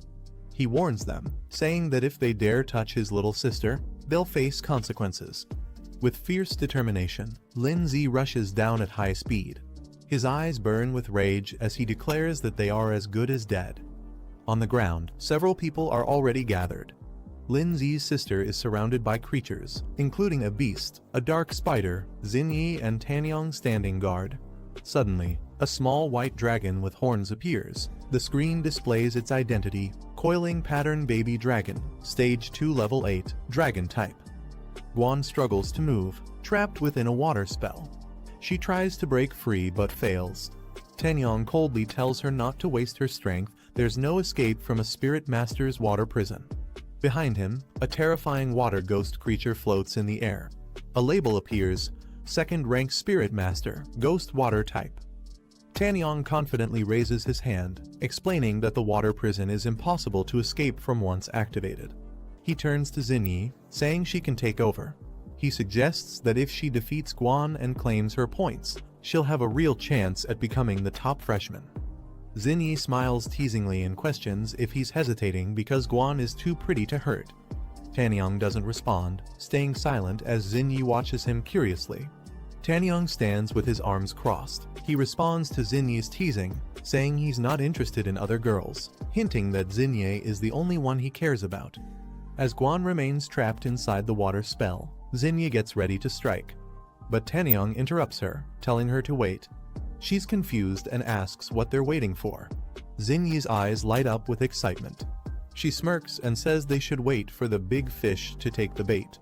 Suddenly, Lin-Z bursts in at high speed, attacking with deadly force. The impact shocks Tanyong, who immediately reacts with surprise. Tanyong activates a water shield to protect Xinyi from the sudden strike. Waves surge up around them as he barely blocks the powerful attack. Lin-Z's pet beast, Snowball, crashes down with force, scattering black debris and emitting purple smoke. Lin-Z walks forward calmly, flanked by his two powerful companions, his rock beast and Snowball. Lin-Z glares at Tanyong and Xinyi. He demands that they release Guan immediately before it's too late. Xinyi and Tanyong are shocked when they realize Lin-Z has two powerful pet beasts. Inside the water prison, Guan is surprised to see both of Lin Zi's pets appear together. But she quickly reminds herself it's not the time to be shocked. She warns Lin Zi that Tanyang and Xinyi are strong and tells him to be careful. Lin Zi, with his rock beast and Snowball behind him, confidently steps forward. He tells Guan to hang on, he's coming to rescue her. Tanyang narrows his eyes and points at Lin Zi, asking if he's the one who supposedly cleared the ultra-difficult challenge and obtained legendary-level pets. Xinyi smiles and confirms Lin Zi's identity, saying it all makes sense now, he always felt different from others. Tanyang rolls up his sleeves. He says he'll find out Lin Zi's true strength by facing him directly. Xinyi warns him to be cautious, sensing that Lin Zi isn't an ordinary opponent. Tanyang charges forward with confidence. He tells Xinyi that if he beats Lin Zi, he'll give her the points, making her the top freshman. If he loses, she's free to take his points instead. As he launches his attack, he commands his ghost spirit to restrain Lin Zi. A burst of energy and blue magic fills the air as Tanyang tries to take control of the battle. Lin Zi channels his power and activates a fierce soul-based technique. With a surge of yellow energy, Lin Zi launches a devastating attack called Tidal Force Impact, breaking through the enemy's defense with explosive force. Tanyang watches in disbelief, sweating as he realizes how overwhelming Lin Zi's soul technique is. He didn't expect this level of strength. Before he can react, Lin Zi's rock beast suddenly lunges forward, landing a direct punch on Tanyang, catching him completely off guard. Tanyang retaliates by summoning a giant water pillar from the ground, launching Lin Zi's rock beast into the air with a powerful blast. Before the beast can recover, it's trapped mid-air in a swirling ball of water, completely immobilized by Tanyang's technique. Pointing upward, Tanyang commands to catch one beast first, focusing their efforts on restraining Lin Zi's companions one by one. Lin Zi calmly watches and activates another ability, Ghost Spirit Mode. Lin Zi's ghost form activates and leaps into the air, breaking through the water trap effortlessly. His body pulses with dark energy as he descends with speed and power. With precision, he strikes from above using a ground-piercing attack. Purple energy erupts, and spikes burst from below. Dark aura spreads around his spirit beast, which morphs into a shadowy figure and unleashes a powerful ghost skill, devastating the area with waves of cursed energy. Tanyang grins wildly and reveals that his spirit beast is also ghost type. Confidently, he declares that he too is immune to physical attacks, laughing as if the tables have turned. Xinyi suddenly shouts a warning, telling Tanyang to watch out behind him. Tanyang turns too late, he's struck hard and sent flying into the air by a powerful blow. He glances back in shock and sees the ghostly spirit standing in a fierce battle stance. A label appears, Ghost Spirit Clone. It's revealed that Lin Zi had used a decoy to ambush Tanyang from behind. Lin Zi calmly watches as his ghost clone lands a solid blow, sending Tanyang crashing to the ground. He remarks that unfortunately, Tanyang isn't immune to physical damage. Tanyang grits his teeth, stunned by the sudden attack. In desperation, he yells to activate a sealing spell, Necro Spirit Seal, hoping to suppress Lin Zi's ghost power before things spiral further out of control. A powerful surge of energy erupts from his hand as the sealing technique activates, aiming straight toward Lin Zi's clone with explosive force. Tanyang activates a powerful sealing technique, aiming to suppress Lin Zi's ghost beast. The spell wraps the creature in glowing chains, pinning it down with magical energy. Lin Zi realizes the ghost form may be vulnerable to Tanyang's necromancer abilities.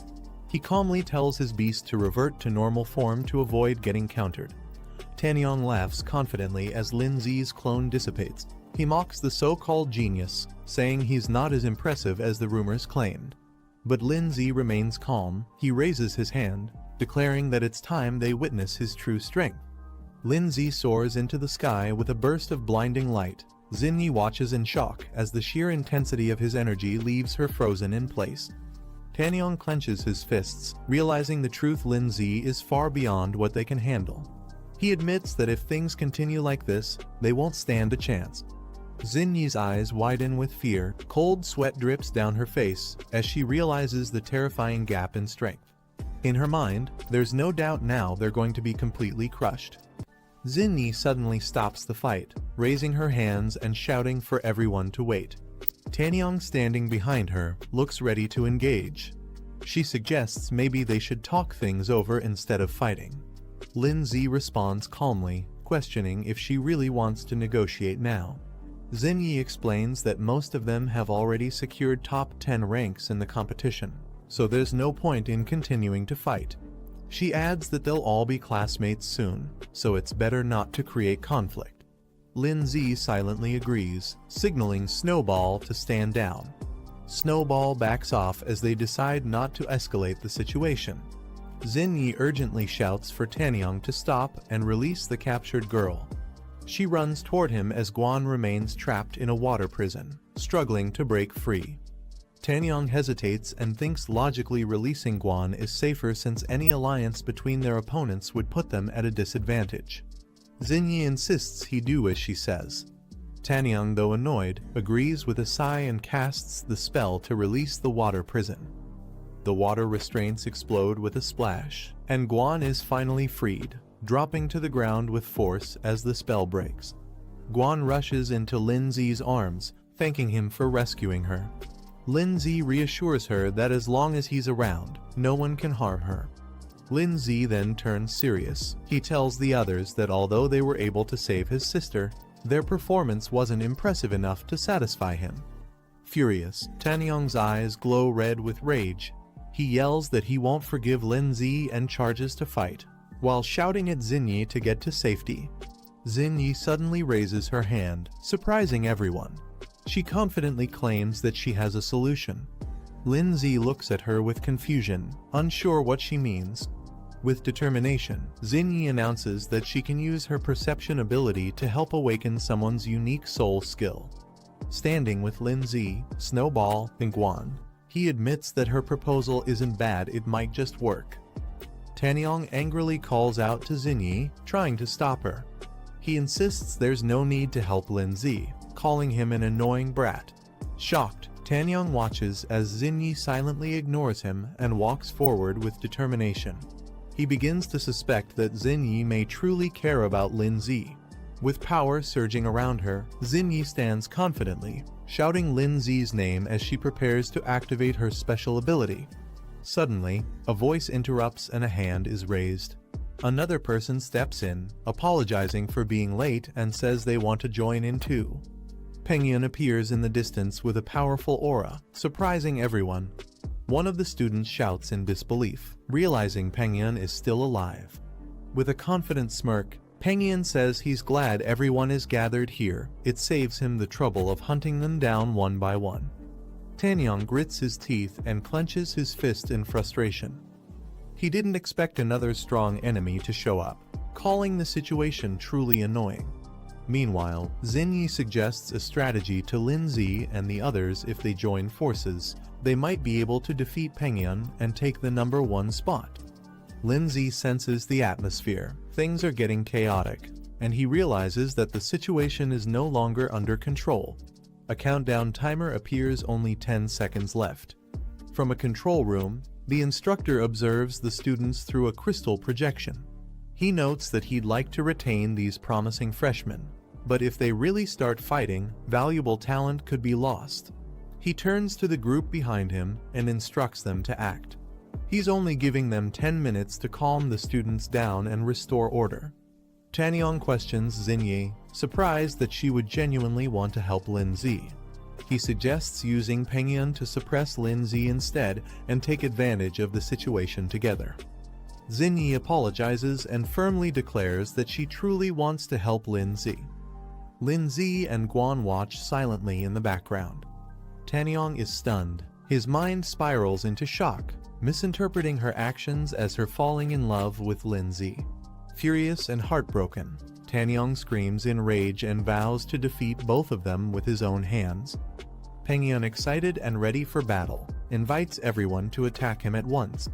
But suddenly, a powerful voice commands him to stop. Everyone is stunned as they're told the competition is over. They've all been accepted. However, a special challenge has been arranged just for them. A glowing portal appears, and one by one, figures begin stepping through it. A group of elite second-year students emerges. The instructor explains that these are the academy's top-ranked students, and the new recruits must fight them. Winning grants glory. Losing means their names will be erased from the records. Guan protesting that the matchup is unfair. As freshmen, they haven't even settled into the first year, yet how could they possibly win against experienced second years? Tanyong and the others agree. They've already been through multiple battles and their spirit beasts are exhausted, making it hard to continue. Lindsay steps forward with a calm smile and simply says, "Let's go." Pengyun watches from afar, commenting that it's unfortunate. But since they couldn't eliminate the new students, they'll now be schoolmates and there will be plenty of chances to compete again in the future. An angry second-year student yells at the group, demanding they first pass the upperclassmen's test before celebrating. Xingyi turns to Lindsay with a hopeful smile and asks if they can now consider themselves allies. She looks at him with admiration, while Lindsay responds with a confident but unreadable glance. Guan, visibly flustered, pouts and complains that Lindsay hasn't answered her yet, annoyed at being left out of the moment. Lindsay analyzes the situation, recognizing that the reward from the purification trial is valuable since it boosts both physical strength and soul power. He observes that the opposing side only sent 4 people, while his group has 5, suggesting their opponents may have underestimated them. He then turns to Xingyi and sets a condition. If she wants to be seen as a true ally, she must prove herself in battle. Lindsay explains that she'll have to fight either him or his sister's team to earn that trust. Guan instantly protests, expressing that she wants to stay by Lindsay's side. Lindsay gently assures Guan that he'll take on one opponent himself, and tells her and Xingyi to handle one together since they have a better chance as a team. One of the senior student named Zaidu steps forward and challenges them, asking who's ready to face him. He even jokes that they can come together if they're scared. Tanyong boldly volunteers, determined to prove his strength and protect Xingyi's dignity. Zaidu smirks at his courage and summons his powerful insect-type beast, a third stage slicing mantis. He warns that courage alone won't be enough to win. Pengyun chuckles sinisterly and announces he won't hold back, especially just because his opponent is a girl. A girl calmly summons her beast, a powerful thunder lion glowing with blue lightning. With a twisted smile, the girl taunts Pengyun, daring them to go all out and not to hold anything back against her. Lindsay evaluates the remaining group members. He notes that among the 2 girls, one of them appears relatively weaker and may need more support in the battle ahead. A flashy second-year student named Wu Yushin steps forward, striking a dramatic pose and teasing Lindsay. He jokes about their hairstyles and suggests they have a showdown. Lindsay responds casually, accepting the challenge with a confident, "All right." He politely tells the senior student to go easy on him, though his smile suggests he's more than ready for the challenge.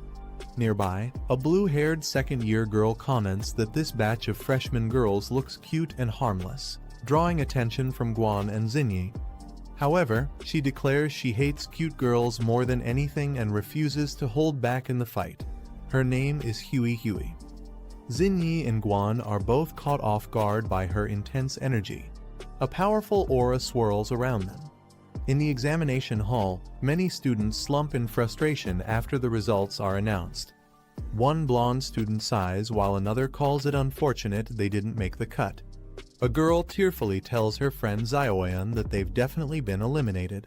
She's devastated, while Zioyan tries to comfort her. Zioyan agrees it's unlikely they'll pass, noting that the competition was filled with geniuses. Unless a miracle happens, they don't stand a chance. A boy who also failed is overwhelmed, clutching his head and shouting in despair. After going through the whole ordeal, he still got cut at the end. A silver-haired boy rubs his head, still feeling pain and frustration from the exam. He mutters about how sore he is. One of the instructor places a hand on another's shoulder. A boy named Gao Wangxiang steps forward and says he'll take over the next group of examinees. Another instructor recognizes him and greets him with respect. The instructor complains, saying Gao arrived too quickly to steal students he worked hard to select. Gao defends himself, stating that the current testing methods are too extreme and may cost them good talent. He mentions he still has 10 available spots open for admission. Gao Wangxiang smiles confidently, saying it's only fair to search for hidden talent from the group of students who didn't make it. There could still be some gold among them. The other instructor agrees to let him take charge and leaves the arrangement to Gao.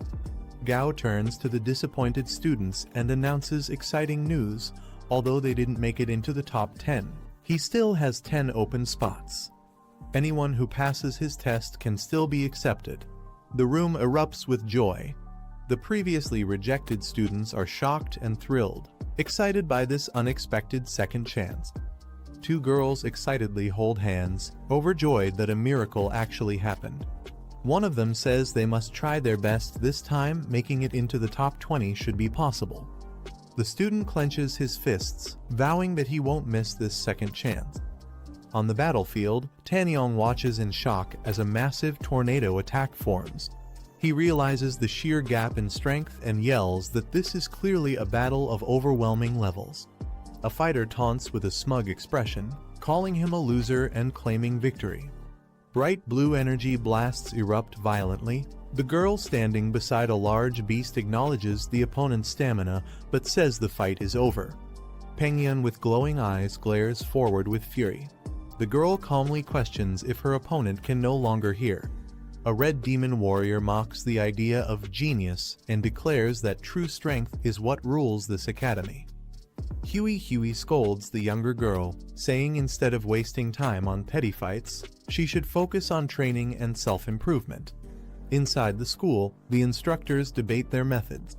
One criticizes the harsh elimination process, while the other defends it, believing only pressure reveals true talent. Gao chuckles confidently as he addresses his colleague. A powerful icy beast is unleashed, drawing attention as one instructor notes that someone has resisted the earlier strategy. A majestic creature called the Glacial Warhorse forms from ice, towering over a stunned Wu Yushin.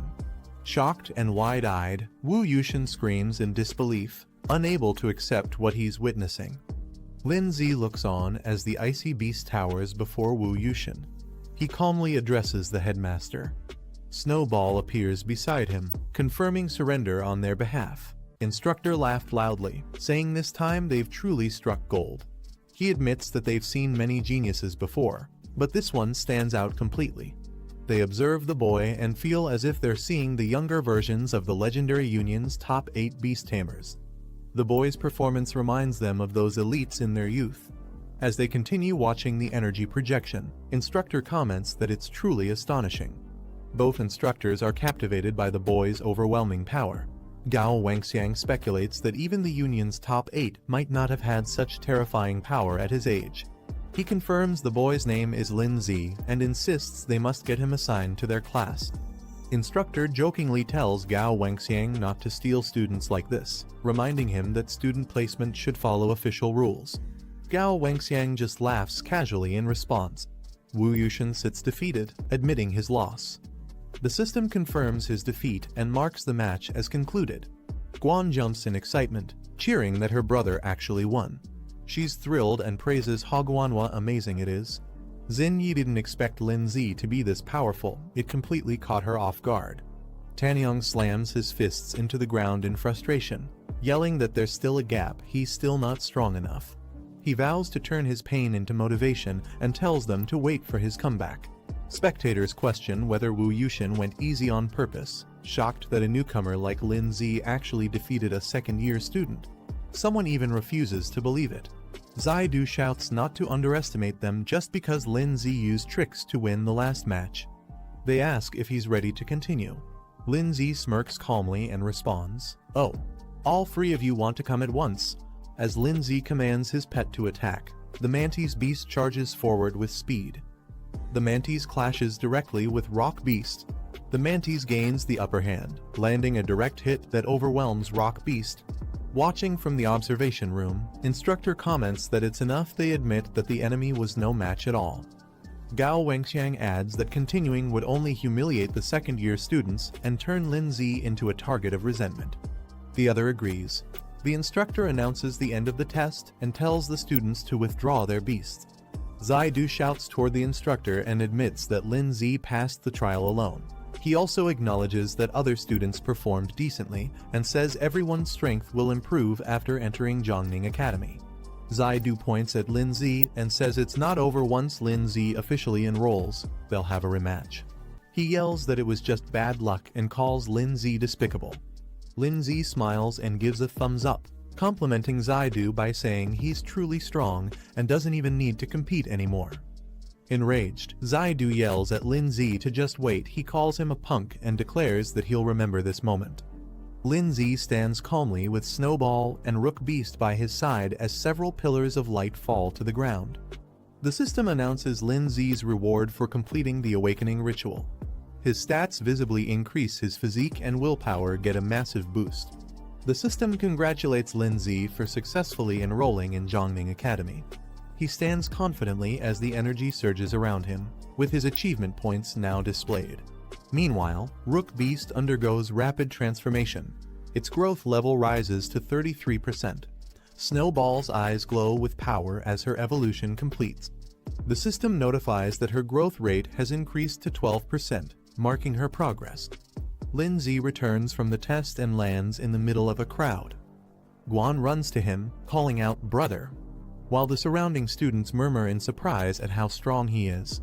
Still dazed, Lin Zi thinks to himself that every time he wakes up, the environment feels strangely familiar. Someone gently grabs his sleeve and quietly calls his name Lin Zi. Zingy leans in and tells Lin Zi that she can sense his Rook Beast still has an unlocked form waiting to be revealed. Lin Zi looks surprised and asks if it's true. Zingy adds that it also includes guidance on how to awaken his exclusive soul skill. She tells him to come find her after the test if he wants to know more. Lin Zi responds with a blank look and simply says, "Oh," as if unsure how to react. Instructor steps up and calls for silence. He announces that the top 10 scorers in this round will be admitted directly into the academy. The instructor announces the top scorer of this freshman exam. Everyone turns in surprise as the spotlight falls on the chosen one. He reveals the name, Lai Pengyun. The crowd bursts into applause, some with confused expressions while others clap out of obligation. Pengyun murmurs in disbelief, wondering how it could be him. Something doesn't seem right. He clenches his teeth in frustration, thinking that someone who looked stronger than him got ignored. He feels this is complete favoritism and injustice. Instructor Flo points out that Lin Zi clearly outperformed everyone and deserved the top freshman spot. Gao Wengxiang responds, questioning if this setup is truly fair. Instructor Flo reminds him that the rules for this trial were based on score rankings. Even so, he warns that placing all hope on one person is risky. Gao Wengxiang agrees reluctantly. The instructor announces that students who will join the recovery training should follow him. Those who already made it into the top 10 are dismissed and will return in 10 days for the entrance ceremony. Guan comforts her crying classmates, telling them not to worry. She encourages them to do their best in the upcoming recovery trial and assures them they can pass it if they try hard enough. Zhu Sheng approaches from the crowd and greets Lin Zi respectfully, calling him Big Brother Lin Zi. Lin Zi recognizes him and replies, "Oh, it's you." He admits he didn't expect Lin Zi to be so powerful, saying his intel must have been lacking. He compliments Lin Zi's recent battle against the second-year senior, calling it extremely impressive. Curious, Lin Zi asks him what he's planning. Zhu Xing suddenly clasps his hands together, grinning wide, and asks if Lin Zi would accept him as a junior disciple. He dramatically declares his endless admiration for Lin Zi, comparing it to a flowing river. Lin Zi responds calmly, saying he doesn't accept disciples. He adds that Zhu Xing doesn't even qualify for admission yet, questioning how he could be his junior. Determined, Zhu Xing dashes off, shouting that he'll definitely pass and begging Lin Zi to wait for him. Elsewhere, Pengyun lets out a cold snort. Guan excitedly celebrates their success, saying it's great that they officially passed the trial and became freshmen at Zhongning Academy. She suggests they skip going back today and enjoy a full day out in the city. Lin Zi stretches and agrees, saying that after 4 hours of intense testing, he really does need some proper relaxation. Blushing slightly, Guan proposes they spend the night in the city and return tomorrow instead. Lindsay smiles and agrees to Guan's suggestion, telling her, "All right." Guan softly smiles, visibly happy and a little shy, while thinking about spending the night together in the city. Suddenly, Lindsay looks at his phone and panics. He realizes all the hotel prices are shockingly high, with most listings showing a rate of $29.99. He exclaims in frustration at how expensive everything is. He stares at his phone in shock, remembering that he had already spent all his money last time to upgrade his stone monster. His remaining balance is now only 300. Guan notices his strange reaction and suggests they go eat something first. Lindsay nervously agrees. As the sun sets, they arrive at a luxurious restaurant with a fancy sign welcoming new students for a special dinner. Lindsay looks around in disbelief, wondering how a place like this even exists. It's filled with summoned beasts and students all dining together peacefully. Guan smiles warmly and says she had been looking forward to eating at this restaurant for a long time. She suggests they summon their beasts since they've fought hard and deserve a good meal too. He hesitates slightly but agrees, replying with a simple okay, while sweating a bit. Soon, all their pets are seated with them at the table: Snowball, Rock Beast, and others ready to eat alongside their masters in the spacious, elegant hall. Snowball comments in surprise that the last time she saw Snowball, she looked like a little girl, and now she's evolved so quickly. She also adds that the transformation is beautiful and asks how Lindsay managed it. Lindsay replies that it might be because his bond with his beast is stronger than usual. He internally thinks that it's actually a complicated system thing he'll explain later when he gets a chance. For now, something else takes priority. Guan cheerfully calls him amazing and says he must teach her later. Then she shifts to the menu and suggests they start ordering food. But when Lindsay looks at the menu, he's shocked to see the outrageous prices: dishes costing 6,000, 10,000, even 18,000. Lindsay sweats nervously, staring at the menu and mumbling that there are just way too many zeros in the prices. Meanwhile, Rock Beast happily taps the table with forks, excited for food. Snowball gently pats the Fire Beast, who blushes with a heart above his head. The waitress politely asks what they'd like to order. Without hesitation, Guan excitedly points at several items on the menu, saying, "This one, this one, this one, and this one too." Lindsay is left stunned in silence. 5 minutes later, a full table of sparkling, luxurious dishes is served. Everything they ordered arrives beautifully plated.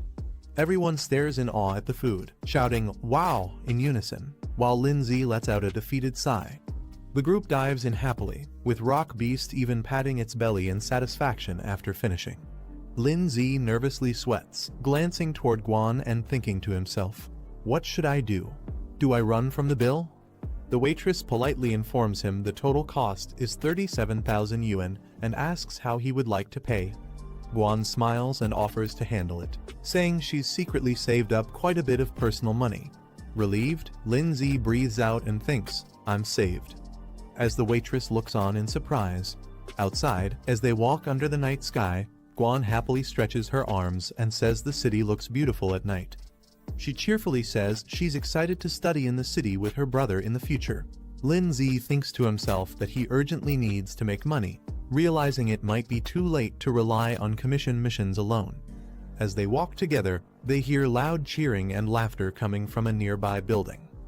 The glowing sign reads "Death Arena," and the crowd inside shouts in excitement, calling it awesome. The audience cheers as a muscular blue monster defeats its opponent with overwhelming power. It's introduced as the Four-Armed Beast, a Stage 3 Tier 1 monster. The monster roars confidently while the crowd praises its strength, calling it unstoppable. The host asks if there are any challengers. He announces that anyone who defeats the monster will win the full prize pool. He adds that joining the match only costs 300 yuan, and the winner could earn up to 50,000 yuan. Lindsay thinks to himself that this might be the perfect way to make money. He prepares to summon his creature, as energy bursts from his hand. Rock Beast explains the rules: no magic, no spiritual arts, only raw physical combat. If a pet dies or kills another, the arena holds no responsibility. Guan asks if he wants to watch the match, then questions whether he's planning to enter the fight himself. Lin Zi smirks confidently and says since they're offering money, he won't be polite about taking it. Lin Zi observes that the enemy monster is at 3rd rank stage 1, while his own rock ghost is at 2nd rank stage 9, so he decides it's best to upgrade it first. He places his hand on Rock Ghost's chest, initiating the upgrade with a glow of energy. The upgrade completes as Rock Ghost evolves to 3rd rank stage 2, consuming 780 achievement points and leaving 400. He reflects that the higher the level, the more achievement points are needed for upgrades. Xinyi is shocked and asks if Rock Ghost just leveled up, wondering how he did it. He casually replies that maybe Rock Ghost leveled up because he ate well, then leads them toward the arena. Xinyi cheers with confidence, saying she believes he can definitely win the match. He gives a confident smile. The host announces a new challenger has entered, hyping up the audience as Lin Zi steps toward the ring with Rock Ghost. The host is shocked to see Lin Zi and Rock Beast step into the arena, wondering why someone like him would join such a deadly match. The crowd mocks him, laughing loudly and saying he must be drunk or clueless. They also ridicule the Rock Ghost. Rock Ghost stays silent but emits a quiet growl in response to the crowd's mockery. Rock Ghost calmly watches as 4-armed beast steps forward. The man smirks and calls Lin Zi a kid, warning that if his pet, the 4-armed beast, accidentally kills him in the fight, he shouldn't be blamed for it. Lin Zi politely requests the man to go all out. He shows no fear, keeping his eyes half closed as he responds with confidence. The man scoffs and calls Lin Zi an ignorant brat who doesn't understand how strong his opponent truly is. A smug grin spreads across his face, underestimating Lin Zi's strength. Both sides finalize the agreement by signing a life and death contract. The man overseeing the match confirms the document and urges them to sign and stamp quickly. As soon as the contract is signed, the host loudly announces the start of the match. The man immediately commands his pet to take action and show some real strength. The creature charges forward aggressively. The beast leaps directly toward Rock Ghost, who swiftly evades the attack. The force of the landing smashes the floor beneath. Lin Zi observes the ongoing battle and analyzes the situation. He notes that Rock Ghost clearly has the speed advantage over the 4-armed beast. Meanwhile, Rock Ghost dashes forward in a blur, closing the distance in an instant. Seizing the opening, Rock Ghost leaps into the air and delivers a strong spinning kick straight into the 4-armed beast's head. The blow forces the beast's head back, but it quickly regains balance and steadies itself. Rock Ghost follows up aggressively, closing in with glowing red eyes and sharp focus.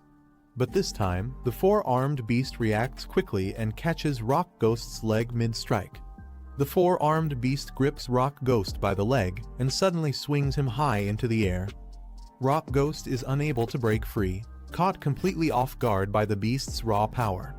With a brutal motion, the 4-armed beast hurls Rock Ghost across the arena. Rock Ghost crashes violently into the ground, creating a massive crater on impact. In the crowd, Lin Zi watches silently as someone nearby exclaims in shock, noting the incredible strength displayed. The man grins confidently and admits that while the 4-armed beast doesn't know any special skills, its raw power alone is enough to overwhelm many high-level pets. Lin Zi watches the field and realizes the rules of this battle heavily favor the 4-armed beast. Since skills aren't required, pure physical might becomes the deciding factor, something the beast excels in. He now understands why the opponent was so confident. The 4-armed beast raises its massive fists and prepares to strike again, its powerful arms swinging down with crushing force. Rock Ghost quickly retreats, narrowly evading the incoming blow. The beast grabs Rock Ghost again and prepares to deliver a powerful overhead smash. Its arms swing high above its head, aiming to crush its opponent without mercy. As the beast slams down, the ground trembles from the impact. Rock Ghost crashes hard into the arena floor, headfirst, as an explosive burst of debris and force shoots outward. Watching from outside the ring, the man crosses his arms and sneers. He mocks Lin Zi, sarcastically asking if that was all his pet was capable of. The crowd erupts in laughter and applause, impressed by the 4-armed beast's last strike. Guan looks on with concern, calling out "brother." Lin Zi calmly analyzes the situation, thinking that if skills were allowed, Rock Ghost in its spiritual state could easily ignore brute force attacks. However, under these rules that restrict skill use, raw power dominates, and that gives the four-armed beast an edge. As he reflects, Lindsay remembers that the last time Rock Ghost shifted forms was during a life-threatening situation. If what she said was true, and the transformation can be triggered again under pressure, then it's a gamble worth taking. Lindsay's golden eye glows as he steps forward, calling out to Rock Ghost. He asks if this is truly all it can do, commanding it to show him its full strength. Rock Ghost lies motionless on the ground, face buried in the cracked floor. Internally, it questions whether it always needs to rely on Snowgirl to determine victory and defeat. The four-armed beast moves in for another attack, its shadow looming over Rock Ghost. Suddenly, Rock Ghost's eye glows red. With a powerful punch, Rock Ghost strikes the four-armed beast directly in the chest. The impact explodes outward with force, shocking the beast mid-motion and turning the tide of the battle.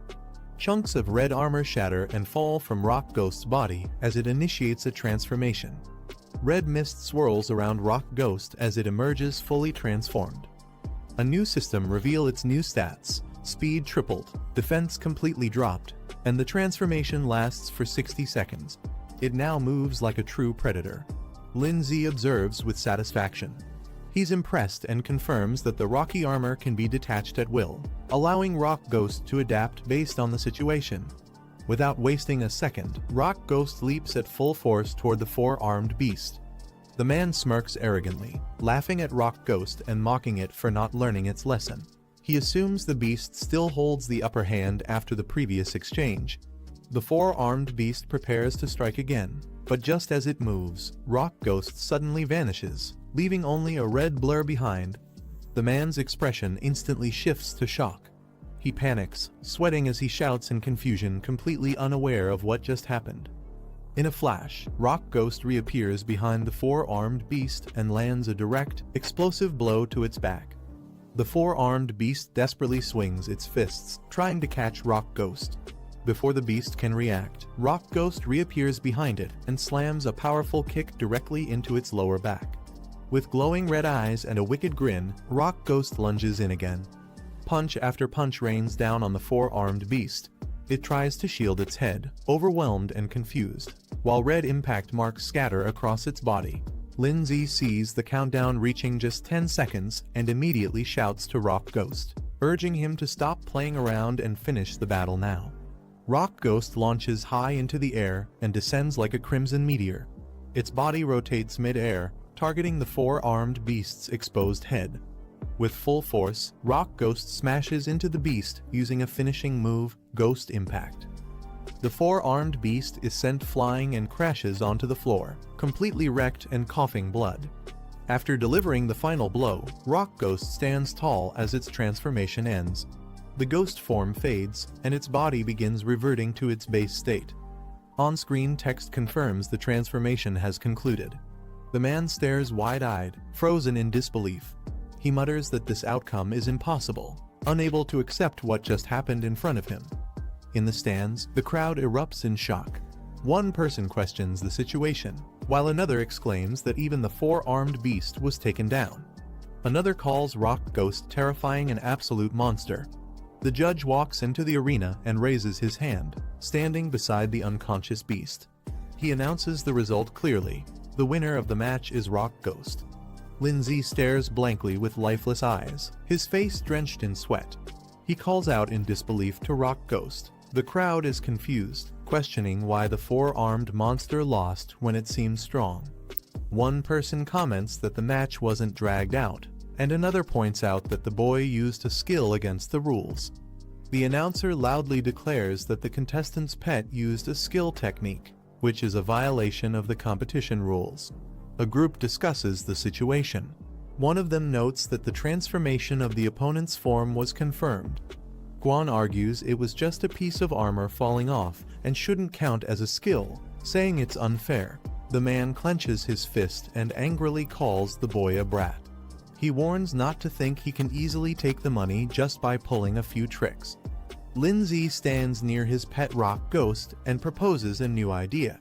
He agrees the pet battle result is a loss, but suggests a rematch, this time a physical fight between him and the opponent. If he wins, he demands the prize money. The man smirks darkly, surprised, and asks if Lin Zi really wants to fight him directly.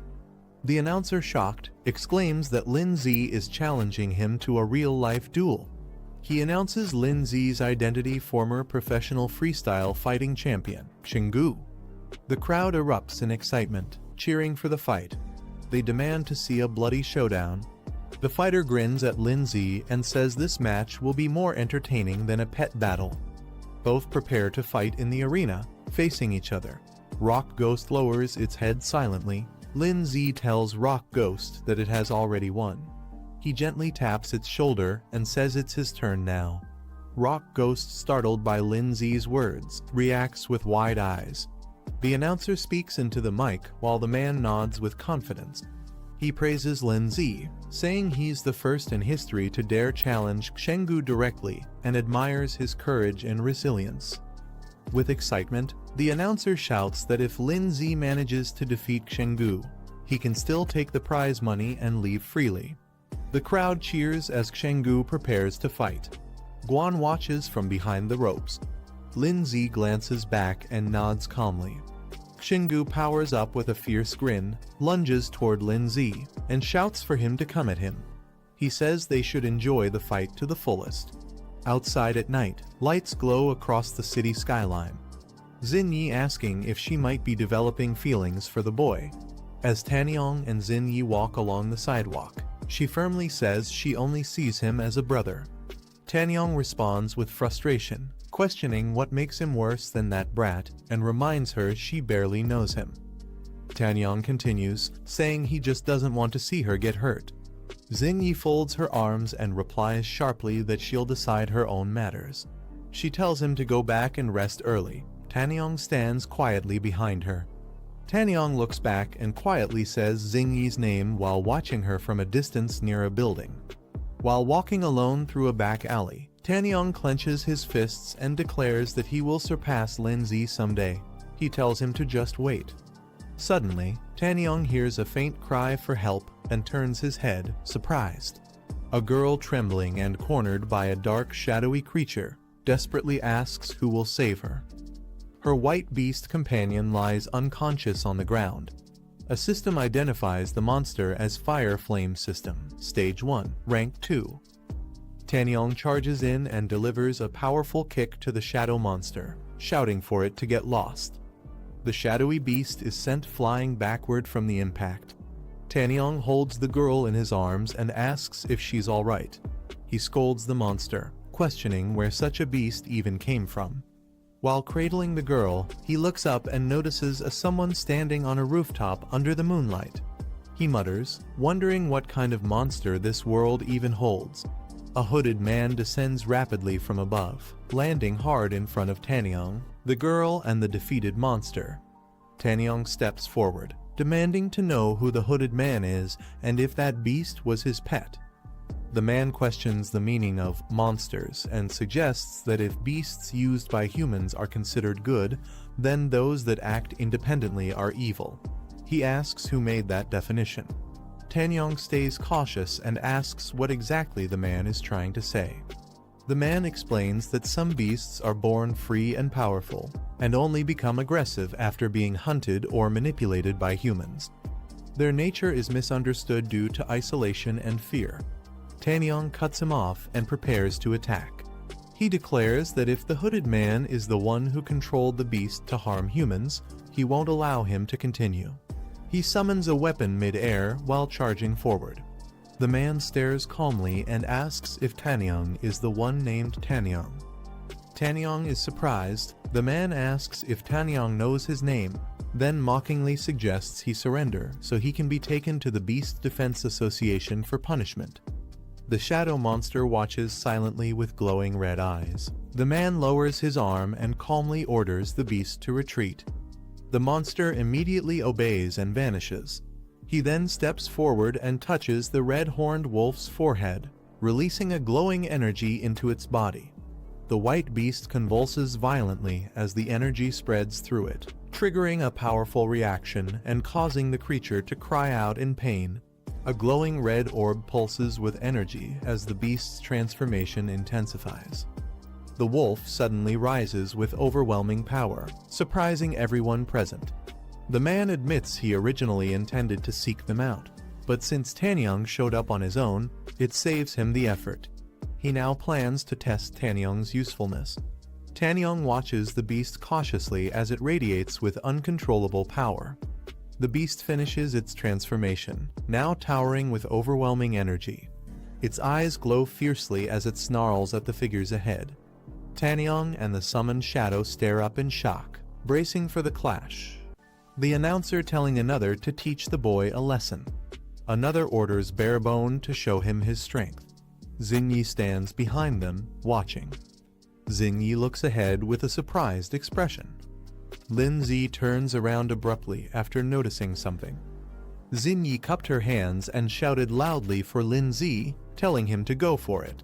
Standing beside her, Guan also cheered him on, her fists clenched as she leaned forward with anticipation. Both kept their eyes fixed on the fight.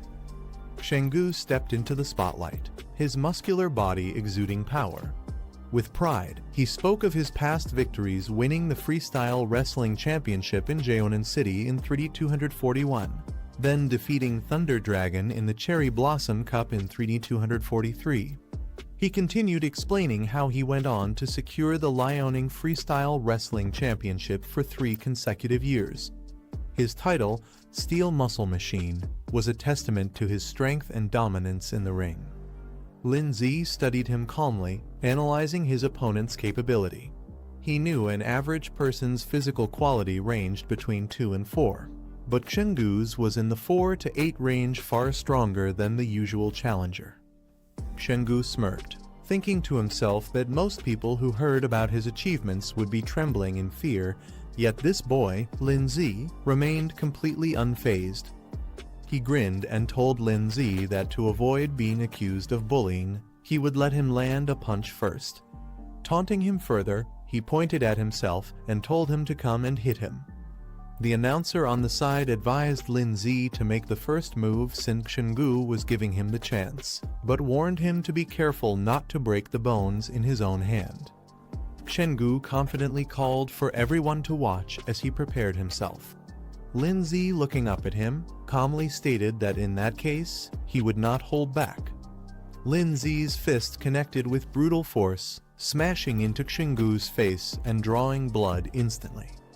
The blow sent Shenggu flying backward, his body arching through the air as the force of the strike radiated outward. He crashed violently into the ground, the shockwave knocking nearby spectators off balance and scattering them in surprise. Lying on the floor with a swollen, reddened cheek, Shenggu's eyes went wide in shock, unable to comprehend what had just happened. The announcer stood frozen for a moment before shouting in shock, demanding to know what had just happened. He exclaimed in disbelief that Shenggu had been defeated with a single punch. Meanwhile, Xinyi and Guan beamed with excitement, raising their hands for a celebratory high five after witnessing Linzi's victory.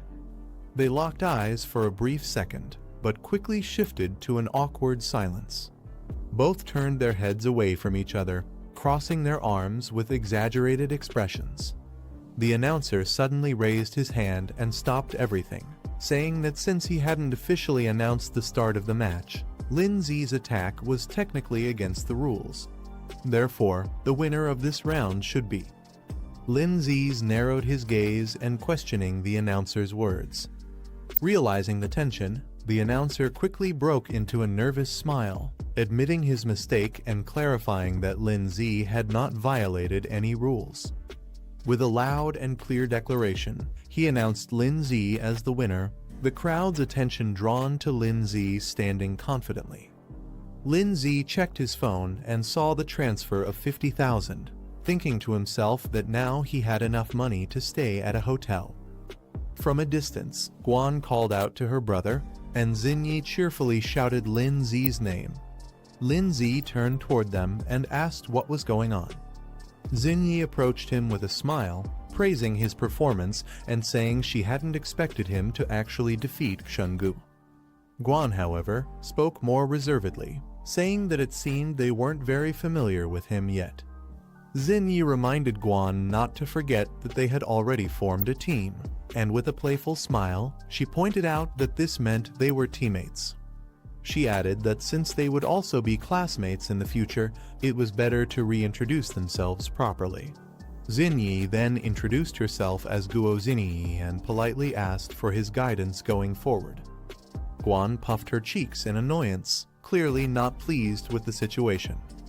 Lindsay looked at her with mild curiosity and asked what she was doing here. Xinyi explained that she was there to help Lindsay awaken his exclusive soul power. Hearing this, Lindsay looked at her curiously and repeated, "Exclusive soul power?" She confidently added that if they considered her a friend, she could assist them further in the future. Lindsay suggested they find a quiet place to talk, not wanting to discuss such matters in public. An exterior of a building, inside for a more private conversation. Xinyi and Guan sat on opposite sides of the bed, with a clear line dividing them. Guan silently wondered why it felt like they had just checked into a hotel together. Lindsay entered the room and told them to begin. Xinyi responded with a quick "all right" and prepared to start. Xinyi explained that her exclusive soul power was called perception. She described how, even at the age of 7, she could sense information that was extremely difficult for ordinary people to detect, such as a person's aura, location, and even events that might happen in the future. Guan's eyes widened in surprise, and she praised Xinyi's ability as amazing. Impressed by how powerful it was, Xinyi smiled modestly in response. Lindsay asked Xinyi how exactly she planned to help them. Xinyi looked at him seriously and told him to close his eyes. Without hesitation, Lindsay complied, shutting his eyes as instructed. Xinyi then leaned in close to him, bringing her forehead toward his. Guan quickly called out, questioning what they were doing. Xinyi calmly explained that this was the only way she could sense Lindsay's abilities and guide his training in the right direction. She pouted, clearly reluctant, but eventually gave in, saying she would trust Xinyi just this once. Xinyi closed her eyes, telling herself to focus her mind, though she could feel her heart racing faster than usual. Her eyes opened with a glow, revealing a swirling, colorful light as she activated her perception ability. A glowing blue figure appeared in Xinyi's perception, radiating intense energy. Xinyi told Lindsay she saw a strange pet. It didn't look like his rock pet Yangui, nor like the other pet Zunu. She explained that it seemed more like a fusion state between them, their powers combined into a single entity. The boy asks about fusion, and the girl confirms it. She explains that her constitution isn't strong enough yet, so she can only sense vague information. Then she tells him it's his turn. Another girl hesitates, questioning if it really has to be forehead to forehead. The first girl insists, saying the hidden potential inside can only be sensed that way, calling her little sister. She closes her eyes, focusing deeply. Suddenly, her eyes glow with a radiant light as her vision sharpens. She sees countless silhouettes drifting in a vast, swirling space. Shock hits her when a dark, horned figure with glowing eyes emerges from the chaos. She suddenly reacts in pain, making the other girl rush to ask what she saw. She hesitates, then answers that it was nothing but black shadows, suggesting her potential hasn't fully manifested and may need more training. The girl with pink hair, however, thinks to herself that no matter what those shadows were, she has a bad feeling about them. Deciding not to mention it, she keeps quiet while the clock ticks late into the night. Realizing how late it has become, she complains about having nowhere to go and worries about meeting bad people outside. Acting cute, she asks to stay the night. The boy hesitates, but she quickly celebrates, thanking them for letting her stay. That night, the three of them end up sharing the same bed. The two girls lie on either side, pretending to sleep, while the boy stays stiff and uneasy. One girl secretly peeks at him, making him break into a nervous, awkward smile. the boy reflects on fusion, realizing it's time for Rock Ghost and Snow Maiden to truly get along. He thinks about activating their exclusive soul technique as soon as possible. 10 days later, the Academy holds its entrance ceremony, and excitement fills the halls as students rush to see the newly posted class placements. During the announcement of class placements, Lin Z searches for his name and finds himself in Class 1. His friend excitedly points out that they'll be in the same class again, and they both celebrate. Soon after, the pink-haired girl joins in with a cheerful smile, revealing that she's also in Class 1. Zinni stays quiet while the others talk, when suddenly a familiar voice calls her name. Shocked, she turns to see Tan Yang, badly injured and covered in bandages. She quickly asks if he got into another fight. Tan Yang explains that he ran into some troublesome people. Tan Yang discovers he has been placed in Class 2. Accepting it as fate, he calls it a good thing. Elsewhere, another student is relieved not to share the same class with him, admitting that otherwise he might not be able to resist killing him. His companion, however, mutters that he seriously wants to hit him even now. The group celebrates passing their placements. One girl happily announces they made it too, though only classes 1 and 2 are considered elite. Still, she's proud they worked hard enough to barely pass the threshold. They thank Guan Ning for helping with training, while the scene shifts to a stage where someone begins addressing the new students. The new homeroom teacher introduces himself to Class 1, explaining that he will guide their cultivation for the next 3 years. He tells them attending classes is optional, but cultivation must never stop. Periodic evaluations will be held, and those who fail will be moved to regular classes. He adds that the top 3 scorers in each evaluation will earn a scholarship of 100,000 yuan. The students are surprised by the generous reward, and one notes that just 2 wins could be enough to afford a high-grade contracted beast. The teacher explains that while the Academy offers many clubs and cultivation programs, there is one mandatory course: virtual combat. Behind the teaching building lies a massive virtual combat hall capable of hosting thousands of students. Through these battles, students gain real combat experience and can strengthen both themselves and their beasts. Rankings bring not only rewards, but also determine placement tiers across the Beastmaster Federation. Hearing this, Lin Z resolves to quickly upgrade Rock Ghost so it can match Snow Maiden's level. Lin Z places Rock Ghost and Snow Maiden before him, commanding them to fuse. The attempt, however, fails immediately due to a level mismatch, leaving both beasts standing awkwardly in silence. This is the end of the video. If you guys want to see the next part, then don't forget to subscribe and like the video.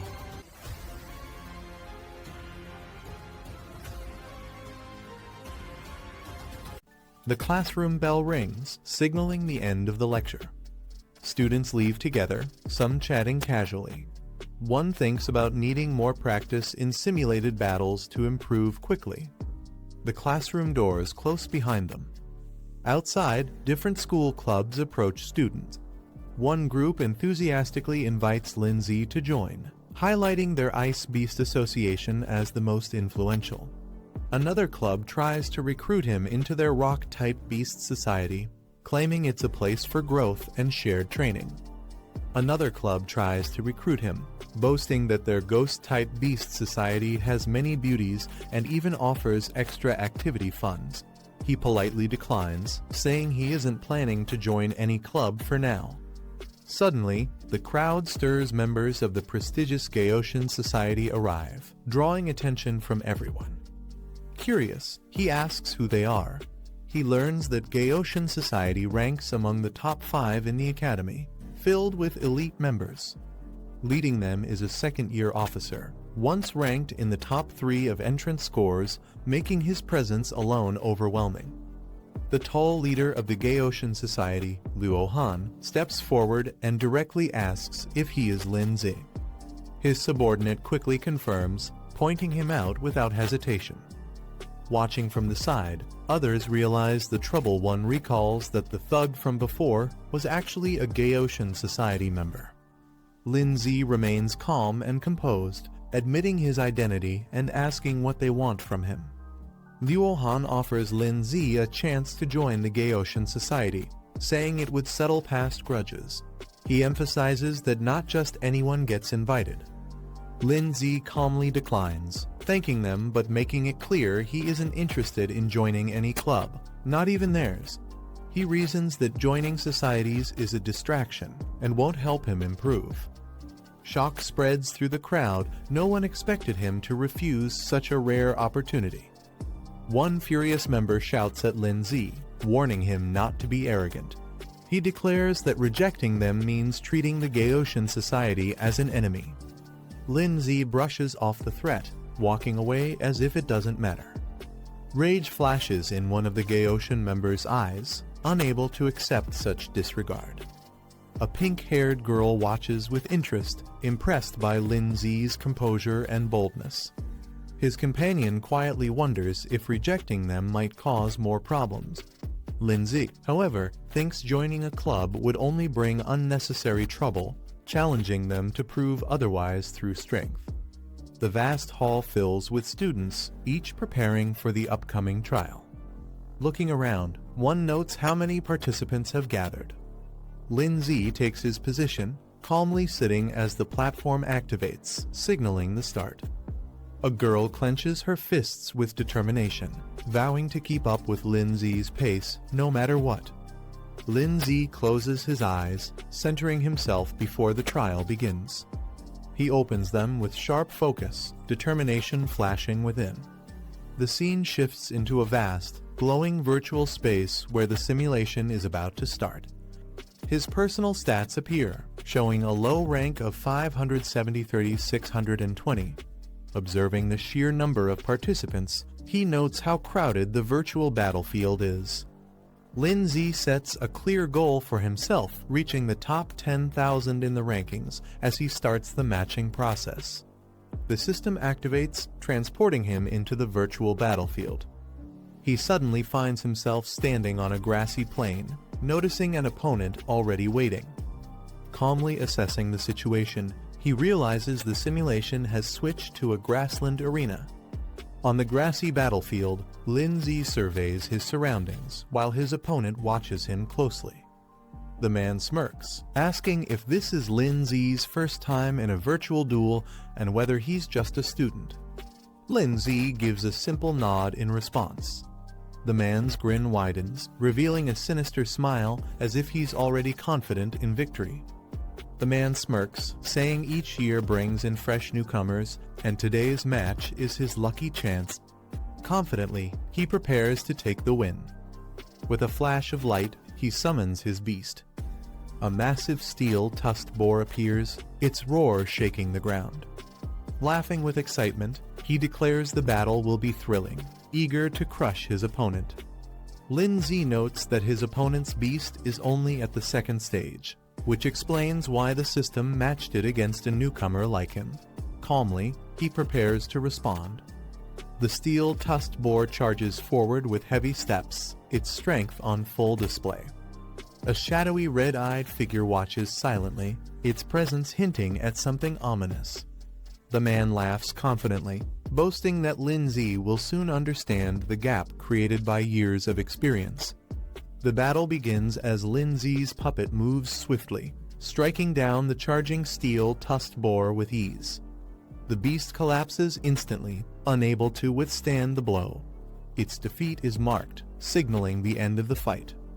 The opponent is left in utter shock, his face twisted in disbelief as he realizes his beast was defeated in a single strike. The pink-haired fighter lands a crushing blow, knocking his opponent to the ground with overwhelming force. The system marks the defeated enemy as a humanoid type, first stage, second rank. His beast companion lunges forward, striking down a wild cat monster. The system confirms the victory, noting it as a 6th rank wild beast. The battles continue. Another monstrous puppet charges, but he defeats it instantly. The system announces it as a 9th rank enemy, confirming another knockout. His points rise steadily with each fight. 2 days later, his progress becomes clear. His rock-type summon evolves to the 7th stage, while his snow girl reaches the 4th tier. The system rewards him with additional achievement points for breaking into the top 100,000 rankings. He pauses to reflect. The constant high-level battles over the last 2 days have boosted his growth rapidly. Deciding to rest, he concludes today's training and leaves the area behind. Meanwhile, news of his rise spreads quickly. Many are surprised, calling him a newcomer with explosive potential. Others question his background, and some already view him as a dangerous target that must be eliminated. His sudden climb puts him under the spotlight across the rankings. The boy speaks with his companion, casually asking about the timing of his arrival. She looks surprised by his sudden appearance. A white-haired man steps in, recognizing him instantly and addressing him with confidence. Another character comments that he seems to be the freshman representative, pointing out his late arrival. They remind him not to underestimate the challenges ahead. In a chibai form, the boy is asked if he has already withdrawn from studies, highlighting doubts about his persistence. The white-haired man raises 3 fingers, proudly declaring that he reached the top 150,000 ranking in just 3 days, showcasing his rapid progress. The girl is left shocked, staring wide-eyed at the revelation. She holds her device tightly, unable to believe what she just heard. The girl checks her device and is surprised to see that her brother has already broken into the top 100,000 rankings. Another character reacts in complete shock, unable to believe the sudden rise in rank. A boy explains that his own ranking has been stuck around the 180,000 mark, no matter how much effort he puts in. He wonders aloud if contracting another beast might help and asks for advice. Another boy interrupts with curiosity, asking when he will qualify to contract his second beast. The girl reminds him that he was the only one in their class who chose the highest difficulty path, hinting that this may be why his growth is slower. He laughs it off, acknowledging her words but dismissing it as just a joke, showing his carefree attitude despite the situation. While walking together, the girl asks if he has decided on his second beast contract.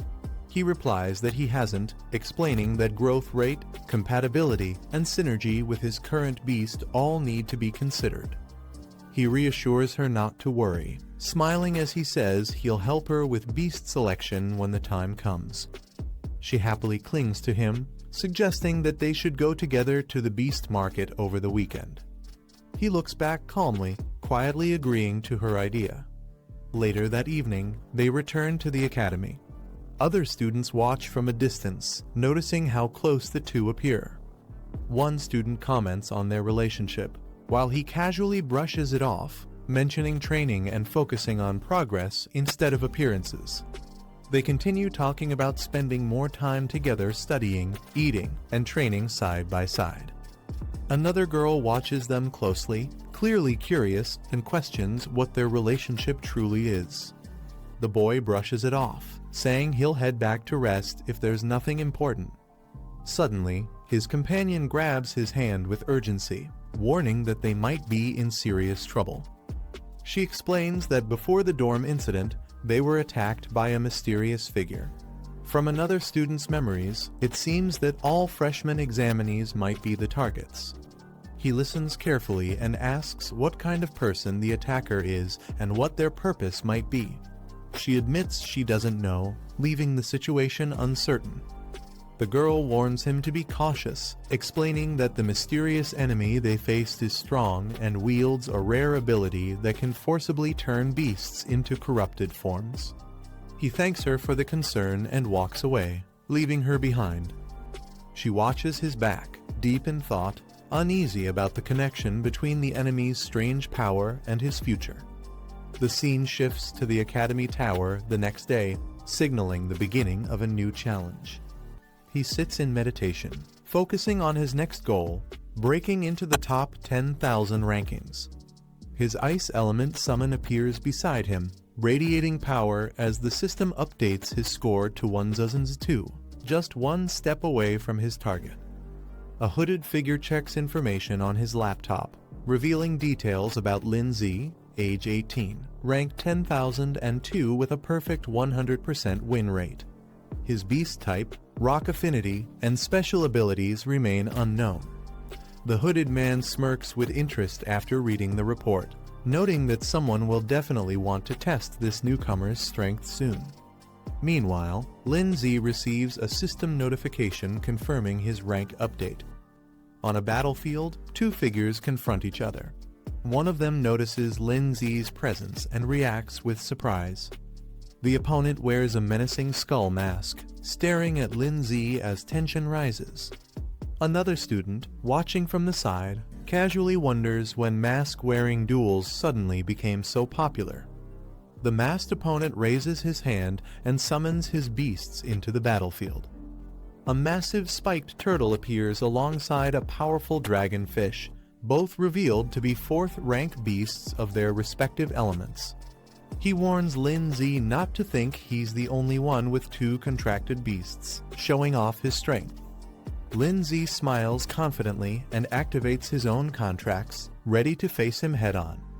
He declares it a fair fight 2 versus 2. His ice element summon and armored beast materialize, standing beside him with overwhelming presence, balancing the battlefield. On the battlefield, 2 fierce monsters charge ahead with overwhelming force. The black-haired man calmly observes, noting that such creatures usually take 10 years to grow this strong, yet here they are already at full power.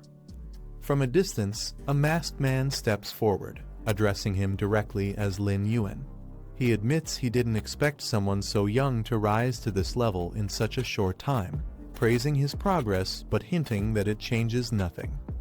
The masked man recalls their earlier encounters, reminding Lin Yuan that he once fought weaker opponents. Now, he warns that facing him is entirely different. He insists that Lin Yuan cannot escape his fate. Unbothered, Lin Yuan adjusts his collar and tells him to stop talking nonsense.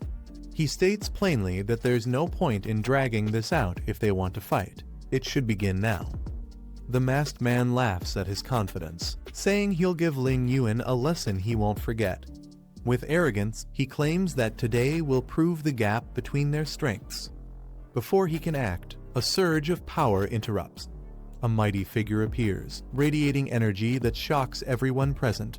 Even the masked man is caught off guard as the new arrival declares that beyond every sky, there is always someone stronger. The battle intensifies as a surge of icy energy explodes across the field, freezing everything in its path with overwhelming force. From above, the blue-haired figure descends, channeling immense power directly at the red-haired beast, striking with precision and speed. The ground trembles as fiery spikes erupt upward, countering the attack with explosive force. The armored creature charges forward like a cannonball, breaking through the air with unstoppable momentum. Amid the chaos, a shadowy figure with glowing red eyes emerges, its terrifying presence shifting the atmosphere instantly. Unleashing its true demonic form, the figure lands with a devastating impact, shattering the ground beneath and sending shockwaves across the battlefield. A massive spiked boulder is launched forward with devastating force, tearing through the air like a cannonball. The horned girl raises her hand, summoning a frozen shield of ice that solidifies instantly in front of her. The impact strikes hard, but the shield deflects the attack, shattering into fragments that scatter across the battlefield. Her eyes flicker with sharp awareness as she senses the threat hasn't ended yet. She quickly calls forth the power of water, forming a spiraling torrent that surges around her, supported by a massive aquatic beast. Despite her defenses, the colossal projectile crashes down once more, smashing into the ground with explosive force near her position. The red-haired warrior stomps the ground, sending sharp spikes erupting upward with brutal force. A massive spiked boulder follows, launched into the air and crashing down with deadly precision. The horned girl looks up, her gaze sharp and unwavering as the attack descends toward her. With calm control, she channels her icy powers, preparing a counterstrike. A blinding burst of blue energy erupts from her hand, releasing a devastating ice and lightning blast. The boulder smashes into the ground, only to be shattered by her attack, freezing and cracking under the immense power. The icy phoenix spreads across the battlefield, its chilling presence stunning the surroundings with sheer power. The masked man watches closely, nodding with a sinister grin, admitting that the display isn't bad at all. He remarks that his opponent does have some real skill, though his tone makes it sound more like mockery than praise. Meanwhile, the black-haired man recalls that the enemy's ability lies in manipulating earth, a skill that grows more dangerous against airborne opponents. With a wave of his hand, the masked man activates his ability, transforming the ground into mud, swallowing everything into its trap.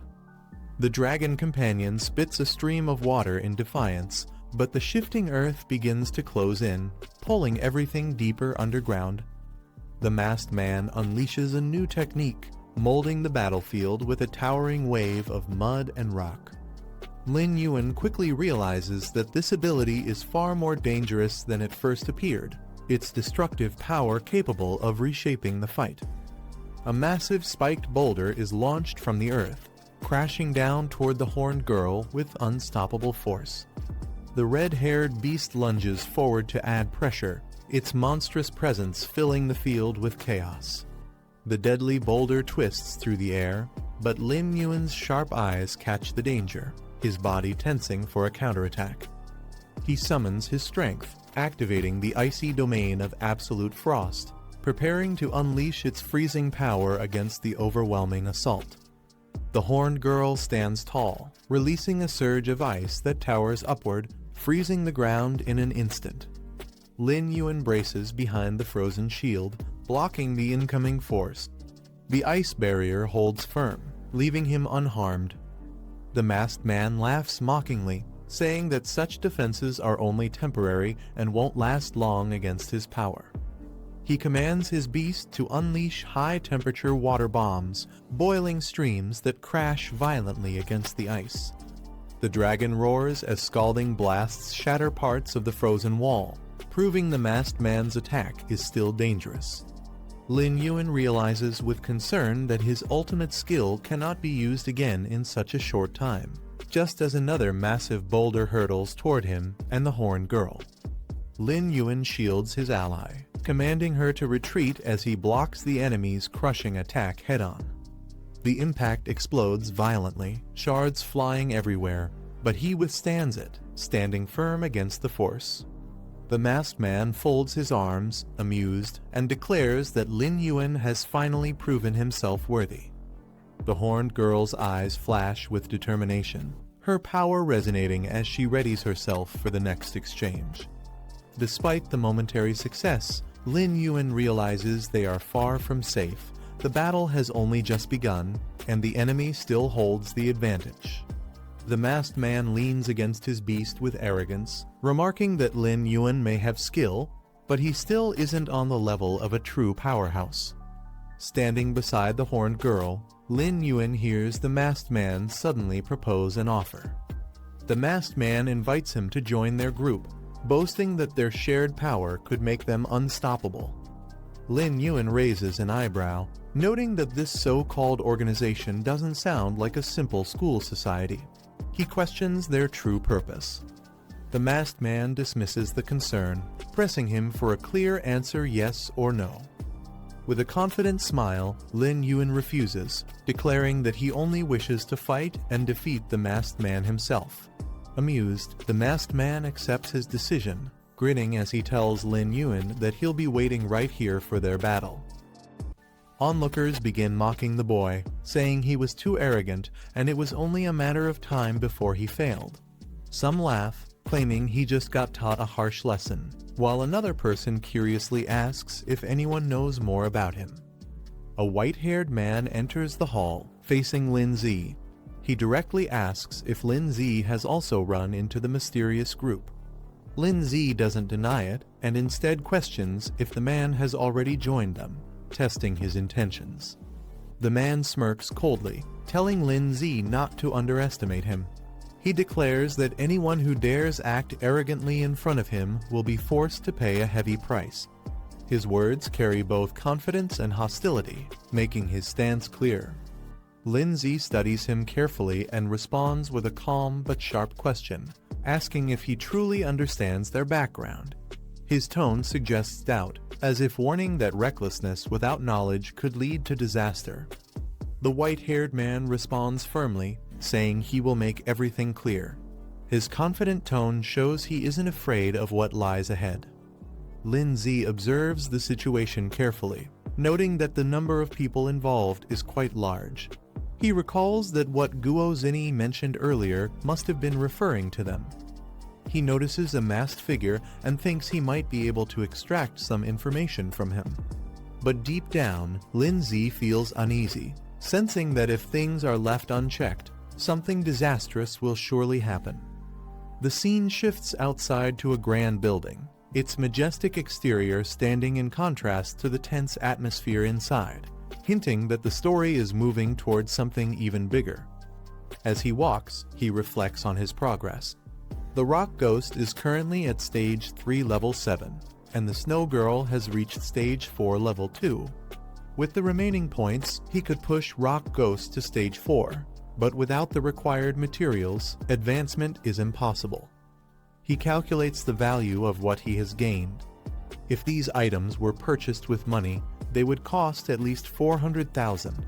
Just then, someone calls out to him loudly, addressing him as Big Brother. The person rushes over, mentioning that the forum was buzzing with news of his recent defeat. Surprised, he asks how it's possible that someone strong enough managed to beat him. Scratching his head, he replies that he's not invincible, and losing occasionally is natural.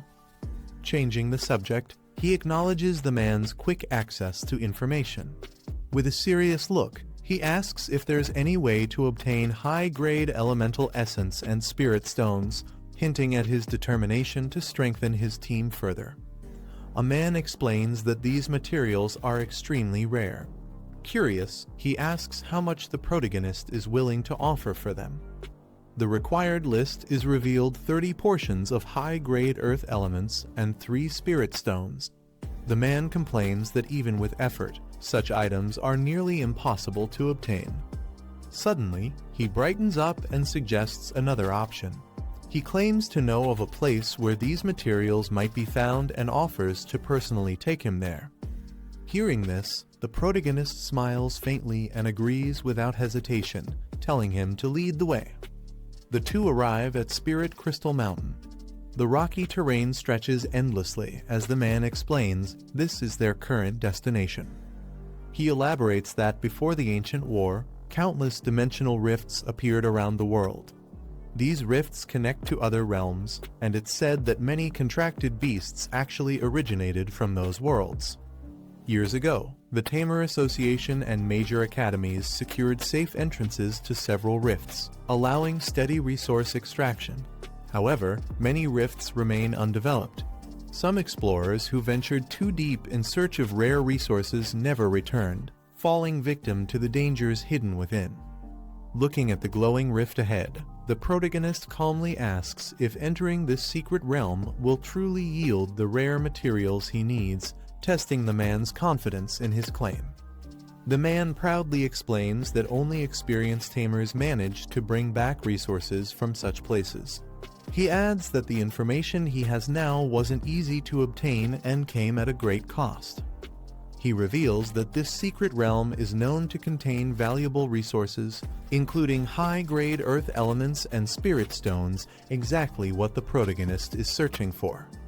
Excited by the possibility, the protagonist praises his efforts and agrees to go in and take a look, showing eagerness to confirm the truth. Together, they stand at the edge of the glowing rift, its energy crackling in front of them as they prepare to step into the unknown. The protagonist steps forward with a calm smile, telling his companion it's time to move. His determined tone leaves no room for hesitation. The man nervously warns him to think carefully. If they encounter danger inside, they may never come back alive. His fear is clear, but the protagonist remains unfazed. Looking at the glowing rift, the protagonist states that obtaining the two rare materials is worth any risk. He adds that if his companion is too afraid, he can turn back now. The man clenches his fists and shouts that he won't back down. Gathering his courage, he insists that all the effort spent gathering information was for this very moment, and he refuses to be left behind. The man clenches his fists with excitement, convinced that with the protagonist leading them, they'll surely obtain valuable treasures. He shouts that this could be their chance to strike it rich, while the protagonist simply responds with a calm "good." Without hesitation, the two leap into the glowing rift together, their figures vanishing into the blinding light. On the other side, they land inside a vast cavern. The atmosphere is heavy and cold, and the man stumbles forward, struggling to regain his balance while the protagonist calmly surveys the surroundings. Suddenly, glowing crystals illuminate the cavern walls.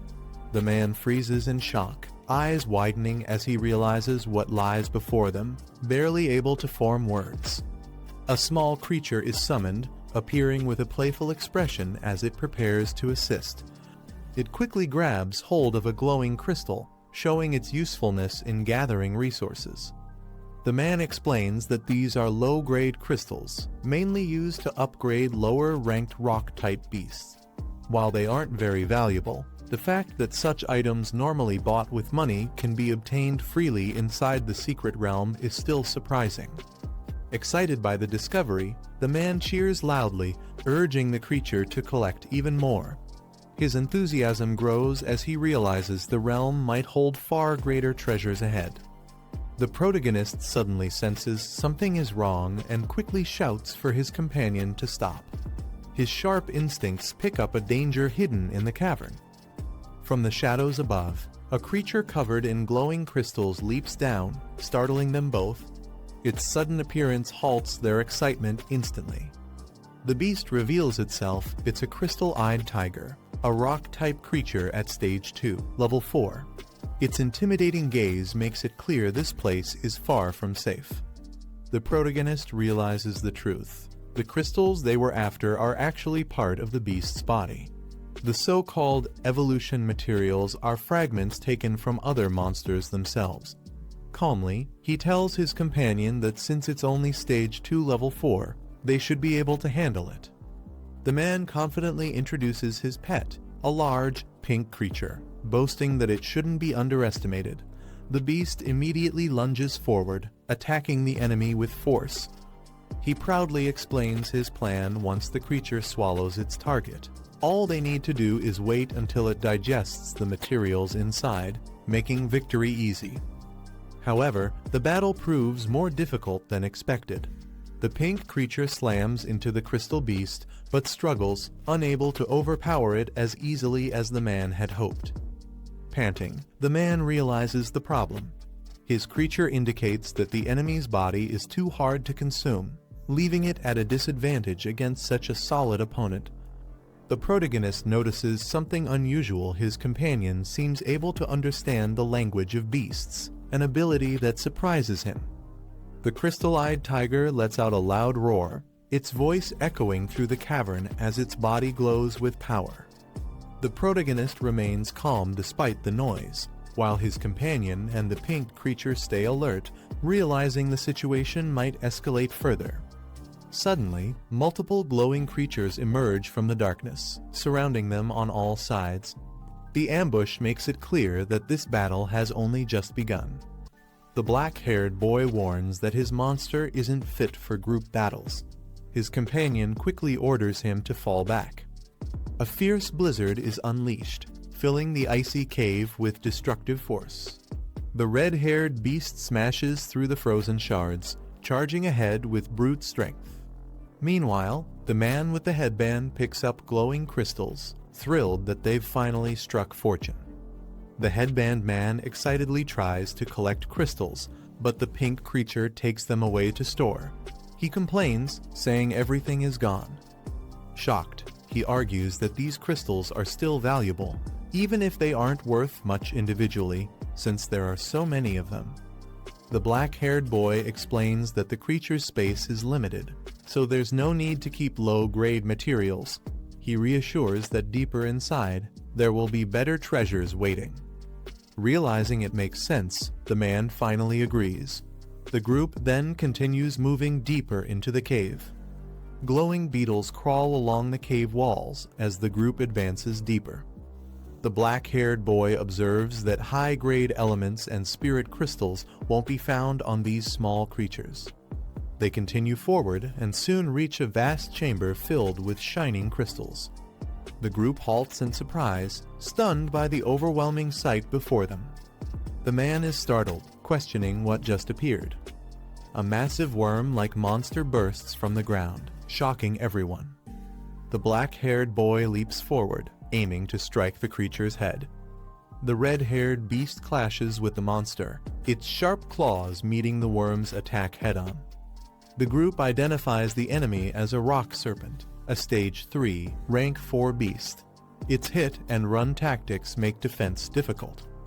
The black-haired boy instructs them to be ready and strike the moment it exposes its head.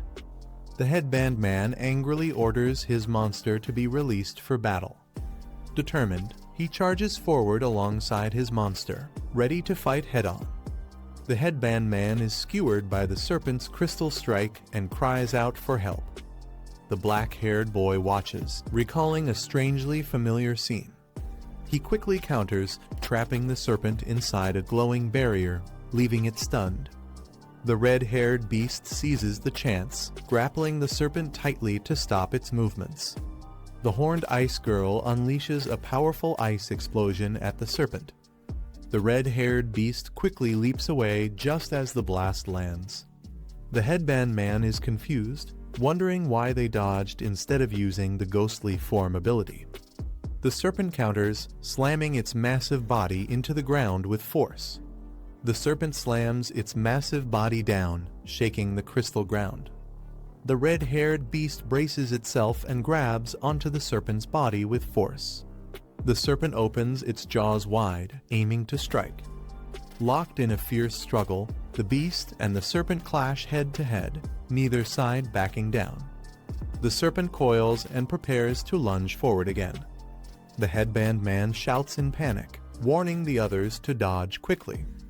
The black-haired boy stays calm, telling them to hold their ground and wait for the right moment. As the serpent charges, he finally gives the signal, and the red-haired beast strikes with full force. A powerful ice storm surges through the cavern, freezing the battlefield. Amid the chaos, the serpent thrashes, trapped under the icy assault. The headband man realizes the plan was to use the serpent as bait, striking when they all expose themselves.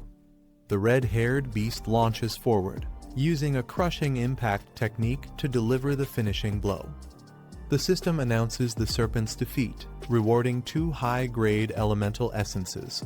The black-haired boy notes they only need to kill 28 more. The headband man calls out desperately to his brother.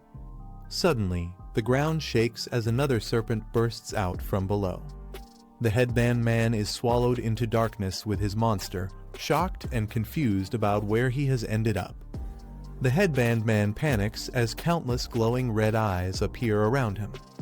He realizes he's surrounded by multiple serpent-like creatures, and fear overwhelms him. From above, the others spot the swarm closing in on him. The group watches in shock as he is dragged down, crying out desperately to his brother for help. The headband man, thinking his brother has come to save him, bursts into relief and joy. But the black-haired boy simply counts the total, noting that with 28 kills, their goal is finally complete. A terrified man is caught by a monstrous arm just as he's about to fall. He shouts in relief, saying he knew his brother wouldn't abandon him. However, danger quickly returns as a pack of beasts with glowing red eyes close in. Their fangs bare, and the man panics, screaming that he's going to die. At that moment, the black-haired man steps forward, his expression calm and firm. He calls out to his ally, signaling her to act. The Ice Maiden responds immediately, her hands glowing with energy as she unleashes a surge of freezing power, preparing to strike the enemies head-on. The man clings to the monster's arm, nervously asking if this means he's going to die. His face is pale, showing both fear and hopelessness. Suddenly, sharp icicles rain down, freezing the enemies instantly. Rewards from the battle appear, showing the collection of elemental essences.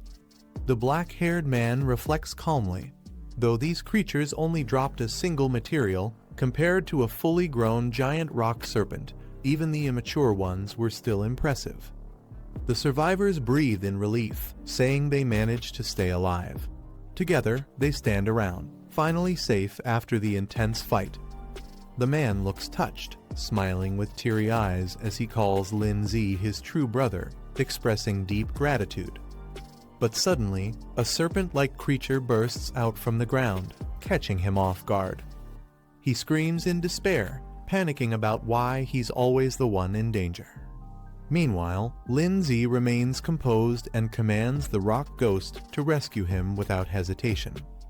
The man falls helplessly from above, while the red-haired rock creature leaps forward, moving to intercept. With a heavy strike, the creature smashes into the enemy, sending shockwaves across the ground as the man barely escapes injury. The creature turns its head sharply, eyes glowing red, showing a fierce determination to protect. On the battlefield, another rock beast rises, its body glowing with power as it prepares to confront the red-haired defender. Lin Zi smirks, his sharp gaze fixed on the battlefield. He mocks the enemy, amused at how easily they lose control and show anger. He then calls out to the Ice Maiden and the Rock Ghost, commanding them to step forward. Both move with determination, prepared to unleash the results of their training under his lead. From above, a massive serpent dives at terrifying speed. Its red eyes glow menacingly as it plummets, aiming to crush everything in its path. The Ice Maiden and Rock Ghost respond in unison. She rushes forward with icy elegance, while the Rock Ghost braces with strength. Their coordinated assault meets the serpent head-on, escalating the intensity of the battle. The Ice Maiden channels her icy power, her hands glowing with brilliant blue light. She unleashes a powerful spell, aiming directly at the massive serpent. The beast is struck and instantly bound by jagged ice chains. Its body stiffens as the cold spreads, locking it into place despite its violent thrashing. Seizing the moment, the Rock Ghost charges forward with unstoppable strength. Its heavy frame smashes ahead, prepared to deliver a devastating blow to the immobilized serpent. Lin Zi shouts with authority, commanding his allies to push forward. His sharp gaze and powerful voice drive the attack, signaling the turning point of the battle. The Rock Ghost's eyes glow fiercely red as its form shifts, revealing its battle state. Its aura flares, radiating raw destructive power. With explosive speed, it launches forward in a lightning-fast charge. The impact collides against the frozen serpent, shattering the battlefield with overwhelming force. The transformation deepens as the Rock Ghost's body crackles with energy, its growth advancing rapidly.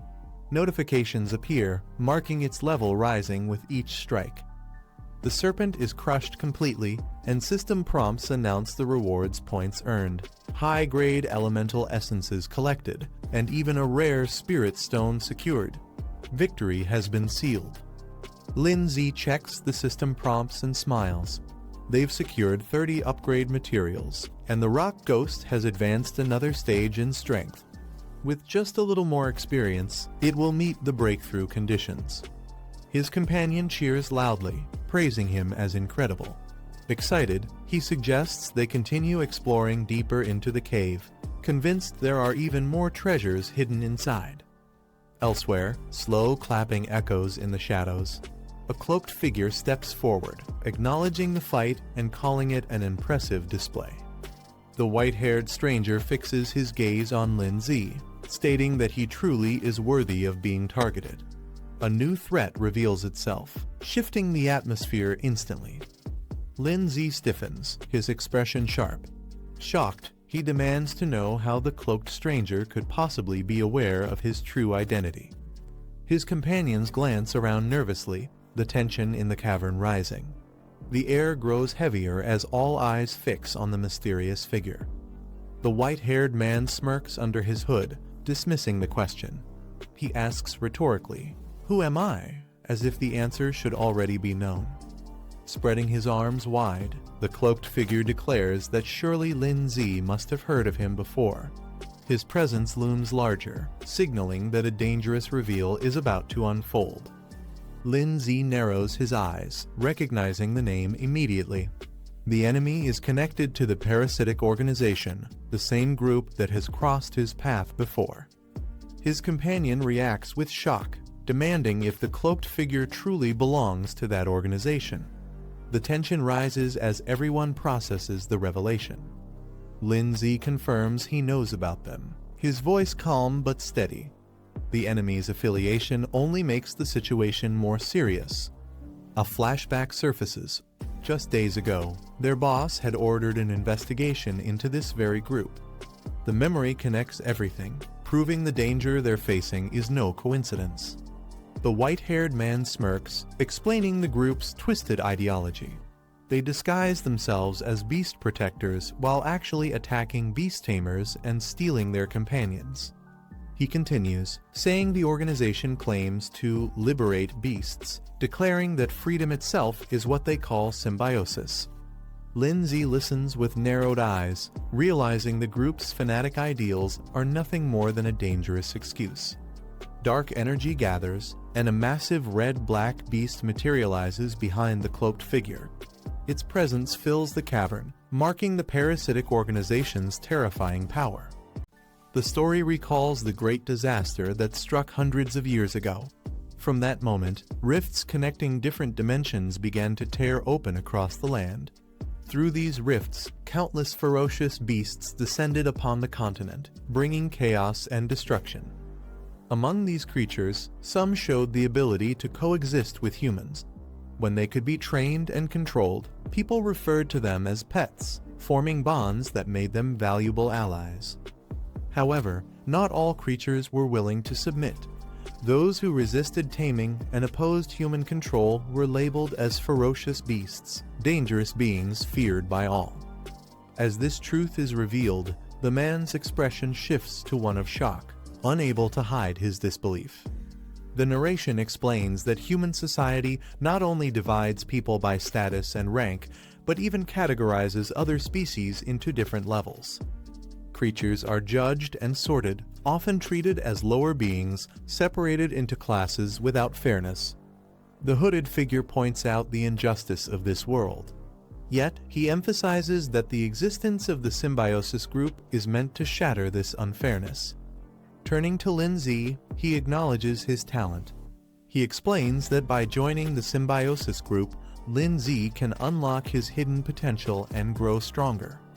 The hooded man claims that by joining them, Lindsay could unlock the true potential of his two pets, allowing them to evolve into kings. Lindsay is startled, wondering how this man could possibly know the hidden evolution paths of the Snow Girl and the Rock Beast. At first, Lindsay doubts the words, thinking the man might just be exaggerating to manipulate emotions. Yet, as he reflects, he admits the man isn't wrong. This world is indeed unfair, ruled by the strong. Still, he refuses to be tied to any group or let himself be controlled. A companion quickly interrupts, shouting at Lindsay not to be swayed. He warns that such organizations only use clever words to deceive, disguising their terrifying nature beneath a false image. The hooded man notices their hesitation and mocks them, saying it seems they don't believe his words. With a casual gesture, he decides to show proof instead of arguing further. His shadowy beast surges forward with terrifying force. The giant rock snake is immediately restrained, leaving everyone stunned at the display of power. The hooded man silently retrieves an item, his expression calm and unreadable. A powerful red glow bursts forth, striking the giant rock beast directly in its core. The impact shatters through with explosive force, sending shockwaves outward. Lin Zi watches in shock, his eyes widening as he realizes the terrifying power displayed before him. The sudden surge of power leaves everyone shocked, their expressions frozen in disbelief. The hooded man spreads his arms wide, telling them to watch closely. Before their eyes, the shattered rock beast begins to transform. Its broken form rebuilds itself, rising with newfound strength. The man explains that breaking shackles and unleashing true nature is only the first step of evolution. The beast now re-emerges as a demonic giant rock serpent, far stronger than before.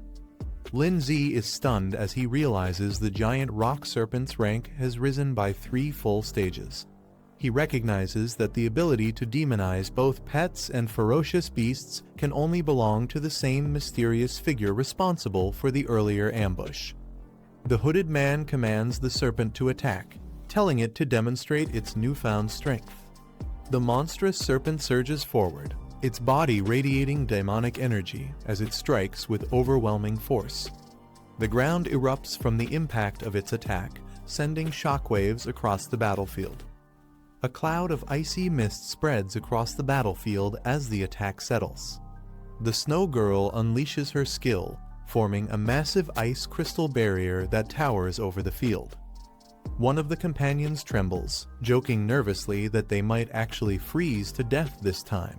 He regrets not eating a full meal before leaving, trying to mask his fear with humor.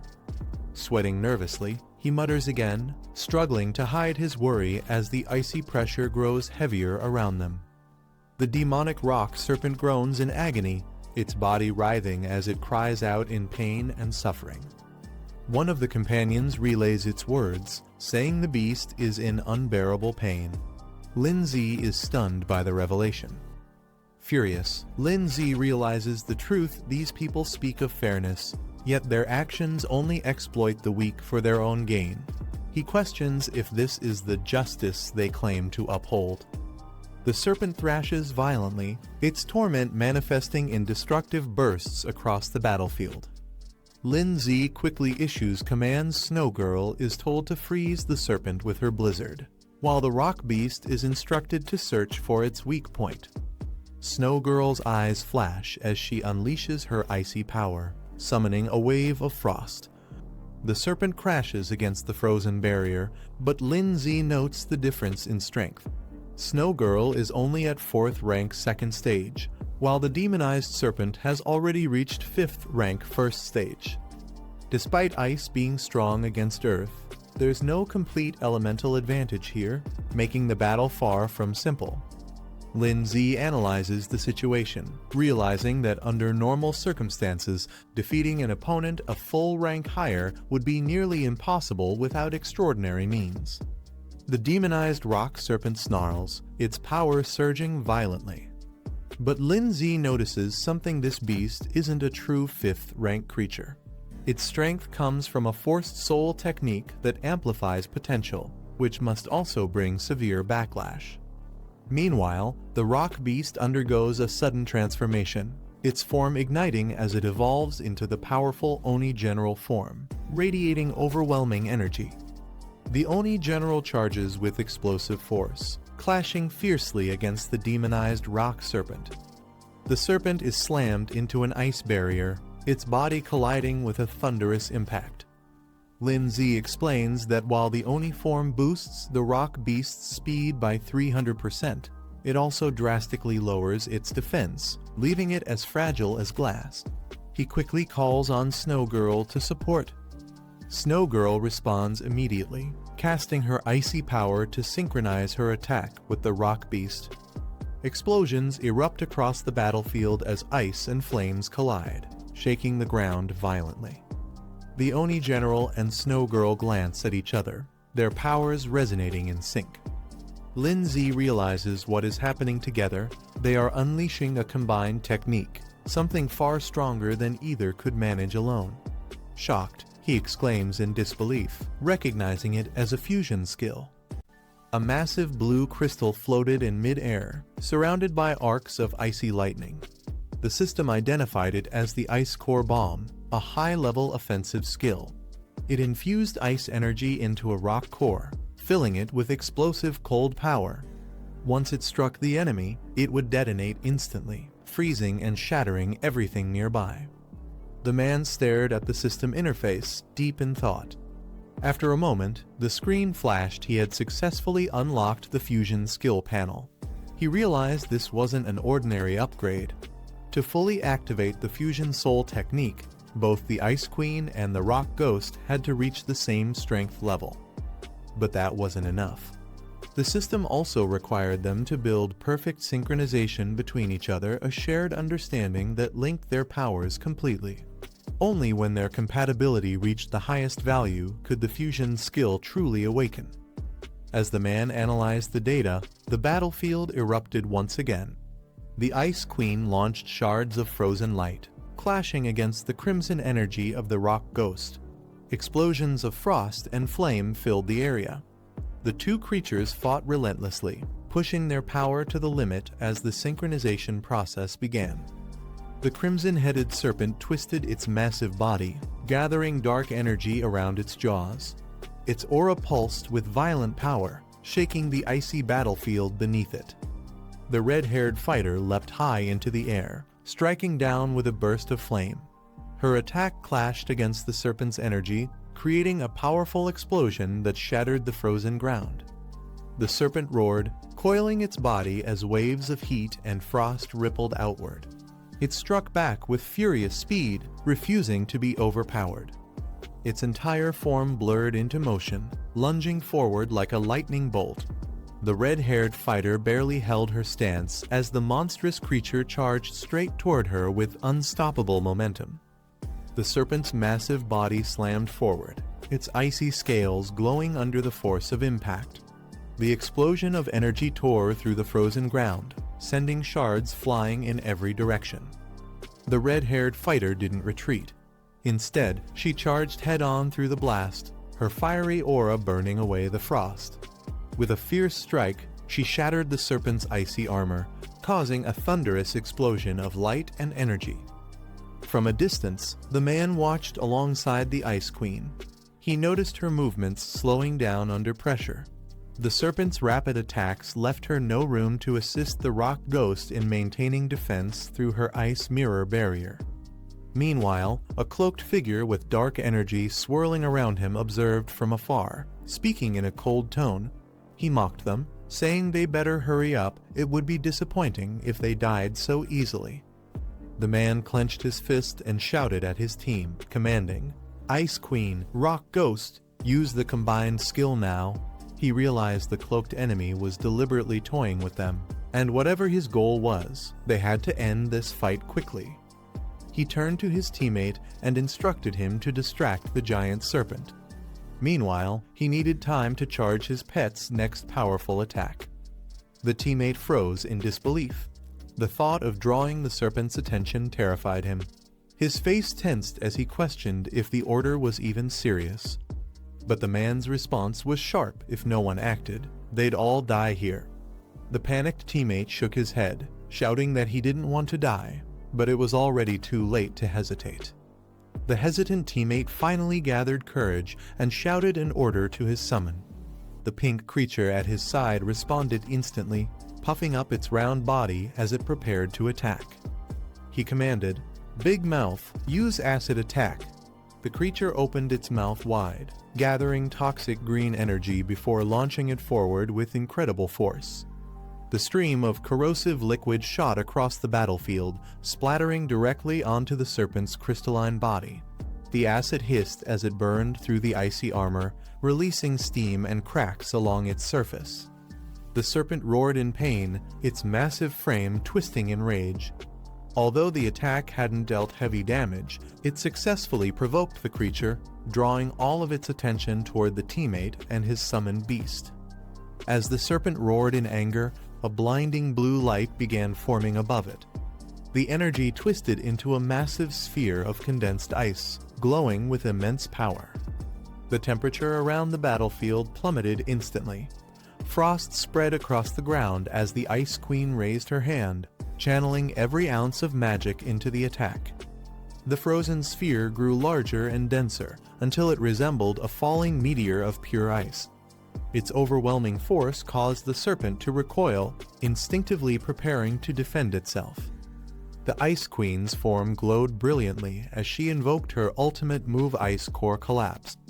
At the same time, the red-haired fighter's flames surged to life beside her, ready to merge their power for the final strike. The man's voice echoed through the frozen cavern as he shouted, commanding everyone to attack. His fierce tones snapped the team into action, signaling the start of their final move. The massive ice core descended like a meteor, crashing into the serpent with unstoppable force. The impact unleashed a shockwave of blue light that froze everything in its path. Sharp ice crystals erupted from the ground, covering the battlefield in layers of frozen spikes. The serpent's roars faded beneath the sound of cracking ice. After the explosion settled, the man and his teammates stood together inside a protective barrier formed by the slime creature.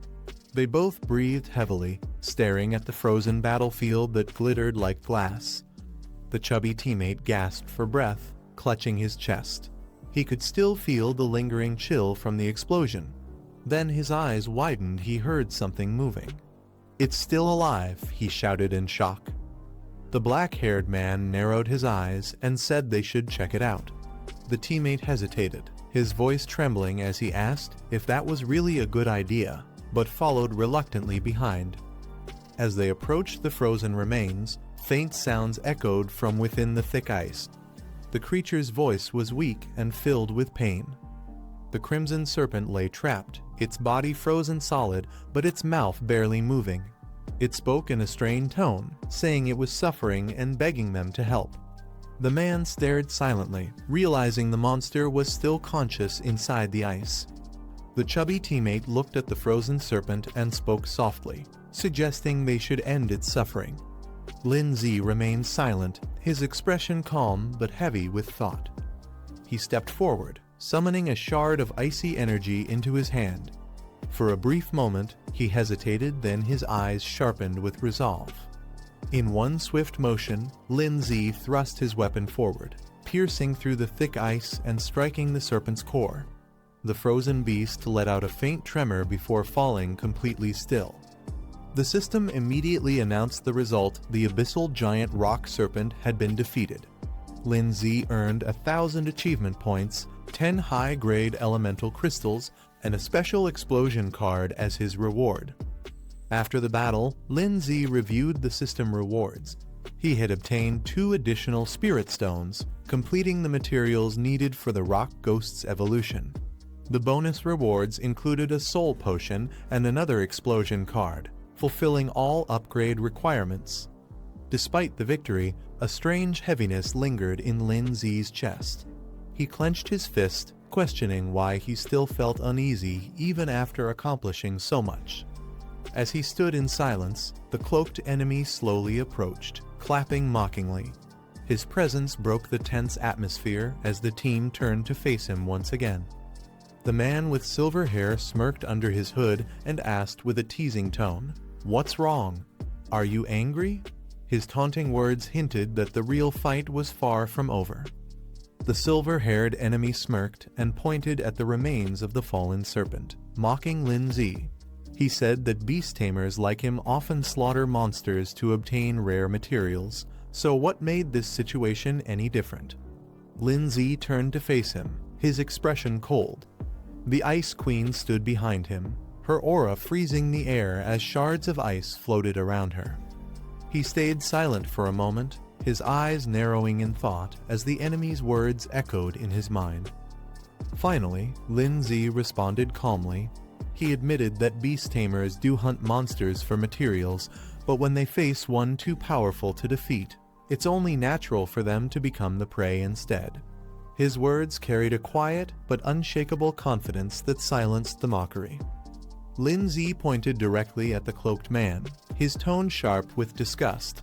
He said the world was full of unfairness and conflict, but among all that, what he hated most were people like him.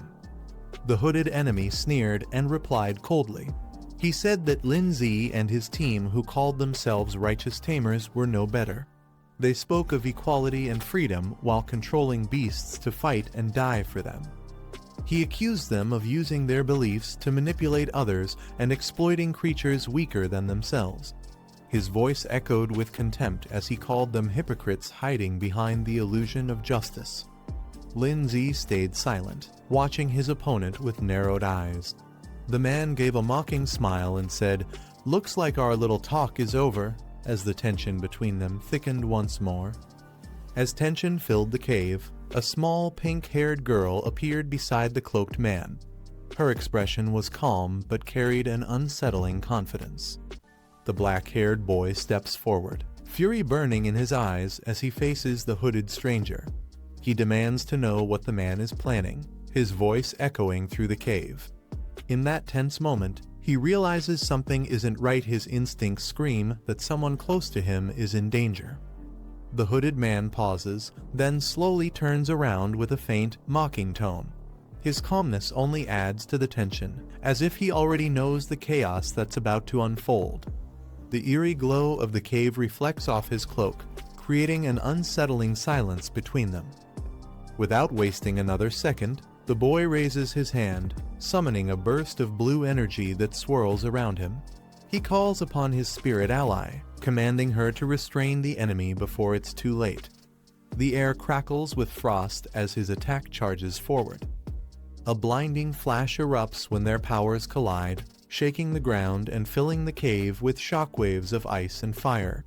The explosion sends light spilling in every direction, marking the start of an intense battle neither side can walk away from easily.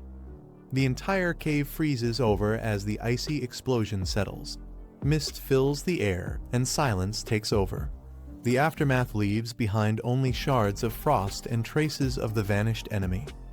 The boy lowers his hand, breathing heavily.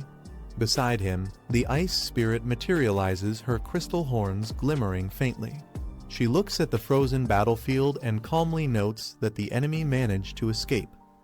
Moments later, the scene shifts to the Grand Academy courtyard. Students move about under the golden light of the evening sun, their peaceful surroundings hiding the chaos that had just unfolded elsewhere. The boy appears on campus, showing a picture on his phone and asking if anyone has seen the missing girl. His determined expression makes it clear he won't stop until he finds her. Still searching across the academy grounds, the boy holds out a photo, asking passers-by if they've seen the missing girl. His urgency draws attention from nearby students. From a distance, a pink-haired girl notices him and murmurs his name, Lin Zi. She can tell he's in a rush and looks worried. Her tall companion frowns, asking why she's so concerned about him. Ignoring the question, she decides to find out what's going on and sprints toward Lin Zi before he disappears into the crowd. As she reaches him, she calls out his name, asking what happened. Lin Zi quickly explains that he ran into the same person who attacked their mentor and that their next target might be Guan Ning. Inside the academy's corridor, a girl named Guan Ning walks away after class, mentioning that she's heading to the virtual battle room for some practice. Her calm words hide the danger approaching her. When Lin Zi hears this from Guo Zinya, his expression changes instantly. He rushes toward the training area, telling her to come along, there's no time to waste. Back near the courtyard, her muscular friend scratches his head, completely lost about what's happening. He mutters in confusion, trying to understand the situation. Suddenly, another student runs in, shouting that he and Lin Zi encountered members of the parasitic group in the secret realm and their next target is Guan Ning. The shocking revelation leaves everyone frozen in disbelief. As soon as the situation sinks in, the muscular man clenches his fists and rushes forward, declaring that he won't let such a tragedy repeat itself. Determined to help, he joins Lin Zi's group in the search for Guan Ning. They storm into the academy halls, calling her name again and again, their voices echoing through the vast corridor. But no matter how loudly they shout, there's no response. Just then, a tall man with silver hair appears from the shadows. He crosses his arms and calmly asks if they're looking for Guan Ning. His cold expression sends a shiver down Lin Zi's spine. With a faint smirk, the silver-haired man says he knows where she went, but if they want to find out, they'll have to come with him. His tone carries a hint of mockery, making it clear that trouble is waiting ahead. Lindsay grabs the silver-haired man by the collar, demanding answers with fiery determination. The man, startled by his intensity, quickly agrees to talk.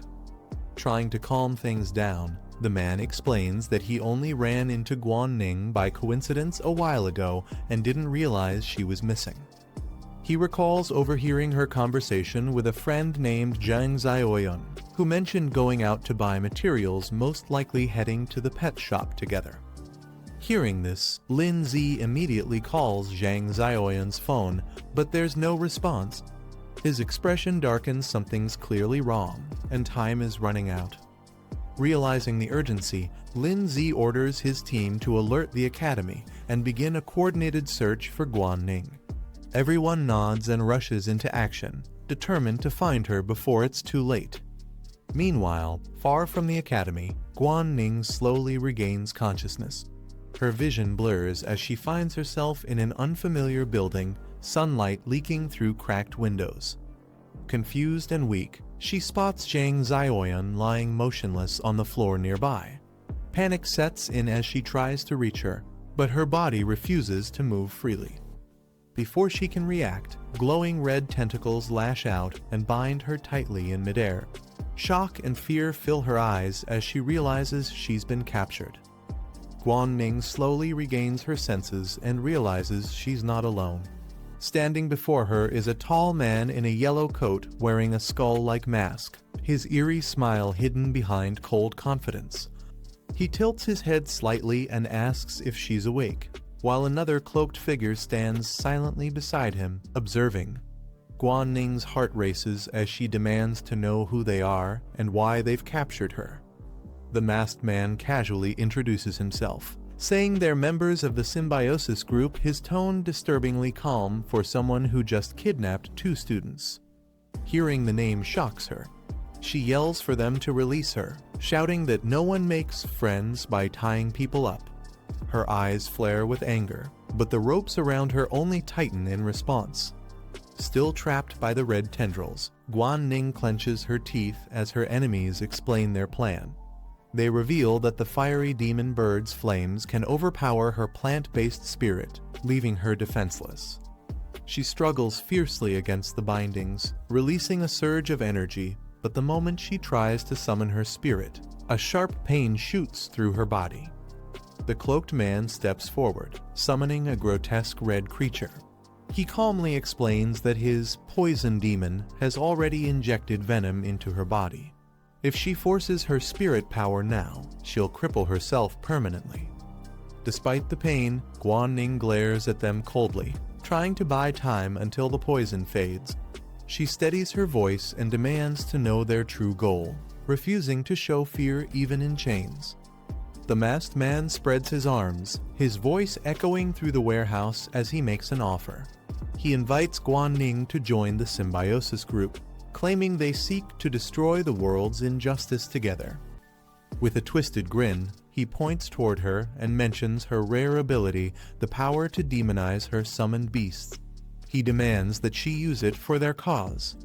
The tentacles tighten around her once again, forcing her to look up. Despite the pain, Guan-ning stays silent, her glare burning with defiance as the man urges her to cooperate. Finally, she shouts back that yes, her beast can demonize, but that power belongs to the demon flame bird itself, not to anyone else. Her voice shakes the room, filled with anger and pride. The masked man's smirk fades as he realizes Guan-ning isn't going to cooperate. He sighs, disappointed, saying it seems she has no intention of being honest. Leaning closer, his tone turns cold as he warns that they'll have to use special methods to make her talk. His chilling words echo through the silent warehouse. Guan-ning's eyes widen in fear and anger.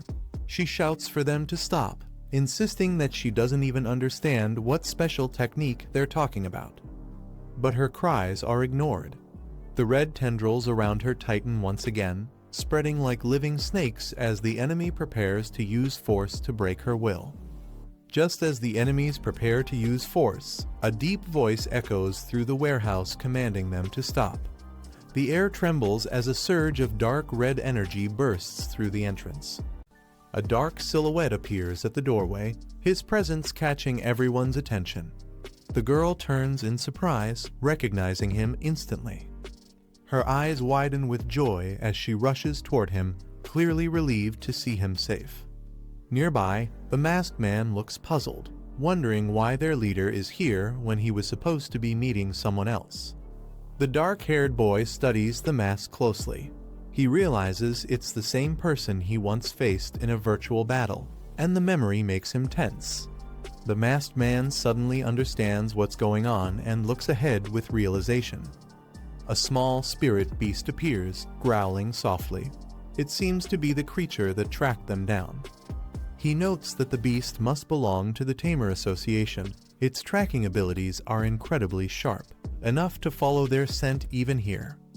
The hooded figure smirks, saying that since their target came straight to them, they might as well capture him together. The masked man agrees without hesitation. A monstrous creature suddenly lets out a piercing roar, its glowing green eyes fixed on the group. The pink-haired girl shouts a warning to her brother, explaining that the enemy's poison can disrupt soul energy. Before he can react, the creature's venomous tendrils shoot forward at incredible speed, striking down toward him. The impact sends him crashing backward across the floor, the attack's force shaking the entire room. A red-haired beast roars as a small ice spirit appears above it, ready to attack. The masked man quickly summons his own creature, a spiked, armored beast with glowing eyes. He warns Lin Z that this isn't a simulation anymore. Every hit will cause real damage, and death here means death for real. Combining water and earth attributes, his summoned beasts merge into one powerful form. With a confident grin, he orders them to strike.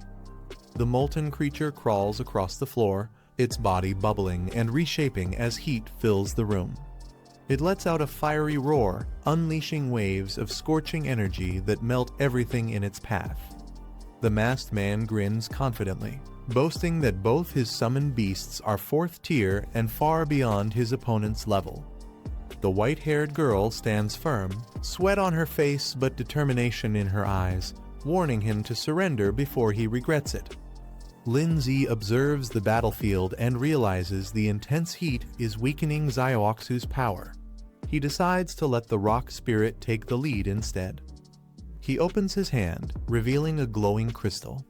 Before arriving, his rock spirit had already met the conditions to evolve. It only needed this last spirit stone to complete the process. As the masked man boasts that his beasts are both 4th tier, Lin Z's calm expression doesn't change. The moment the rock spirit absorbs the crystal, its body erupts with blinding light, signaling its long-awaited evolution has begun. As the crystal's energy surges, Lin Z's rock spirit undergoes a massive transformation. Its body hardens, glowing with a powerful purple aura. The spirit of Earth has awakened. The pink-haired girl watches in shock, realizing her brother's summoned beast evolved again, and much faster than before. Even the red-haired enemy seems stunned. His molten beast suddenly falters, as if feeling an overwhelming pressure from Lin Z's creature. The masked man clenches his jaw, confused by what he's witnessing. He mutters that beasts of the same type shouldn't have this kind of dominance over each other, yet Lin Z's power completely defies that logic. Lin Z calmly remarks that beasts of the same element shouldn't overpower each other. However, his evolved spirit of Earth proves otherwise. A massive aura erupts behind the creature, divine and overwhelming. The enemy's molten beast trembles under the sheer pressure. A new skill activates Earth's divine authority. The ground itself seems to respond, suppressing all enemies within range. Realizing the situation is out of control, the masked man panics and orders his ally to retreat immediately, taking the girl with them before it's too late. The red tendrils tighten around the girl, lifting her off the ground as she struggles to break free. She clenches her teeth, forcing herself to stay conscious even as the poison weakens her body. Determined not to become a burden to her brother, she gathers her remaining strength and channels her power. With a fierce cry, she summons her flaming companion, the Fire Phoenix, which bursts out in a blaze of heat, cutting through the red restraints. The Fire Phoenix collides with the red tendrils in a powerful explosion, filling the entire hall with flames and smoke. As the dust settles, the pink-haired girl holds the unconscious child in her arms, relieved that she's only asleep. Determined, she vows not to let their enemies escape after what they've done. But the masked man quickly orders his ally to retreat, knowing the inspection team will arrive soon. They flee the scene before reinforcements can show up. The red monster releases a thick wave of purple poison fog, spreading it across the entire room. Lindsay steps forward through the mist, unbothered. His calm gaze fixes on the fleeing enemies as he mutters that escape won't be easy. Outside, the masked men run frantically, cursing each other for failing to hold back even one opponent. The hooded woman yells in frustration, blaming her partner's unreliable beast for collapsing before even landing a single hit. The masked man and his ally flee down the street, panicking as they argue about Lindsay's evolved beast being far too powerful. The woman warns him to stop talking and keep running before the poison fog fades and their enemies catch up. But before they can escape, a massive shadow lands ahead of them. Lindsay's rock beast slams into the ground, blocking their path. The two freeze in terror as the creature's glowing red eyes lock onto them, its presence radiating deadly intent. Under the twilight sky, a bright flash cuts across the horizon, lighting up the forest below. The explosion's glow reflects against the evening clouds, signaling the end of the battle. As the dust settles, silence returns. Only faint sparks remain, drifting like fading stars. The night grows calm once more, marking the end of this fierce clash. But the next encounter is already waiting beyond the horizon. Under the quiet night sky, tension fills the room. The pink-haired girl, with flames swirling beside her, angrily demands answers. She interrogates the two men, wanting to know the truth about their so-called soul transformation magic. The men, terrified and restrained, struggle to respond as fear grips them. She presses further, asking what their great goal truly means. Meanwhile, another group watches from the shadows. One of them recalls a man wearing a hood who possessed a similar ability, dark, forbidden, and dangerous. He wonders how such an evil power could possibly be connected to Ning. The dark-haired man gives the captives one last chance to speak, warning them of the consequences if they stay silent. His sharp gaze and calm tone make the threat clear. Terrified, one of the men breaks down and hurriedly explains everything. He admits that their group, known as the Symbiosis Organization, mainly recruits weak beast tamers and those with crippled beasts. He adds that they joined because someone spread rumors about powerful new students at Zhongning Academy, potential targets for their plans. With desperation in his voice, he screams that to gain more strength, their group believes they must gather as much power as possible, no matter how dark the method. The girl's eyes widen as she listens to the prisoner's confession. He explains that her ability to demonize her beast during the exam is exactly what their organization is after. To them, that soul technique holds great value. She's taken aback, realizing how dangerous this information is. The dark-haired man steps forward, questioning why they still need Ning if they already possess the demonization technique. One of the captives hesitates, then admits the truth: they don't actually control soul arts. Their power comes from a mysterious artifact that imitates demonization.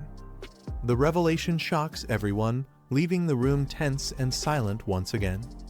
The captive trembles as he mentions a strange artifact being the source of their power. Trying to bargain, he promises to hand it over if they let him go. Before he can finish, the girl beside them strikes him across the face, cutting his words short. The dark-haired man coldly reminds him that he's in no position to negotiate. He then commands the ice-haired girl to search him. Without hesitation, she presses her icy hand against the prisoner, freezing him in fear. Panicking, he blurts out that the artifact is hidden in his pocket and begs her to stop searching. As the ice-haired girl searches the prisoner, she pulls out a glowing purple shard. The others watch closely, sensing something strange about it. The pink-haired girl tilts her head, asking what it could be. Even her fiery beast companion admits it has never seen anything like that before. The dark-haired man examines the shard in silence, recognizing it as something unnatural. He explains that such artifacts, known as mystic relics, possess extraordinary power beyond normal comprehension. These relics were born during a great catastrophe, the result of another dimension colliding with their world. The shard's energy flickers softly as the man studies it. He explains that relics like this one have different uses. Some act as massive storage tools, while others enhance the strength of both tamers and their beasts. According to his system, this crystal serves mainly as an evolution material, which might explain why it was mistaken for a mystic relic. The fiery bird seems especially drawn to it, reacting with curiosity and excitement. Its interest suggests the shard could be connected to its evolution path. Realizing its value, the man hands it to Ning, telling her to keep it safe. She nods, holding it carefully as the light from the crystal reflects in her eyes. As the interrogation ends, the man questions the captives one last time about the demon flame bird's ability. Before they can answer, someone suddenly calls out his name from behind. Two new figures rush into the room, worried but relieved to see everyone safe. They quickly ask if anyone's hurt. The dark-haired man assures them the situation is under control and that the culprits have been captured. The captives, however, look completely drained, realizing that their plan has failed and escape is no longer possible. After the fight, the black-haired man checks on his team. Zhang Xiaoyan is safe, only unconscious from the poison mist released by the enemy's pet. The antidote will wear off soon. A small blue beast appears, scanning the area cautiously as footsteps echo from outside. Moments later, a squad from the Beast Tamer Association storms in to secure the scene. Their captain, Yu Yan, orders his team to seal the perimeter and check for injuries. He then approaches the black-haired man. Confirming his identity, Yu Yan asks, "You're Lin Zi, right?" The man nods calmly, replying, "And you are?" The officer introduces himself as Yu Yan, captain of the A23 investigation team from the Ningyang Beast Tamer Association. He mentions that the academy principal had spoken highly of Lin Zi, praising him as one of the most promising new students.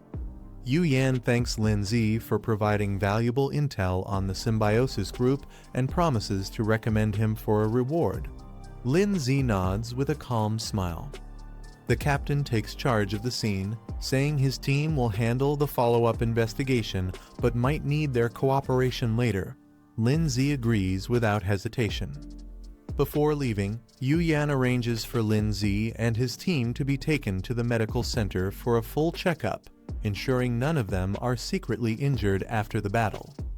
As the officers escort the captured members away, one of them cries dramatically about losing his mask. The group can't help but feel a brief moment of relief after the chaos.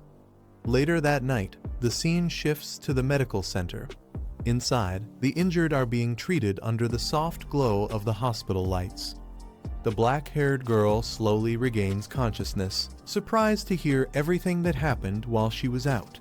She listens quietly as the others explain the situation. Smiling weakly, she thanks Lin Zi for noticing something was wrong in time. His quick action saved all of them from disaster. Later at the hospital, the pink-haired girl apologizes, blaming herself for dragging everyone into danger. But her friends reassure her that it wasn't her fault. The symbiosis group targeted them all for a reason. They remind her that both Tanyong and Lin Zi were attacked as well, so no one holds her responsible. The mood lightens slightly as everyone prepares to move on. Meanwhile, Lindsay recalls what the captives mentioned earlier, that the symbiosis group sought Ning because of her connection to the demonization soul art. He quietly wonders if this mysterious art could be linked to the strange vision he once saw, a world filled with demonic shadows rising under a crimson sky.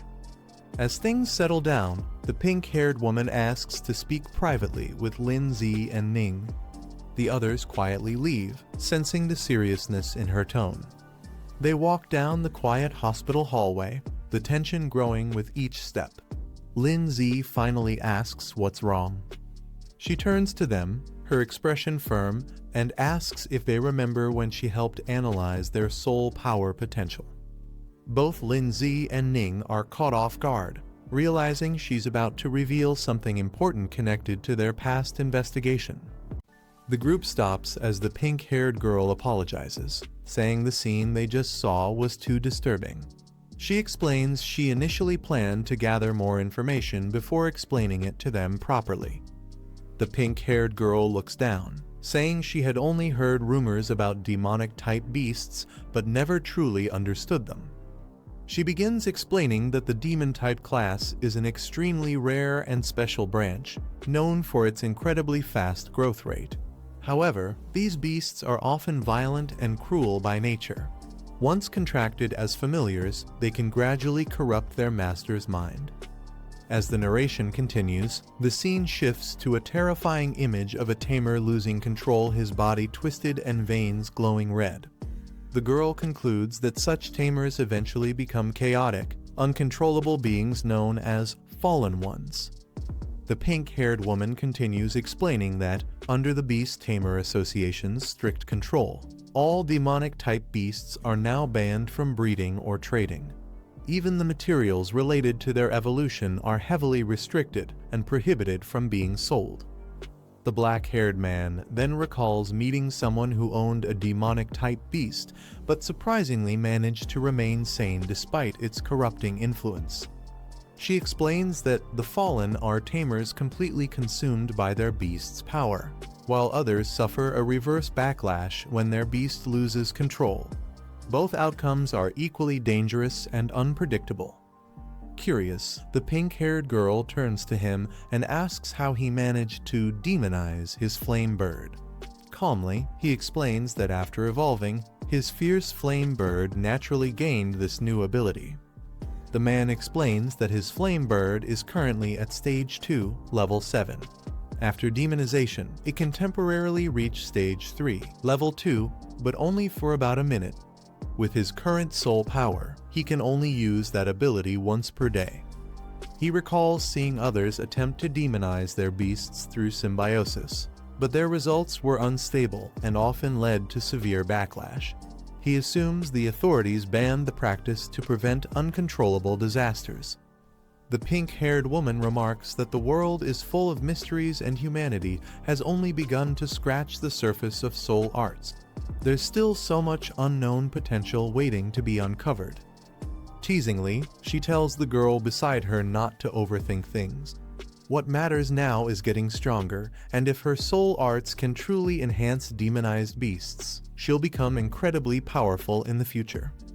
The girl lowers her gaze, realizing that if this truly is a new type of soul art, the symbiosis organization will never abandon it easily. The thought weighs on her, but instead of feeling discouraged, she gathers her determination. She clenches her fists, reminding herself that the only true solution is strength.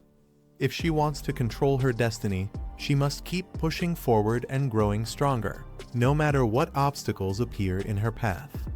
Later, she approaches her brother, her tone firm but hopeful. She says she wants to form a second beast contract as soon as possible to increase her power. Her brother listens calmly and smiles, reassuring her that he'll help her make it happen. Her brother agrees to help, saying it's a good chance to also check the detailed condition of the flame bird. The group then decides to head out together. However, the pink-haired woman reminds them that it's already late and most pet shops are closed at this hour. The girl suggests they wait until tomorrow since there are still 3 days left before the trial. But her brother quickly mentions a special 24-hour shop that provides beginner materials and pet evaluation services. With a confident smile, he suggests they visit it right away. The scene then shifts to a quiet street at night, where the glowing sign of the 24-hour pet shop stands out in the distance as they make their way there. They soon arrive at the pet shop late at night. Inside, the shelves are lined with familiar creatures none seem particularly rare or special. The black-haired man observes that most of these beasts don't have any unique evolution paths, even among the same species. The girl scans through the rows, unimpressed by what she sees, commenting that everything feels quite ordinary. Meanwhile, the man walks up beside her with his flame bird. He gently pats its head, causing it to let out a happy sound. Suddenly, something unexpected flashes on the display, a message revealing a possible evolution path for the flame bird. A glowing message appears, revealing two possible evolution paths for the flame bird.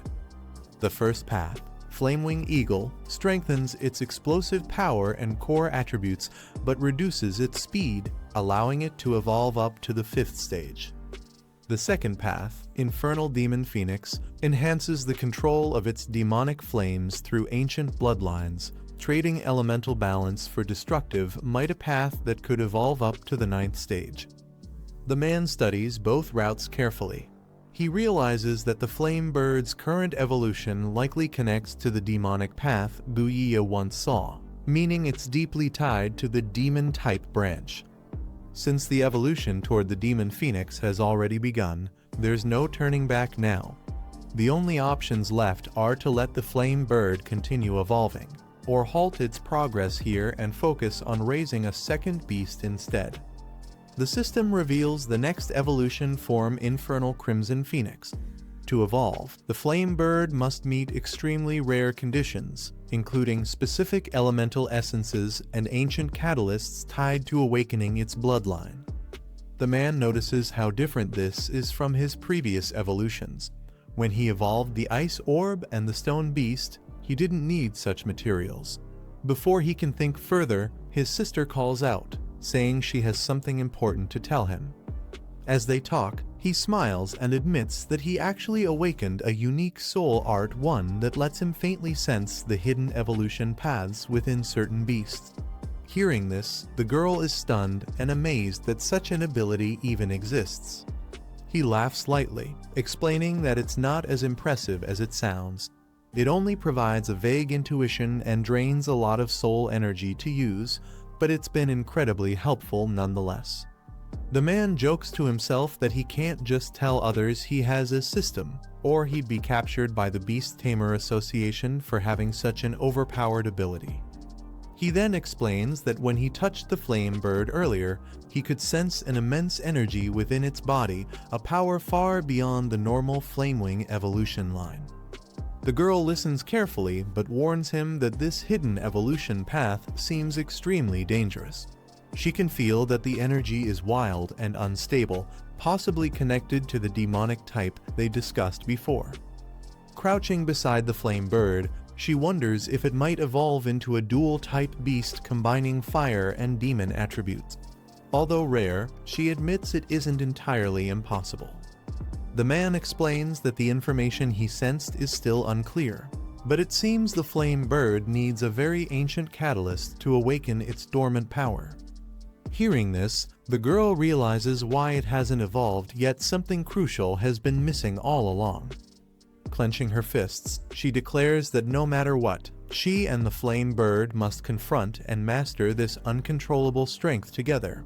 It's the only way to move forward.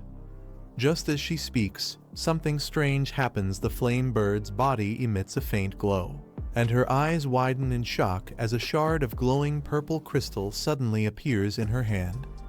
Back in their room, the girl examines the glowing crystal in her hand and realizes what it is: a rift shard. The man recalls that the system mentioned any ancient medium could serve as a catalyst, meaning this shard fits the requirement perfectly. He quietly wonders how he should explain it to her, thinking back to how he borrowed his soul art's ability to detect hidden evolution paths just in time to find it. As she studies the shard, the girl senses faint energy fluctuations inside it, ones that strangely resonate with the flame bird beside her. She frowns, realizing there's more to it. Looking closer, she mutters that it's not just a resonance, something deeper seems to be linking the crystal and the flame bird together. The girl suddenly feels a strange pull. The flame bird's eyes glow bright red as it fixates on the rift shard in her hand. It chirps impatiently, clearly craving the crystal's energy. Before they can react, both she and the man freeze in shock as the flame bird suddenly snatches the shard and swallows it whole. Their expressions turn blank in disbelief as they realize what just happened. A moment later, a violent burst of purple flame erupts from the bird's body, filling the room with a chaotic wave of demonic energy. The air trembles as the flames twist and surge uncontrollably. Their eyes widen in alarm. Something terrifying is awakening within the flame bird. The flames rush toward them, but he quickly shields the girl with a protective barrier. She warns him that the fire is getting too close, and he calmly tells her not to panic as the shield holds back the heat. Inside the roaring blaze, something powerful begins to awaken. The swirling fire gathers in one spot, and sharp claws slowly emerge from the burning light as a massive presence takes shape. A blazing phoenix bursts out of the flames, fully evolved and radiating intense energy. Its wings spread wide, and its fiery aura shakes the entire area as it descends. A girl steps forward and admires its new form, impressed by its overwhelming presence. The phoenix lowers itself toward her while she reaches out, trying to calm it as thick smoke curls around them. He checks the creature after its transformation and confirms everything went smoothly. He then mentions that he'll inspect it again the next time it evolves, making sure nothing goes wrong. She smiles and agrees without hesitation, relieved that the evolution ended safely. Her reaction lightens the mood as the energy around them starts settling down. Nearby, the smaller girl stands stiffly while the newly evolved bird stares at her in silence. She hesitates, unsure how to respond to its intense gaze, creating an awkward moment between them. As he approaches, he notices the two of them quietly locked in a strange standoff. The room goes silent for a moment, filled only with small bursts of smoke lingering from the evolution.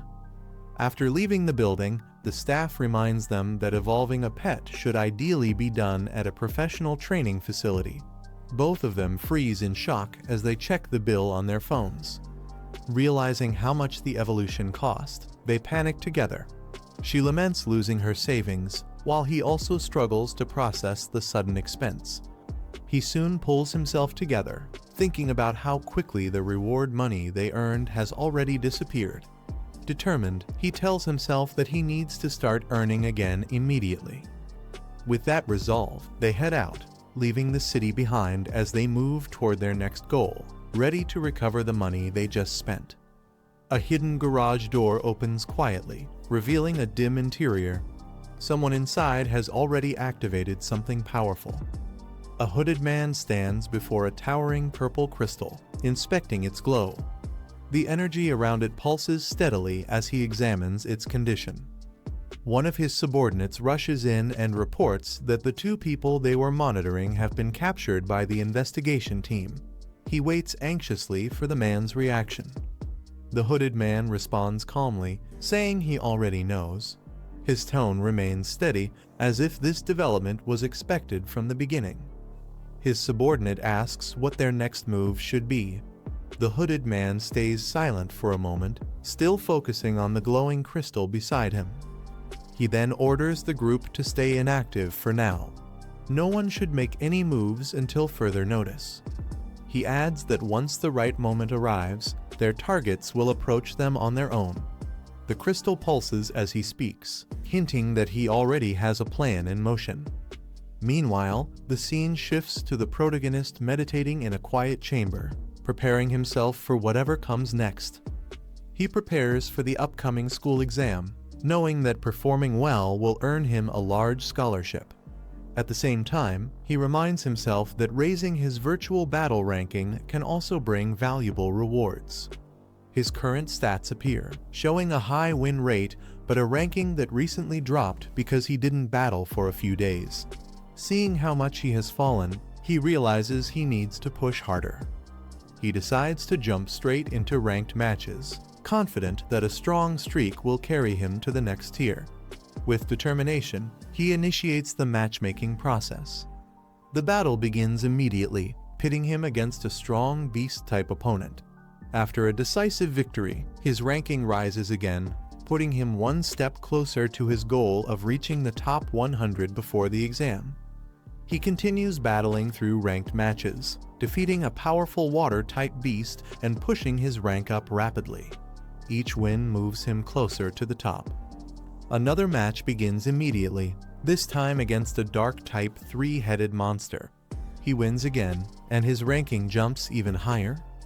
As his victories pile up, his rank climbs at an unbelievable speed, rising from the thousands to the hundreds, then breaking into the top 50 in a single streak. News spreads quickly across the platform. A new record holder appears, someone who climbed from the bottom ranks into the top 100 within a single day, with an almost perfect win rate. Everyone starts wondering who this mysterious player is. Across the platform, players are shocked by how fast he climbs the rankings. Many comment that he wins every match in under a minute, calling his speed insane.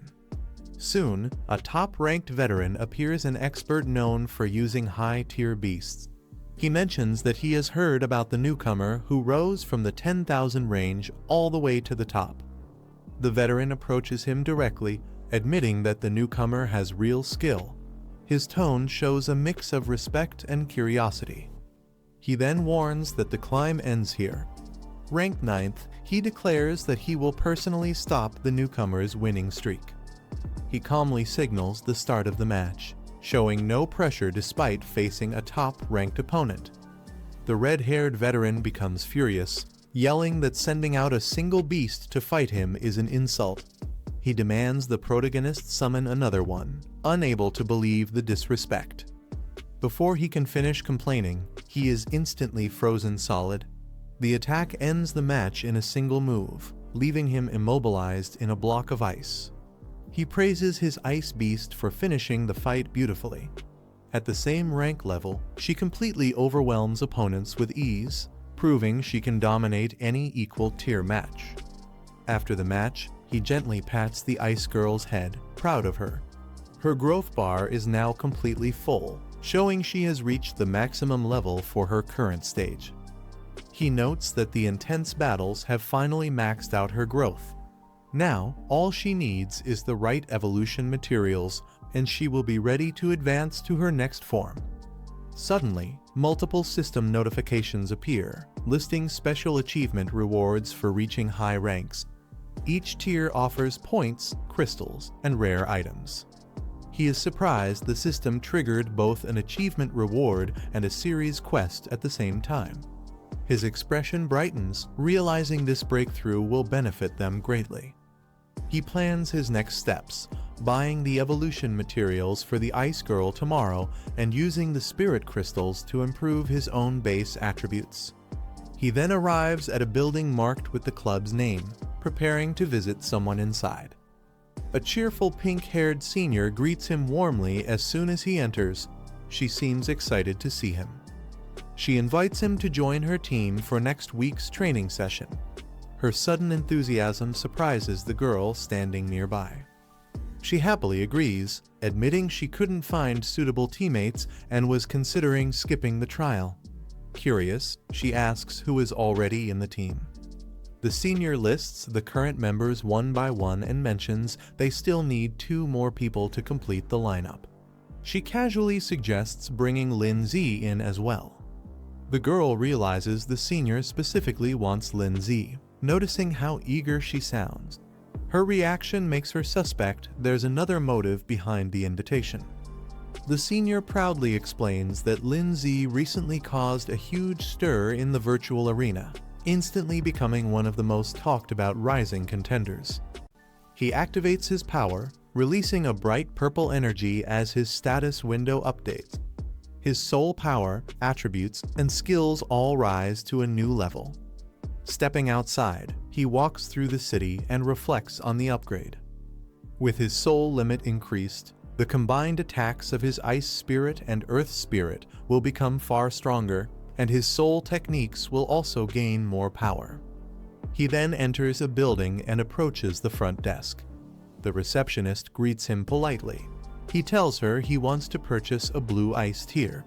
She checks the system and asks him to wait a moment. The receptionist suddenly reacts and apologizes, explaining that the last blue ice tier was sold just moments ago.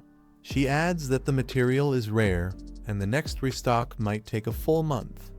He frowns at the delay, thinking that waiting a month is far too long. As he turns around, a girl calls out to him from across the hall. He recognizes her and responds to her greeting. She walks up and mentions that training begins next Monday, asking if he has already formed his team. He tells her he hasn't yet. The pink-haired girl hesitates for a moment before speaking. She introduces Lindsay to another pink-haired senior who casually greets him and suggests he join their team. The senior formally introduces herself as Zhang Manman, the president of the Dragon Heart Club. She also introduces the vice president, Gu Lengyan, who politely greets him. Lindsay respectfully greets the senior, but calmly explains that he has no plans to join any team. He thinks teaming up with strangers is troublesome and feels it's better to enjoy the secret realm with just Guanning. The girl is surprised and asks if he really doesn't plan on entering the secret realm. She explains that for safety, the academy requires trial teams to have at least 5 members. He's shocked to learn such a rule exists. She looks at him suspiciously and asks if he intended to solo the run. He awkwardly admits she figured it out. She notices he was looking at the ice blue tier and asks if he wanted to buy it. She reveals the gem in her hand, surprising him. Gu Lengyan offers it to him as a reward if he joins their team, adding 10 extra ice attribute materials.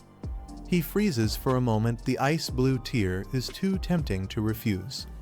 He looks at the ice blue tier again and hesitates, saying it feels a bit too much to accept. She promises that all loot will include an extra share for him. He agrees but makes a small request Guanning must come along. They accept without hesitation. He happily says goodbye and agrees to meet them next week, while the others calmly respond. The scene shifts to the day of the trial, showing the rocky landscape where it will take place. A massive glowing gate with a beast carving appears, drawing a huge crowd. The pink-haired girl looks up in awe, saying it's incredibly spectacular. The senior explains that she was shocked too when she first saw this giant gate. He asks her what kind of fierce beast is carved on the stone surface as they all gaze at the glowing pattern. She says that according to the Union and Beast Association, no one has ever seen the creature carved on the gate, but beast tamers privately call it the Void Beast. He repeats the name Void Beast, clearly thinking about it. A staff member coughs to get everyone's attention and asks the crowd to remain quiet. He announces that the first secret realm trial of the semester is about to begin, and all registered students should be ready for the challenge. The instructor announces that all materials obtained in this trial belong entirely to the students, and nothing needs to be handed over to the school. The crowd cheers, excited that the school is being generous. A glowing portal appears, and the instructor explains that each ring has a gate leading to the next, with different environments and beasts. He gives a final reminder students should not rush directly toward the innermost ring. The instructor explains that the trial will last 7 days and participants may exit at any time. The pink-haired girls cheer and shout for departure.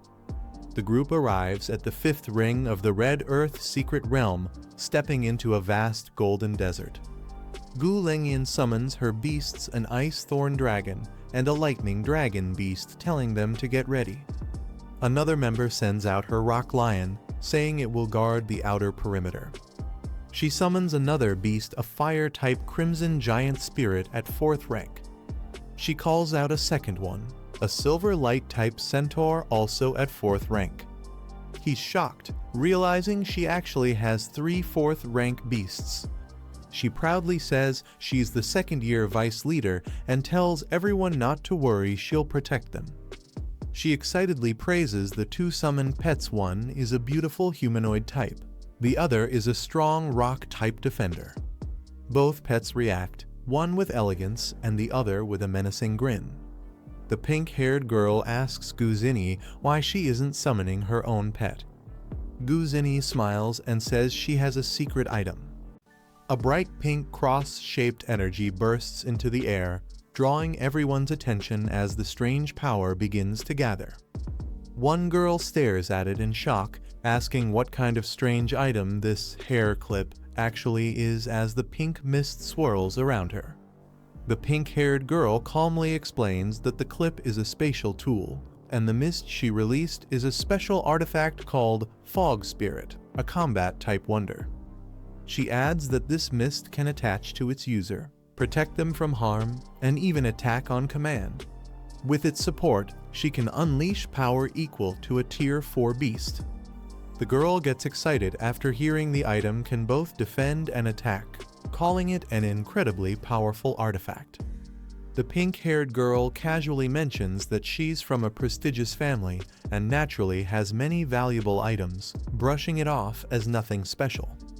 The boy and the girl freeze in shock, realizing they've been traveling with someone extremely wealthy. Watching the spatial tool, the boy thinks ahead, knowing that as their strength grows, they'll spend more time in dangerous zones, so obtaining a spatial item for himself will become necessary. The girl signals that everyone is ready, and the group begins moving across the desert with their monster companions. Their path is covered with defeated mummy-like beasts scattered across the sand. The group inspects the area, seeing the large number of fallen enemies surrounding them. The girl kneels beside one body and explains that these are Tier 2 beasts commonly found in the 5th zone, adding that all 15 were taken down with a single strike each. The girl notices several human footprints around the fallen beasts, concluding that another capable team has already passed through this area. The pink-haired girl reacts cheerfully, saying that if someone cleared the beasts ahead of them, it saves their effort. The group continues forward, following the trail left by the unknown team. Another girl looks toward the boy and asks why he seems unusually deep in thought as they walk. The glasses girl admits she has never seen Lin Zi's or Guan Ning's summoned beasts before. The pink-haired girl is shocked, surprised that even someone as knowledgeable as her doesn't recognize these beasts. She then realizes that all 3 of their beasts might be extremely rare, possibly never recorded or seen in the past. The glasses girl calmly explains that beast evolution paths are still an ongoing research topic, and some major clans even possess unique evolution routes of their own. The glasses girl explains that a beast's evolution path is a closely guarded secret for tamers, and unless the relationship is very close, it's not something people openly ask about. She restrains her curiosity and remains silent as the group reaches the 4th zone boundary. A mummy-like creature evolves into a new form, a dark-type Tier 3 beast known as the Death Envoy. She identifies it immediately, stating that this is the evolved form of Munai's beast, now taking on the Death Envoy state. The lightning beast charges forward at high speed, releasing a sharp burst of energy toward the Death Envoy. The attack lands directly on its chest, forcing the creature backward as blue flames erupt from the impact point. The Death Envoy struggles to steady itself, but its body trembles and it collapses to the ground. Steam rises from the damaged area as it tries to push itself up again. The boy steps forward and calmly asks his senior to let him handle the next move. He explains that he wants to build more real combat experience, especially since opportunities to practice soul techniques are rare. Meanwhile, the weakened Death Envoy drags itself across the sand, still attempting to recover despite its injuries, showing that the earlier strike hit much harder than expected. The red-haired beast rushes forward and slams a powerful blow into the Death Envoy's chest, sending the creature flying back with an explosive impact. The force of the strike shakes the sand around them as the creature collapses again.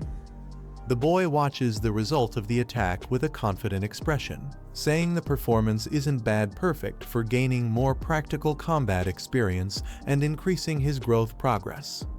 The glasses girl observes him silently while the pink-haired girl looks on with folded arms. She notes that this junior student not only fights well, but even has a bit of a cool presence in battle. An hour later, the group continues traveling through the desert. Suddenly, all three younger members stop and stare upward in shock, letting out a surprised gasp as something unexpected appears before them. The group suddenly halts as a massive stone wall comes into view, towering over the desert landscape. Its sheer size and abrupt appearance catch everyone's attention, forcing them to look up in silence. The pink-haired girl steps forward and explains that from the third ring all the way to the core area, every section of the first ring is enclosed by this white barrier. Anyone who wants to enter the third ring must pass through this structure. She continues, pointing out that the wall has exactly 4 entrances in total. By following along its edge, they should eventually find one of the gates that leads deeper inside. After walking along the wall for a while, they finally spot a carved opening in the stone. One of them announces with relief that they have found the entrance, and the entire group gathers in front of it, preparing to move forward. A red-haired beast steps forward, its eyes glowing fiercely as it approaches the massive stone door. With a single powerful strike, it drives its claws into the crack between the slabs, releasing a shockwave strong enough to force the gates apart. The stone door begins to tremble and slowly shifts open under the strength of the beast. Dust scatters across the ground as the heavy slabs separate wide enough for the group to enter. The pink-haired girl lets out a relieved laugh, saying that having a strength-type beast really makes things easier.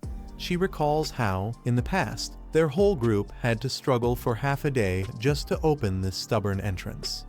As the boy steps through the opening, he finds himself facing a completely different environment, a dense, mist-filled forest stretching endlessly ahead.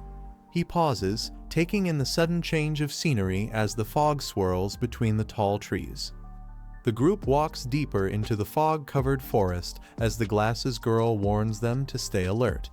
She explains that the beasts in the third ring are much stronger and appear more frequently than those in the previous zones. Their levels are also significantly higher.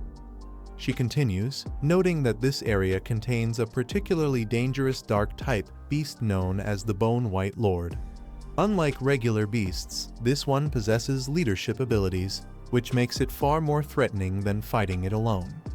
The glasses girl further explains that the Bone White Lord can summon lower-tier skeleton warriors to fight alongside it. Whenever it appears, it is always surrounded by a large number of loyal undead soldiers, making it difficult to handle even for experienced teams. Since their main goal is reaching the second ring, she suggests avoiding unnecessary battles in this zone. The group picks up their pace, moving swiftly through the trees to minimize the risk of getting surrounded. The pink-haired senior waves her hand casually, saying there's no need to worry too much. She explains that the Bone White Lord usually stays underground, sleeping most of the time, and rarely surfaces to patrol the forest. She adds that unless their luck is extremely terrible, they shouldn't run into the creature at all. The 3 juniors stare at her with blank, tired expressions, pointing out that she's basically raising a death flag by saying that. Realizing how ominous it sounds, the senior laughs awkwardly and tells them to pretend she didn't say anything. She reassures them again, insisting that their group couldn't possibly be unlucky enough to encounter such a rare threat. Just as she finishes her sentence, the forest suddenly stirs.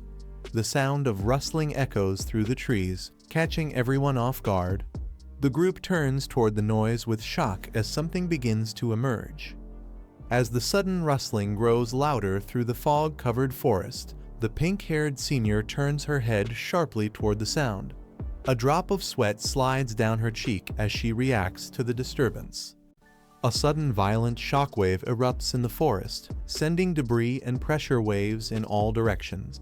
From the chaos, a white, skeletal-looking figure emerges, surrounded by crushing force, making it clear that a powerful entity has appeared. Nearby, two girls react in panic as they sense the overwhelming aura. One realizes that the situation has spiraled out of control and quickly alerts the other, admitting that this was not intentional and that something dangerous has been triggered. As the pressure intensifies, the pink-haired girl turns in alarm, scanning their surroundings. She struggles to stay calm while trying to understand how bad the situation has become. Realizing the threat is far beyond what they can handle, she urgently suggests retreating.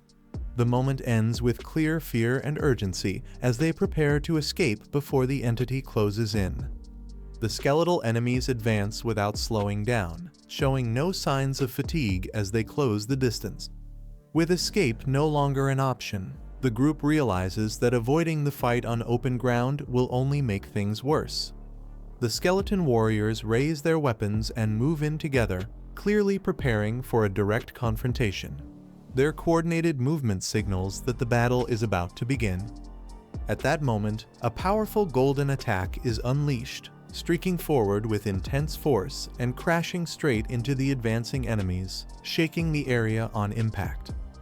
Watching the strike land, the pink-haired girl remains calm and focused as she identifies the summoned being responsible for the attack, confirming the arrival of a powerful ally. A fiery spirit forms in midair and releases an explosive fire attack, instantly engulfing the skeletons in flames. The blast tears through their ranks, sending bones and weapons flying as the area is flooded with heat. Several skeleton warriors are burned and shattered on impact, their formation breaking under the sudden explosion. The battlefield briefly clears as the flames spread across the ground. Without hesitation, the pink-haired girl steps forward and declares that she will handle the rest. Her stance shifts from defensive to aggressive as she gathers energy in her hand.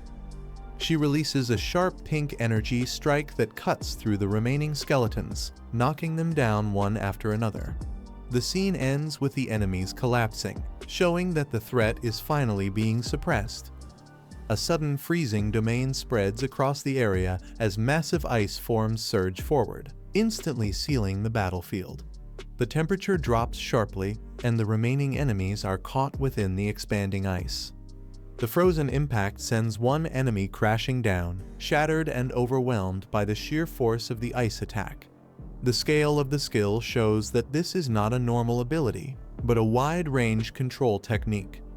After the attack ends, the pink-haired girl stands confidently, clearly surprised by how powerful the ability turned out to be. She acknowledges that mastering such a large-scale attack is far beyond what she expected. Nearby, the black-haired boy observes calmly and recalls earlier warnings about the terrifying power behind such guardians. He realizes that an even greater force must be backing this overwhelming display of strength. After the battlefield falls silent, the pink-haired girl senses something is off and realizes the true target is still missing. She looks around carefully, questioning why the main threat has not shown itself yet. She immediately summons a pink, flame-winged bird and gives it a clear command to scout the area. The creature takes flight, spreading its wings and scanning the surroundings from above. As the familiar searches, a chilling presence quietly reacts in the distance. A cold gaze opens, signaling that the hidden enemy has noticed the movement. Moments later, the scout locates the source of danger and confirms the position of the white skeletal lord. The revelation makes it clear that the real confrontation is about to begin.